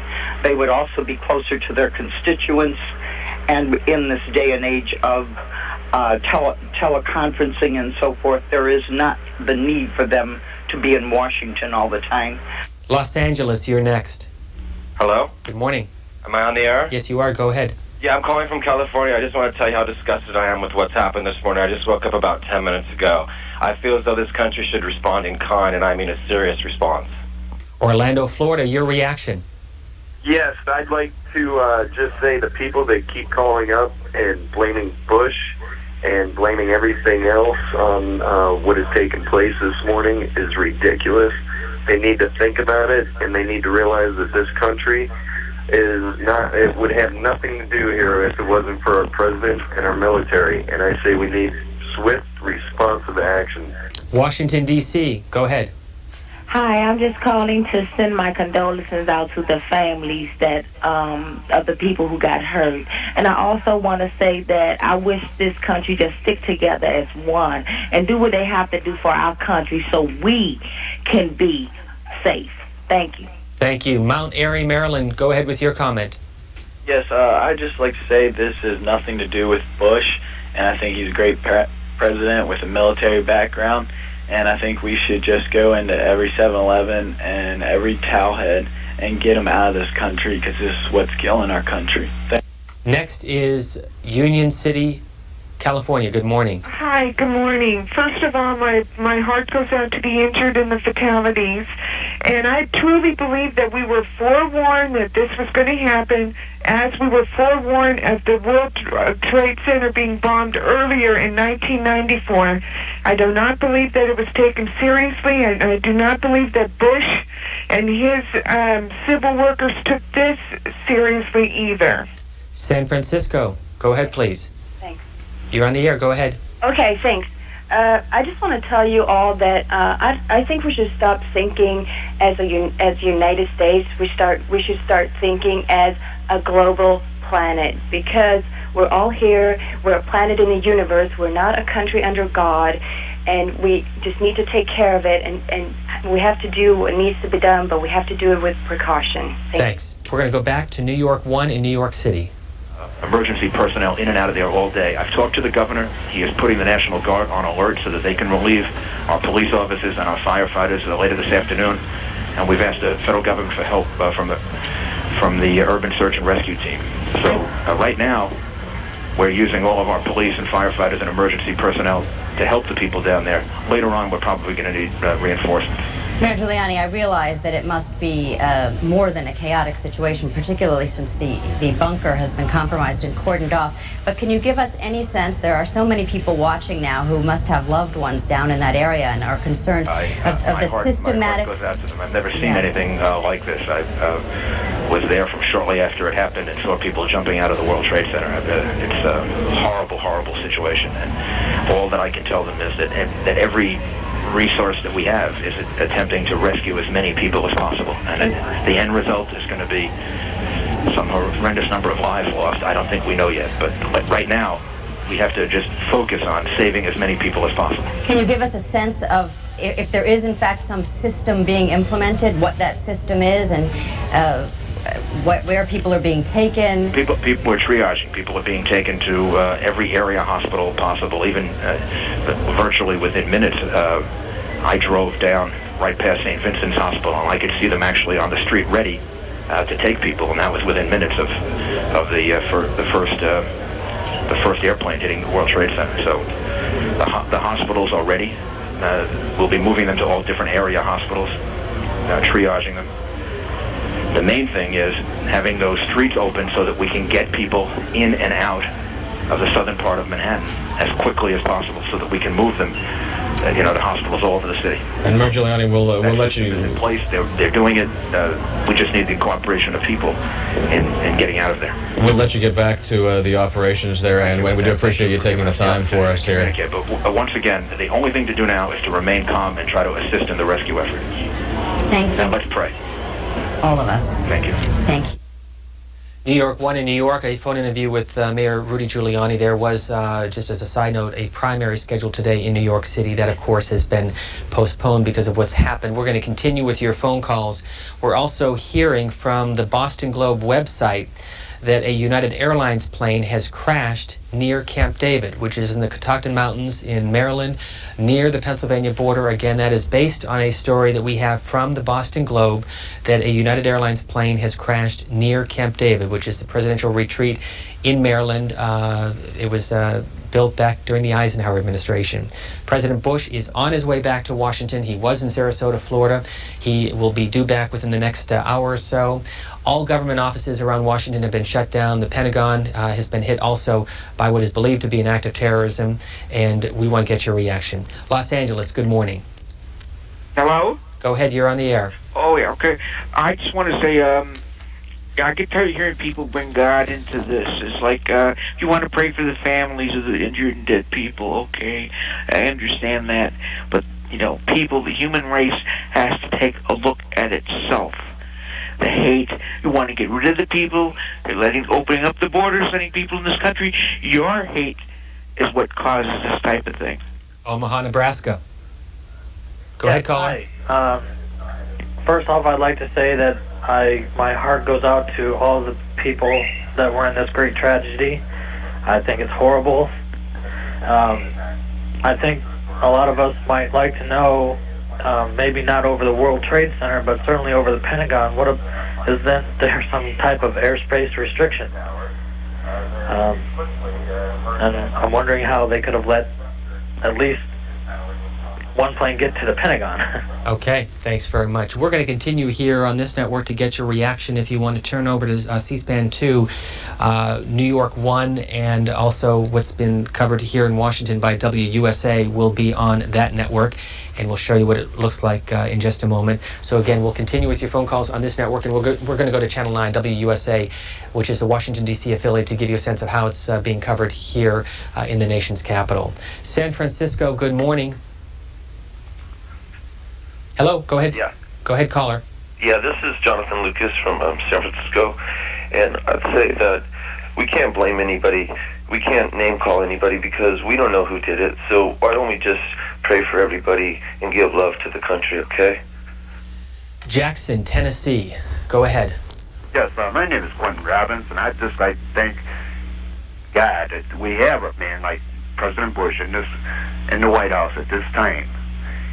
And to the people that do not want a missile defense for this country, if you think the day is bad, how much more would a bomb be on this country? Richmond, Virginia. You're next. Hello. Good morning, caller. From my perspective, this is no different than Pearl Harbor being bombed. And as far as I'm concerned, I think the president should be supported by all of us and demand, not just ask, but demand the handover of whoever is responsible for this. Salt Lake City, you're on the air. Hi. You know, the complaints are understandable, the concerns are understandable, but we're Americans. Let's give them our hands, our time, and our sweat. We've got rescue efforts going on. Call your local Red Cross, your defense system offices. Let them knock us down, but do we need to stay there?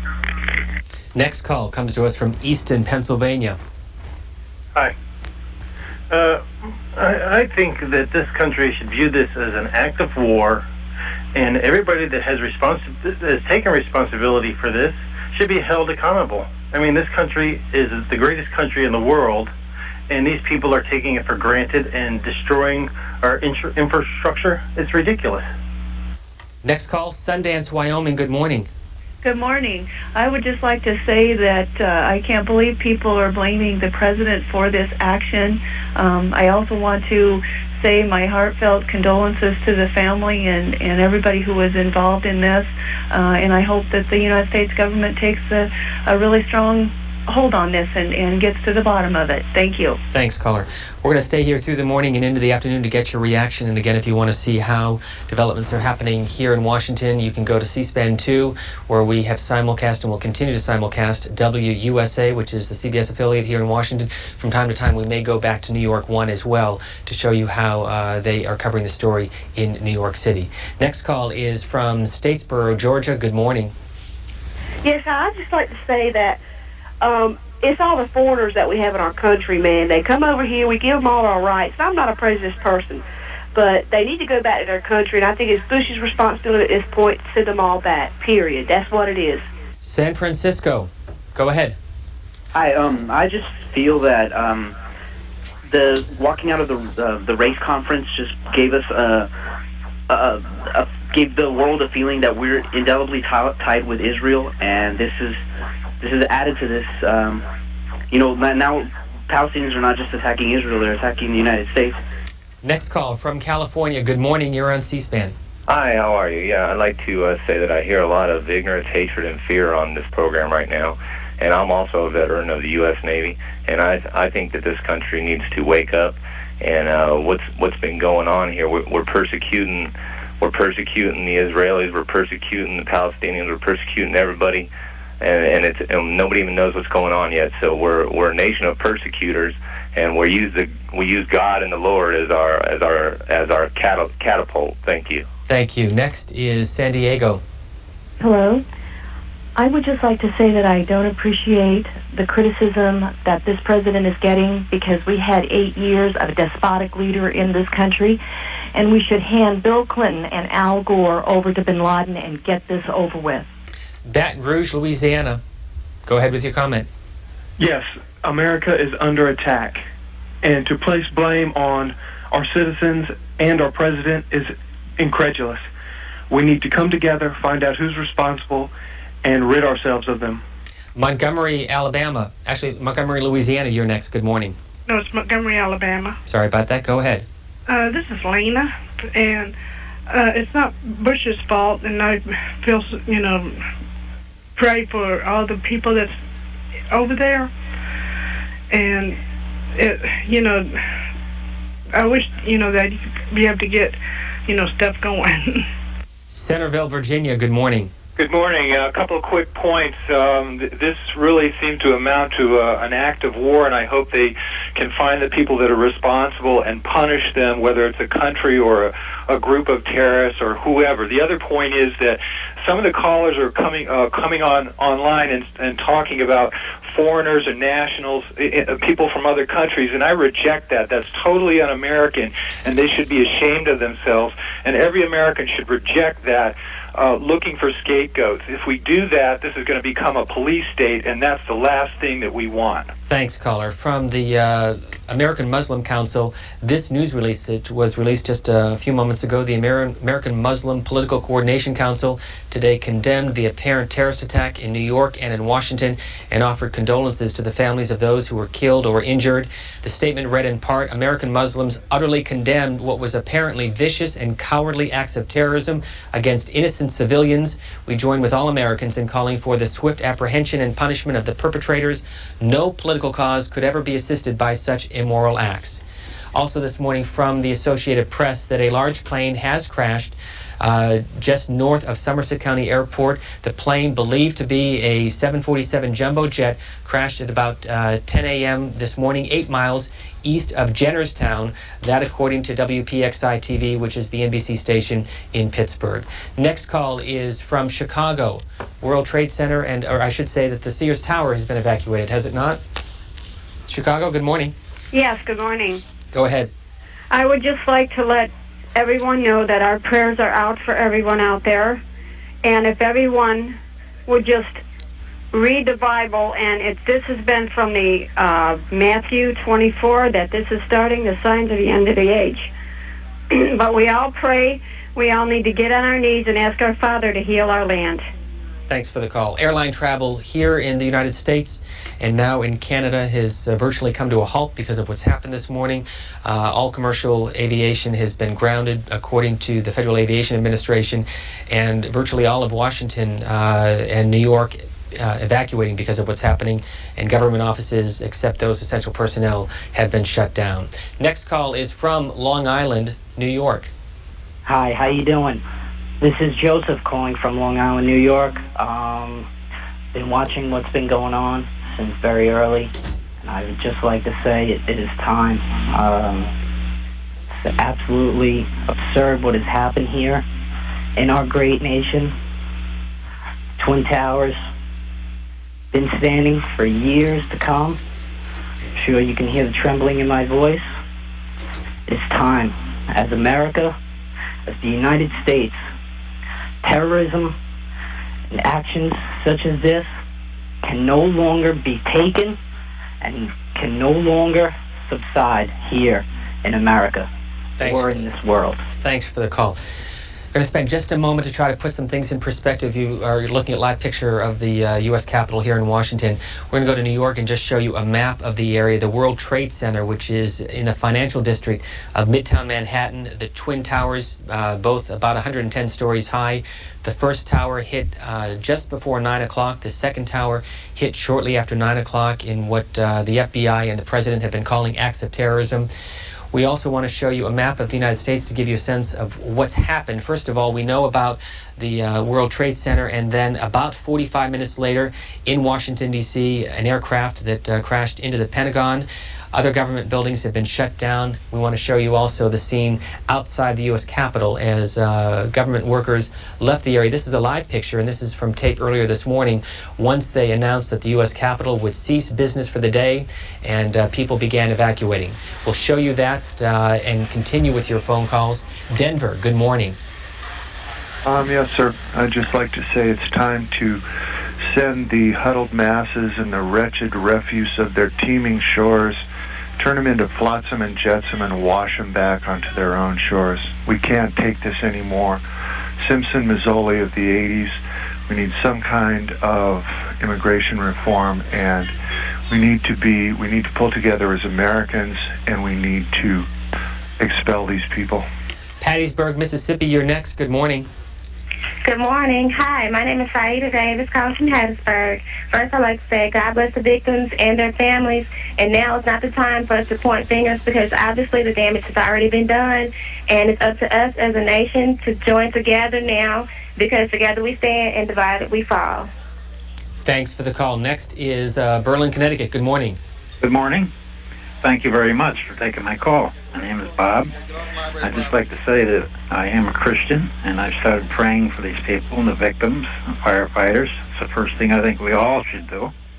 I'd like to also say that I am a veteran, South Korea, and I think over the 50 years we've made a lot of mistakes militarily.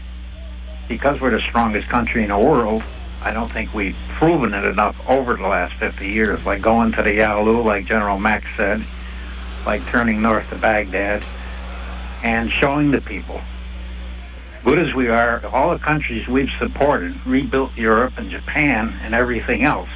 This is absurd. I'm not saying to start a war, but get the people that are responsible for this and do it emphatically. And I pray for everybody in this country. This is the greatest country in the history of the world. Thank you very much. Thanks for the call. Also from the Associated Press, in western Pennsylvania, a large plane believed to be a Boeing 747 crashed about 80 miles southeast of Pittsburgh.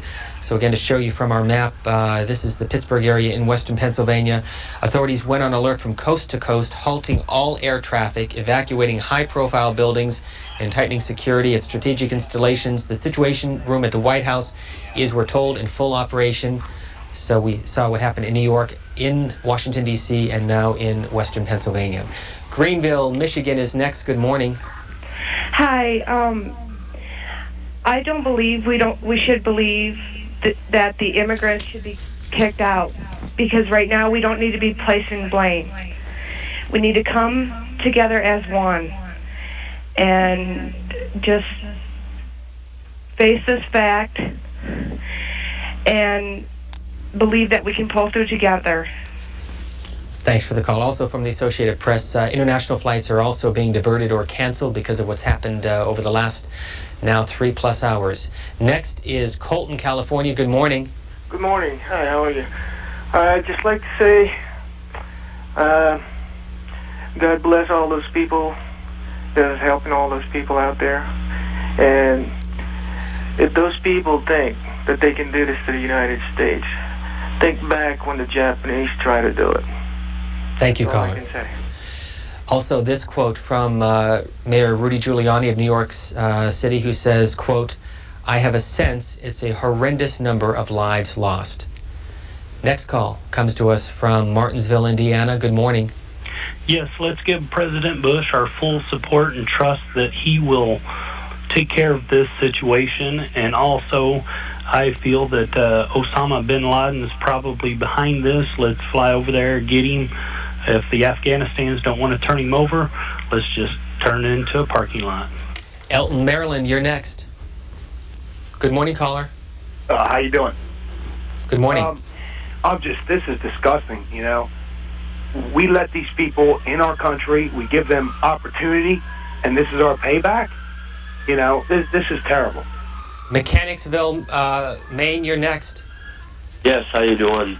My heart and all of us in Maine send out our hearts and minds and sorrow to all of you in New York. This is a very tragic moment for everybody, and we all here in Maine wish you all good luck. Thank you. Next, our call comes to us from Sherman, Texas. We're getting your reaction to what's been happening this morning. Go ahead. Yes, I would just like to say that we have known about terrorist attacks for a long time now, and nothing has really ever been done about it. And it was just a matter of time before it ever got around to us. Very sorry to say, but I hope everybody is all right. Thanks, caller. Across from our studio is the U.S. Capitol, and adjacent to that is Union Station, one of the buildings in this town that has been shut down. We can show you what it looks like outside of Union Station. Traffic is now horrendous here in Washington, D.C. It looks to be almost total gridlock. 395 has been shut down, and folks simply aren't moving because of all that's been happening. Our phone lines will remain open. Ben Lumen, California, good morning. Hi, yeah, I just want to remind people out there that those of us who have family in New York and Washington, they haven't all checked in yet. We don't know if we've all made it yet or not. Marietta, Georgia, good morning. Yes, I wanted to say, and my heart goes out to all those people that were injured or killed in this tragedy. I'm certainly glad we have a president like President Bush, who is a real man in the office instead of that wimp Belgore that would be there. Thank you. Sterling, Illinois, you're next. Yes, I'm curious, within, say, 2 to 3 minutes after the planes hit the towers, why weren't there helicopters planned to be put in use to dump water on the towers like they do in forest fires? Possibly the buildings and hundreds of lives could have been saved if this was implemented right away. Thanks, caller. Corbin, Kentucky, good morning. Good morning. Do you hear yourselves, America? You cannot blame the president. You don't think for a moment that our president is responsible for this tragedy? No, I don't think so. The American people elected him and now stand behind him. Everyone is saying this one or that one is responsible, and no one has the facts. So until we do have the facts, keep your cheap shots to yourself and stand behind our country. Little Mountain, South Carolina, good morning. Good morning. My name is Deborah Spires. I would like to say that this is devastating, and America has always stood together, and I believe that we have been devastated by this. We will keep coming out strong. Freedom will reign. Omaha, Nebraska, good morning. Good morning. This is Dwayne Ibert. I'm calling about this Trade Center. I'm sorry that people lost their lives. But, you know, if we do have a war over there, you know, in the east, which is going to be bad, we're worrying about, you know, they ain't going to drop the atomic bomb over there because they want the oil. San Diego, your next caller. Yeah, I just want to say that, you know, what has happened this morning, you cannot blame the people that came to this nation. The people that are foreigners that came to this nation, they wanted to get out of their nation. They wanted this freedom here in this nation. Everybody needs to understand that God Almighty, that's who they need to come to. And they don't understand about a war. They don't even know what this next war is going to bring. It's nuclear disaster. They don't understand. It ain't about Pearl Harbor anymore. It's talking about missiles annihilating nations. So come to God. Thanks for the call. St. Paul, Virginia, good morning. Yes, I'd just like to say that what we need to do is we all need to stop and just take a minute and pray and let God handle this, because he can do all things. And he can handle this. This is nothing than what's coming if we don't turn our hearts back to God. Bryan's Road, Maryland. Good morning. Just calling to say I hear a lot of people blaming everybody else. Look to yourself, go to Red Cross, do what you can do, give blood, call your local fire department, see what you can do about this situation. Thank you. Newcastle, Delaware. Hi, I'm from Newcastle, Delaware. I'd just like to say that terrorists is an act to cause people to panic and to be confused and start pointing fingers. And this act's accomplished that. We need to support our government and our president. We need to stop and pray for the thousands of people that are probably dead. And I'm angry. I'm probably madder than I've ever been in my life. But we need to think and not let these terrorists accomplish what they set out to do. Thanks for the call. You've been looking at some of the pictures courtesy of WUSA, and we are simulcasting Channel 9 on our companion network C-SPAN 2, and we'll continue to do so. We'll also go back and forth to New York 1 in New York City to show you how the story is unfolding up there as well. Here on C-SPAN, as you watch all the other developments, we want to use this opportunity to get your reaction to all that's been happening in New York City, in Western Pennsylvania, and here in Washington, D.C. Our next call is from Santa Maria, California. Good morning. Good morning. My name is Roberta Cifuentes, calling from Santa Maria, California, and I just wanted to say to all those people out there that, yes, we do need to support our president, we do need to support our country, and as far as those foreigners, I think we should keep the ones that are here in, keep the rest out. It's caused enough problems already as it is, and I also send my condolences to all the survivors and the families of the non-survivors out there. Thanks for the call. We are, as you have been following, getting a lot of this information from the Associated Press, and what we are now told from Fort Worth, Texas, is that American Airlines has said that it has lost 2 aircrafts carrying a total of 156 people. Those aircrafts believed to have been involved in what the FBI and the president are calling acts of terrorism. Next call is Crystal River, Florida. Good morning. Yes, I just called in to say what a tragedy this has been, but I think it's time that America wake up and we start rounding up the Muslims that are here on visas from terrorist countries and send them back. We can't afford to have these people in our country. They have no feelings whatsoever for other people, no compassion. God bless America. Thanks for the call. Next is Rexburg, Idaho. Good morning. Yes, I just wanted to recognize all the servicemen and women that are out. We've got a unbelievable amount of terror going on. We've got these people out here doing the best they can to help protect us and that type of thing. Especially want to put a shout out to 82nd Airborne Division. Corey, we love you. Washington, D.C. Go ahead with your comment. Yes, this is Wallace from Florida, and I just think that this is a great tragedy, and this time we just need to stand behind George Bush and just, stand behind him and make sure that, or just wait and hope that he can get all this under control. Corvallis, Montana. Hi, this is Jennifer Dean from Corvallis, Montana, and I've been listening. I want to thank everybody for calling in. I agree, number one, that we all need to stand together, believe in the United States. We are strong and we can get through this. I also agree that we need to shut the United States off to foreigners, and anybody who is not here that is not a U.S. citizen needs to get out, because if they haven't got their U.S. citizenship, they don't need to be here. And I also agree that we need to look to God, and that I want to send my thoughts and prayers out to all of the families, from the people from the airplanes to whoever was in the buildings, and that we do support President Bush and our military. Next call, Pittsville, New Hampshire. Good morning. Good morning. I just want to say that I think that we're a great country, and we don't deserve this kind of treatment. We're a country of immigrants. We shouldn't be condemning people who moved here because our grandparents moved here. What we should do now is unite and fight these people who are trying to bring us down, because we don't deserve it. Thanks very much. We'll take another call from San Diego and give you a sense of how this story is playing out overseas. Go ahead, caller. Hi, I'm calling from San Diego, and I just want to put a human face on what just happened. I'm just an ordinary lady next door to you, and work hard all my life, raised my family, paid my bills. And I had a beautiful niece, 31 years old, who did everything right, was working hard, got married last year, was expecting her first child, and she was working on the 92nd floor of the World Trade Tower South Building today.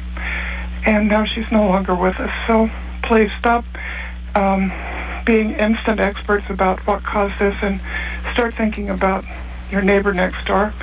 And let's just do the right thing, do the best we can, and pray for all those involved. Thank you very much. What was her occupation, caller? She was an ad executive. I'm sorry. Thank you. I just have to hang up. Sorry. Thanks for the call. American Airlines now saying that 164 passengers and crew members were killed in what were hijacked flights that crashed earlier today, terrorist attacks. We're going to check in with Amy Roach, who is online checking out the stories from the internet. This is a link from the dredgereport.com, and it's about international response to the tragedy. Russian President Vladimir Putin expressed his condolences, calling them terrible tragedies. The mass terrorism is the new evil in our world today, said Prime Minister Tony Blair, who canceled a speech at a trade union conference. It is perpetrated by fanatics who are utterly indifferent to the sanctity of human life, and we, the democracies of this world, are going to have to come together and fight together. From France, President Jacques Chirac called the attacks monstrous. France has just learned of these monstrous attacks, and there's no other word for it. And then lastly, Palestinian leader Yasser Arafat said his top aides followed the events at his seaside office in Gaza City. He says, "I send my condolences to the president, the government, and the people for this terrible incident. We are completely shocked. It's unbelievable." Amy Roach, thanks very much. Back to your call. Spring City, Tennessee. Good morning. Good morning. This is Rod from Spring City, Tennessee. I'd like to say just for people to remain calm. I know it's difficult to do. And don't jump to conclusions, and don't put the blame until we have the facts, and do what you can to help, like giving blood. Thanks for the call. Albuquerque, New Mexico. You're next on C-SPAN. Yes, this was Leroy from Albuquerque. I don't think we should be blaming our president. I think we should be backing him up. We should be praying for the victims. And I'm very thankful myself that we live in the greatest country in the world. Next call, Denver. Good morning. Good morning. I just think it's important for us to recognize that the United States government has been involved in terrorist acts throughout the world over the last 50 or so years. And it's disappointing for me to see the hatred come out in the American citizens towards the people who are foreign to this country. I think it's important for us to remember that most of the people that are in this country are foreigners themselves. The only people who have the right to call themselves indigenous to this people are the American Indians. Thanks, caller. Oakley, California. Good morning. Yeah, how you doing? I happen to be an American Indian, and I feel that all this is just total nonsense. We need to come together as a group throughout the whole nation, or United States, and find out who did this and do nothing but focus on them. It's total nonsense. I'd like to say I'm really sorry to all the families on what happened. Thanks. Boston, Massachusetts. Good morning. Good morning. This is Dottie Santolo, and letting everyone know my heart breaks for all of the innocent people, everybody. And the Boston, Mass itself is in chaos right now. Everyone trying to leave the state buildings. So everyone just be careful, because it's just awful what's happened, and let's just trust the fact that, things will be taken care of. It is now just past 11:30 here in Washington and the East Coast, and our phone lines are going to remain open during the course of the day. 202-737-0001 if you live in the Eastern or Central time zones. For those of you in the Mountain and Pacific time zones, the number is 202-737-0002. As you get more information from either the internet or the all news channels or the broadcast networks, we want to use this to get your reaction and fill you in with the official information that we're getting here in Washington, in New York, in Western Pennsylvania, and elsewhere around the world. We want to show you WUSA Channel 9, which is the CBS affiliate, to give you a sense of how this story is playing out here in the nation's capital. Surgeons, a number of our surgeons, I shouldn't say all of them, a number of our medical team, and what you're seeing right now is them in action, working to make sure that patients get clear care as quickly as possible. This is a young man who is coming in. We can see he's probably in his 30s. He looks like he may be a Pentagon worker. I can't tell you anything about the specifics. Most of the people that we have seen are employees of the Pentagon. They're suffering from a variety of medical issues, a variety in the degree of severity. Right, let's pan back to the next vehicle that has just pulled up. Another team is moving in once again. Can you tell me quickly, you have how many people here? We have seen 2 more come in. What is the number now? It would be 24 at this point. 24. We are live at Arlington Hospital. Back to you. All right, American Airlines has confirmed that Flight 77 from Dulles to Los Angeles, the Boeing 757 with 58 passengers, 4 flight attendants, and 2 pilots, is one of 2 of its aircraft lost in the tragedies today. Peggy Fox is at Dulles Airport. Peggy? Can you hear me, Peggy? Let me just pick up on what... Evacuated very... I'm sorry, go Peggy, is that you? Yes. I'm Go on my ahead. cell phone, and it's been very difficult getting through on any cell lines, as many people have found out, trying to reach their loved ones today. But Dulles Airport looks like a ghost town right now. Planes are parked at the gate, completely empty. It looks like everyone just vanished. The only people really left here now are the employees, who are desperately trying to figure out how to get to their cars, which are in the far parking lots. We're hearing we're hearing rumors about planes that have been circling Dulles. We haven't seen anything like that, but everyone's very nervous here. I don't know if you can hear this truck in the background. They're moving Jersey barriers up. I'm up on the top deck where departures, where you drop off people in the departures line, and they're putting these huge Jersey barriers, obviously to keep anybody from coming in. Any sort of car bombs or anything like that, but it's emptying very quickly here at Dulles. All right, Peggy, thank you very much. Getting confirmation now from United Airlines. United has lost a jet, Flight 93. It was going from Newark to San Francisco. That's apparently the plane that was at Somerset County Airport, believed to be a 747 jumbo jet. We have D.C. Delegate Eleanor Holmes Norton on the phone. Delegate Holmes Norton, how are you, and what's the reaction on Capitol Hill? Well, I was on my way into the Capitol for back-to-back press conferences when I saw what had happened at the Pentagon and called my office and said everyone should leave because it was clear that they were targeting high-profile buildings in our country. And that was just before the Capitol itself closed down. Our prayers and our hopes are with the victims. In this town, we may have to organize a citywide blood drive. This is the closest to war I think anyone has ever seen on our shores.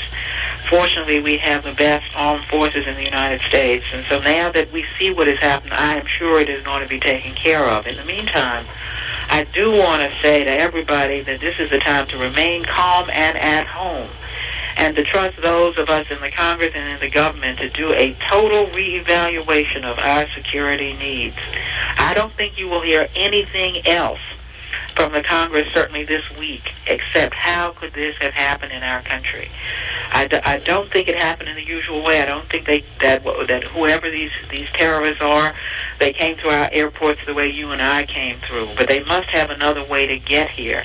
We've got to find it out. That's our obligation. Meanwhile, it's the obligation of every citizen to remain calm and to do what you can to help your neighbors remain calm and to wait for word as to what you are to do tomorrow.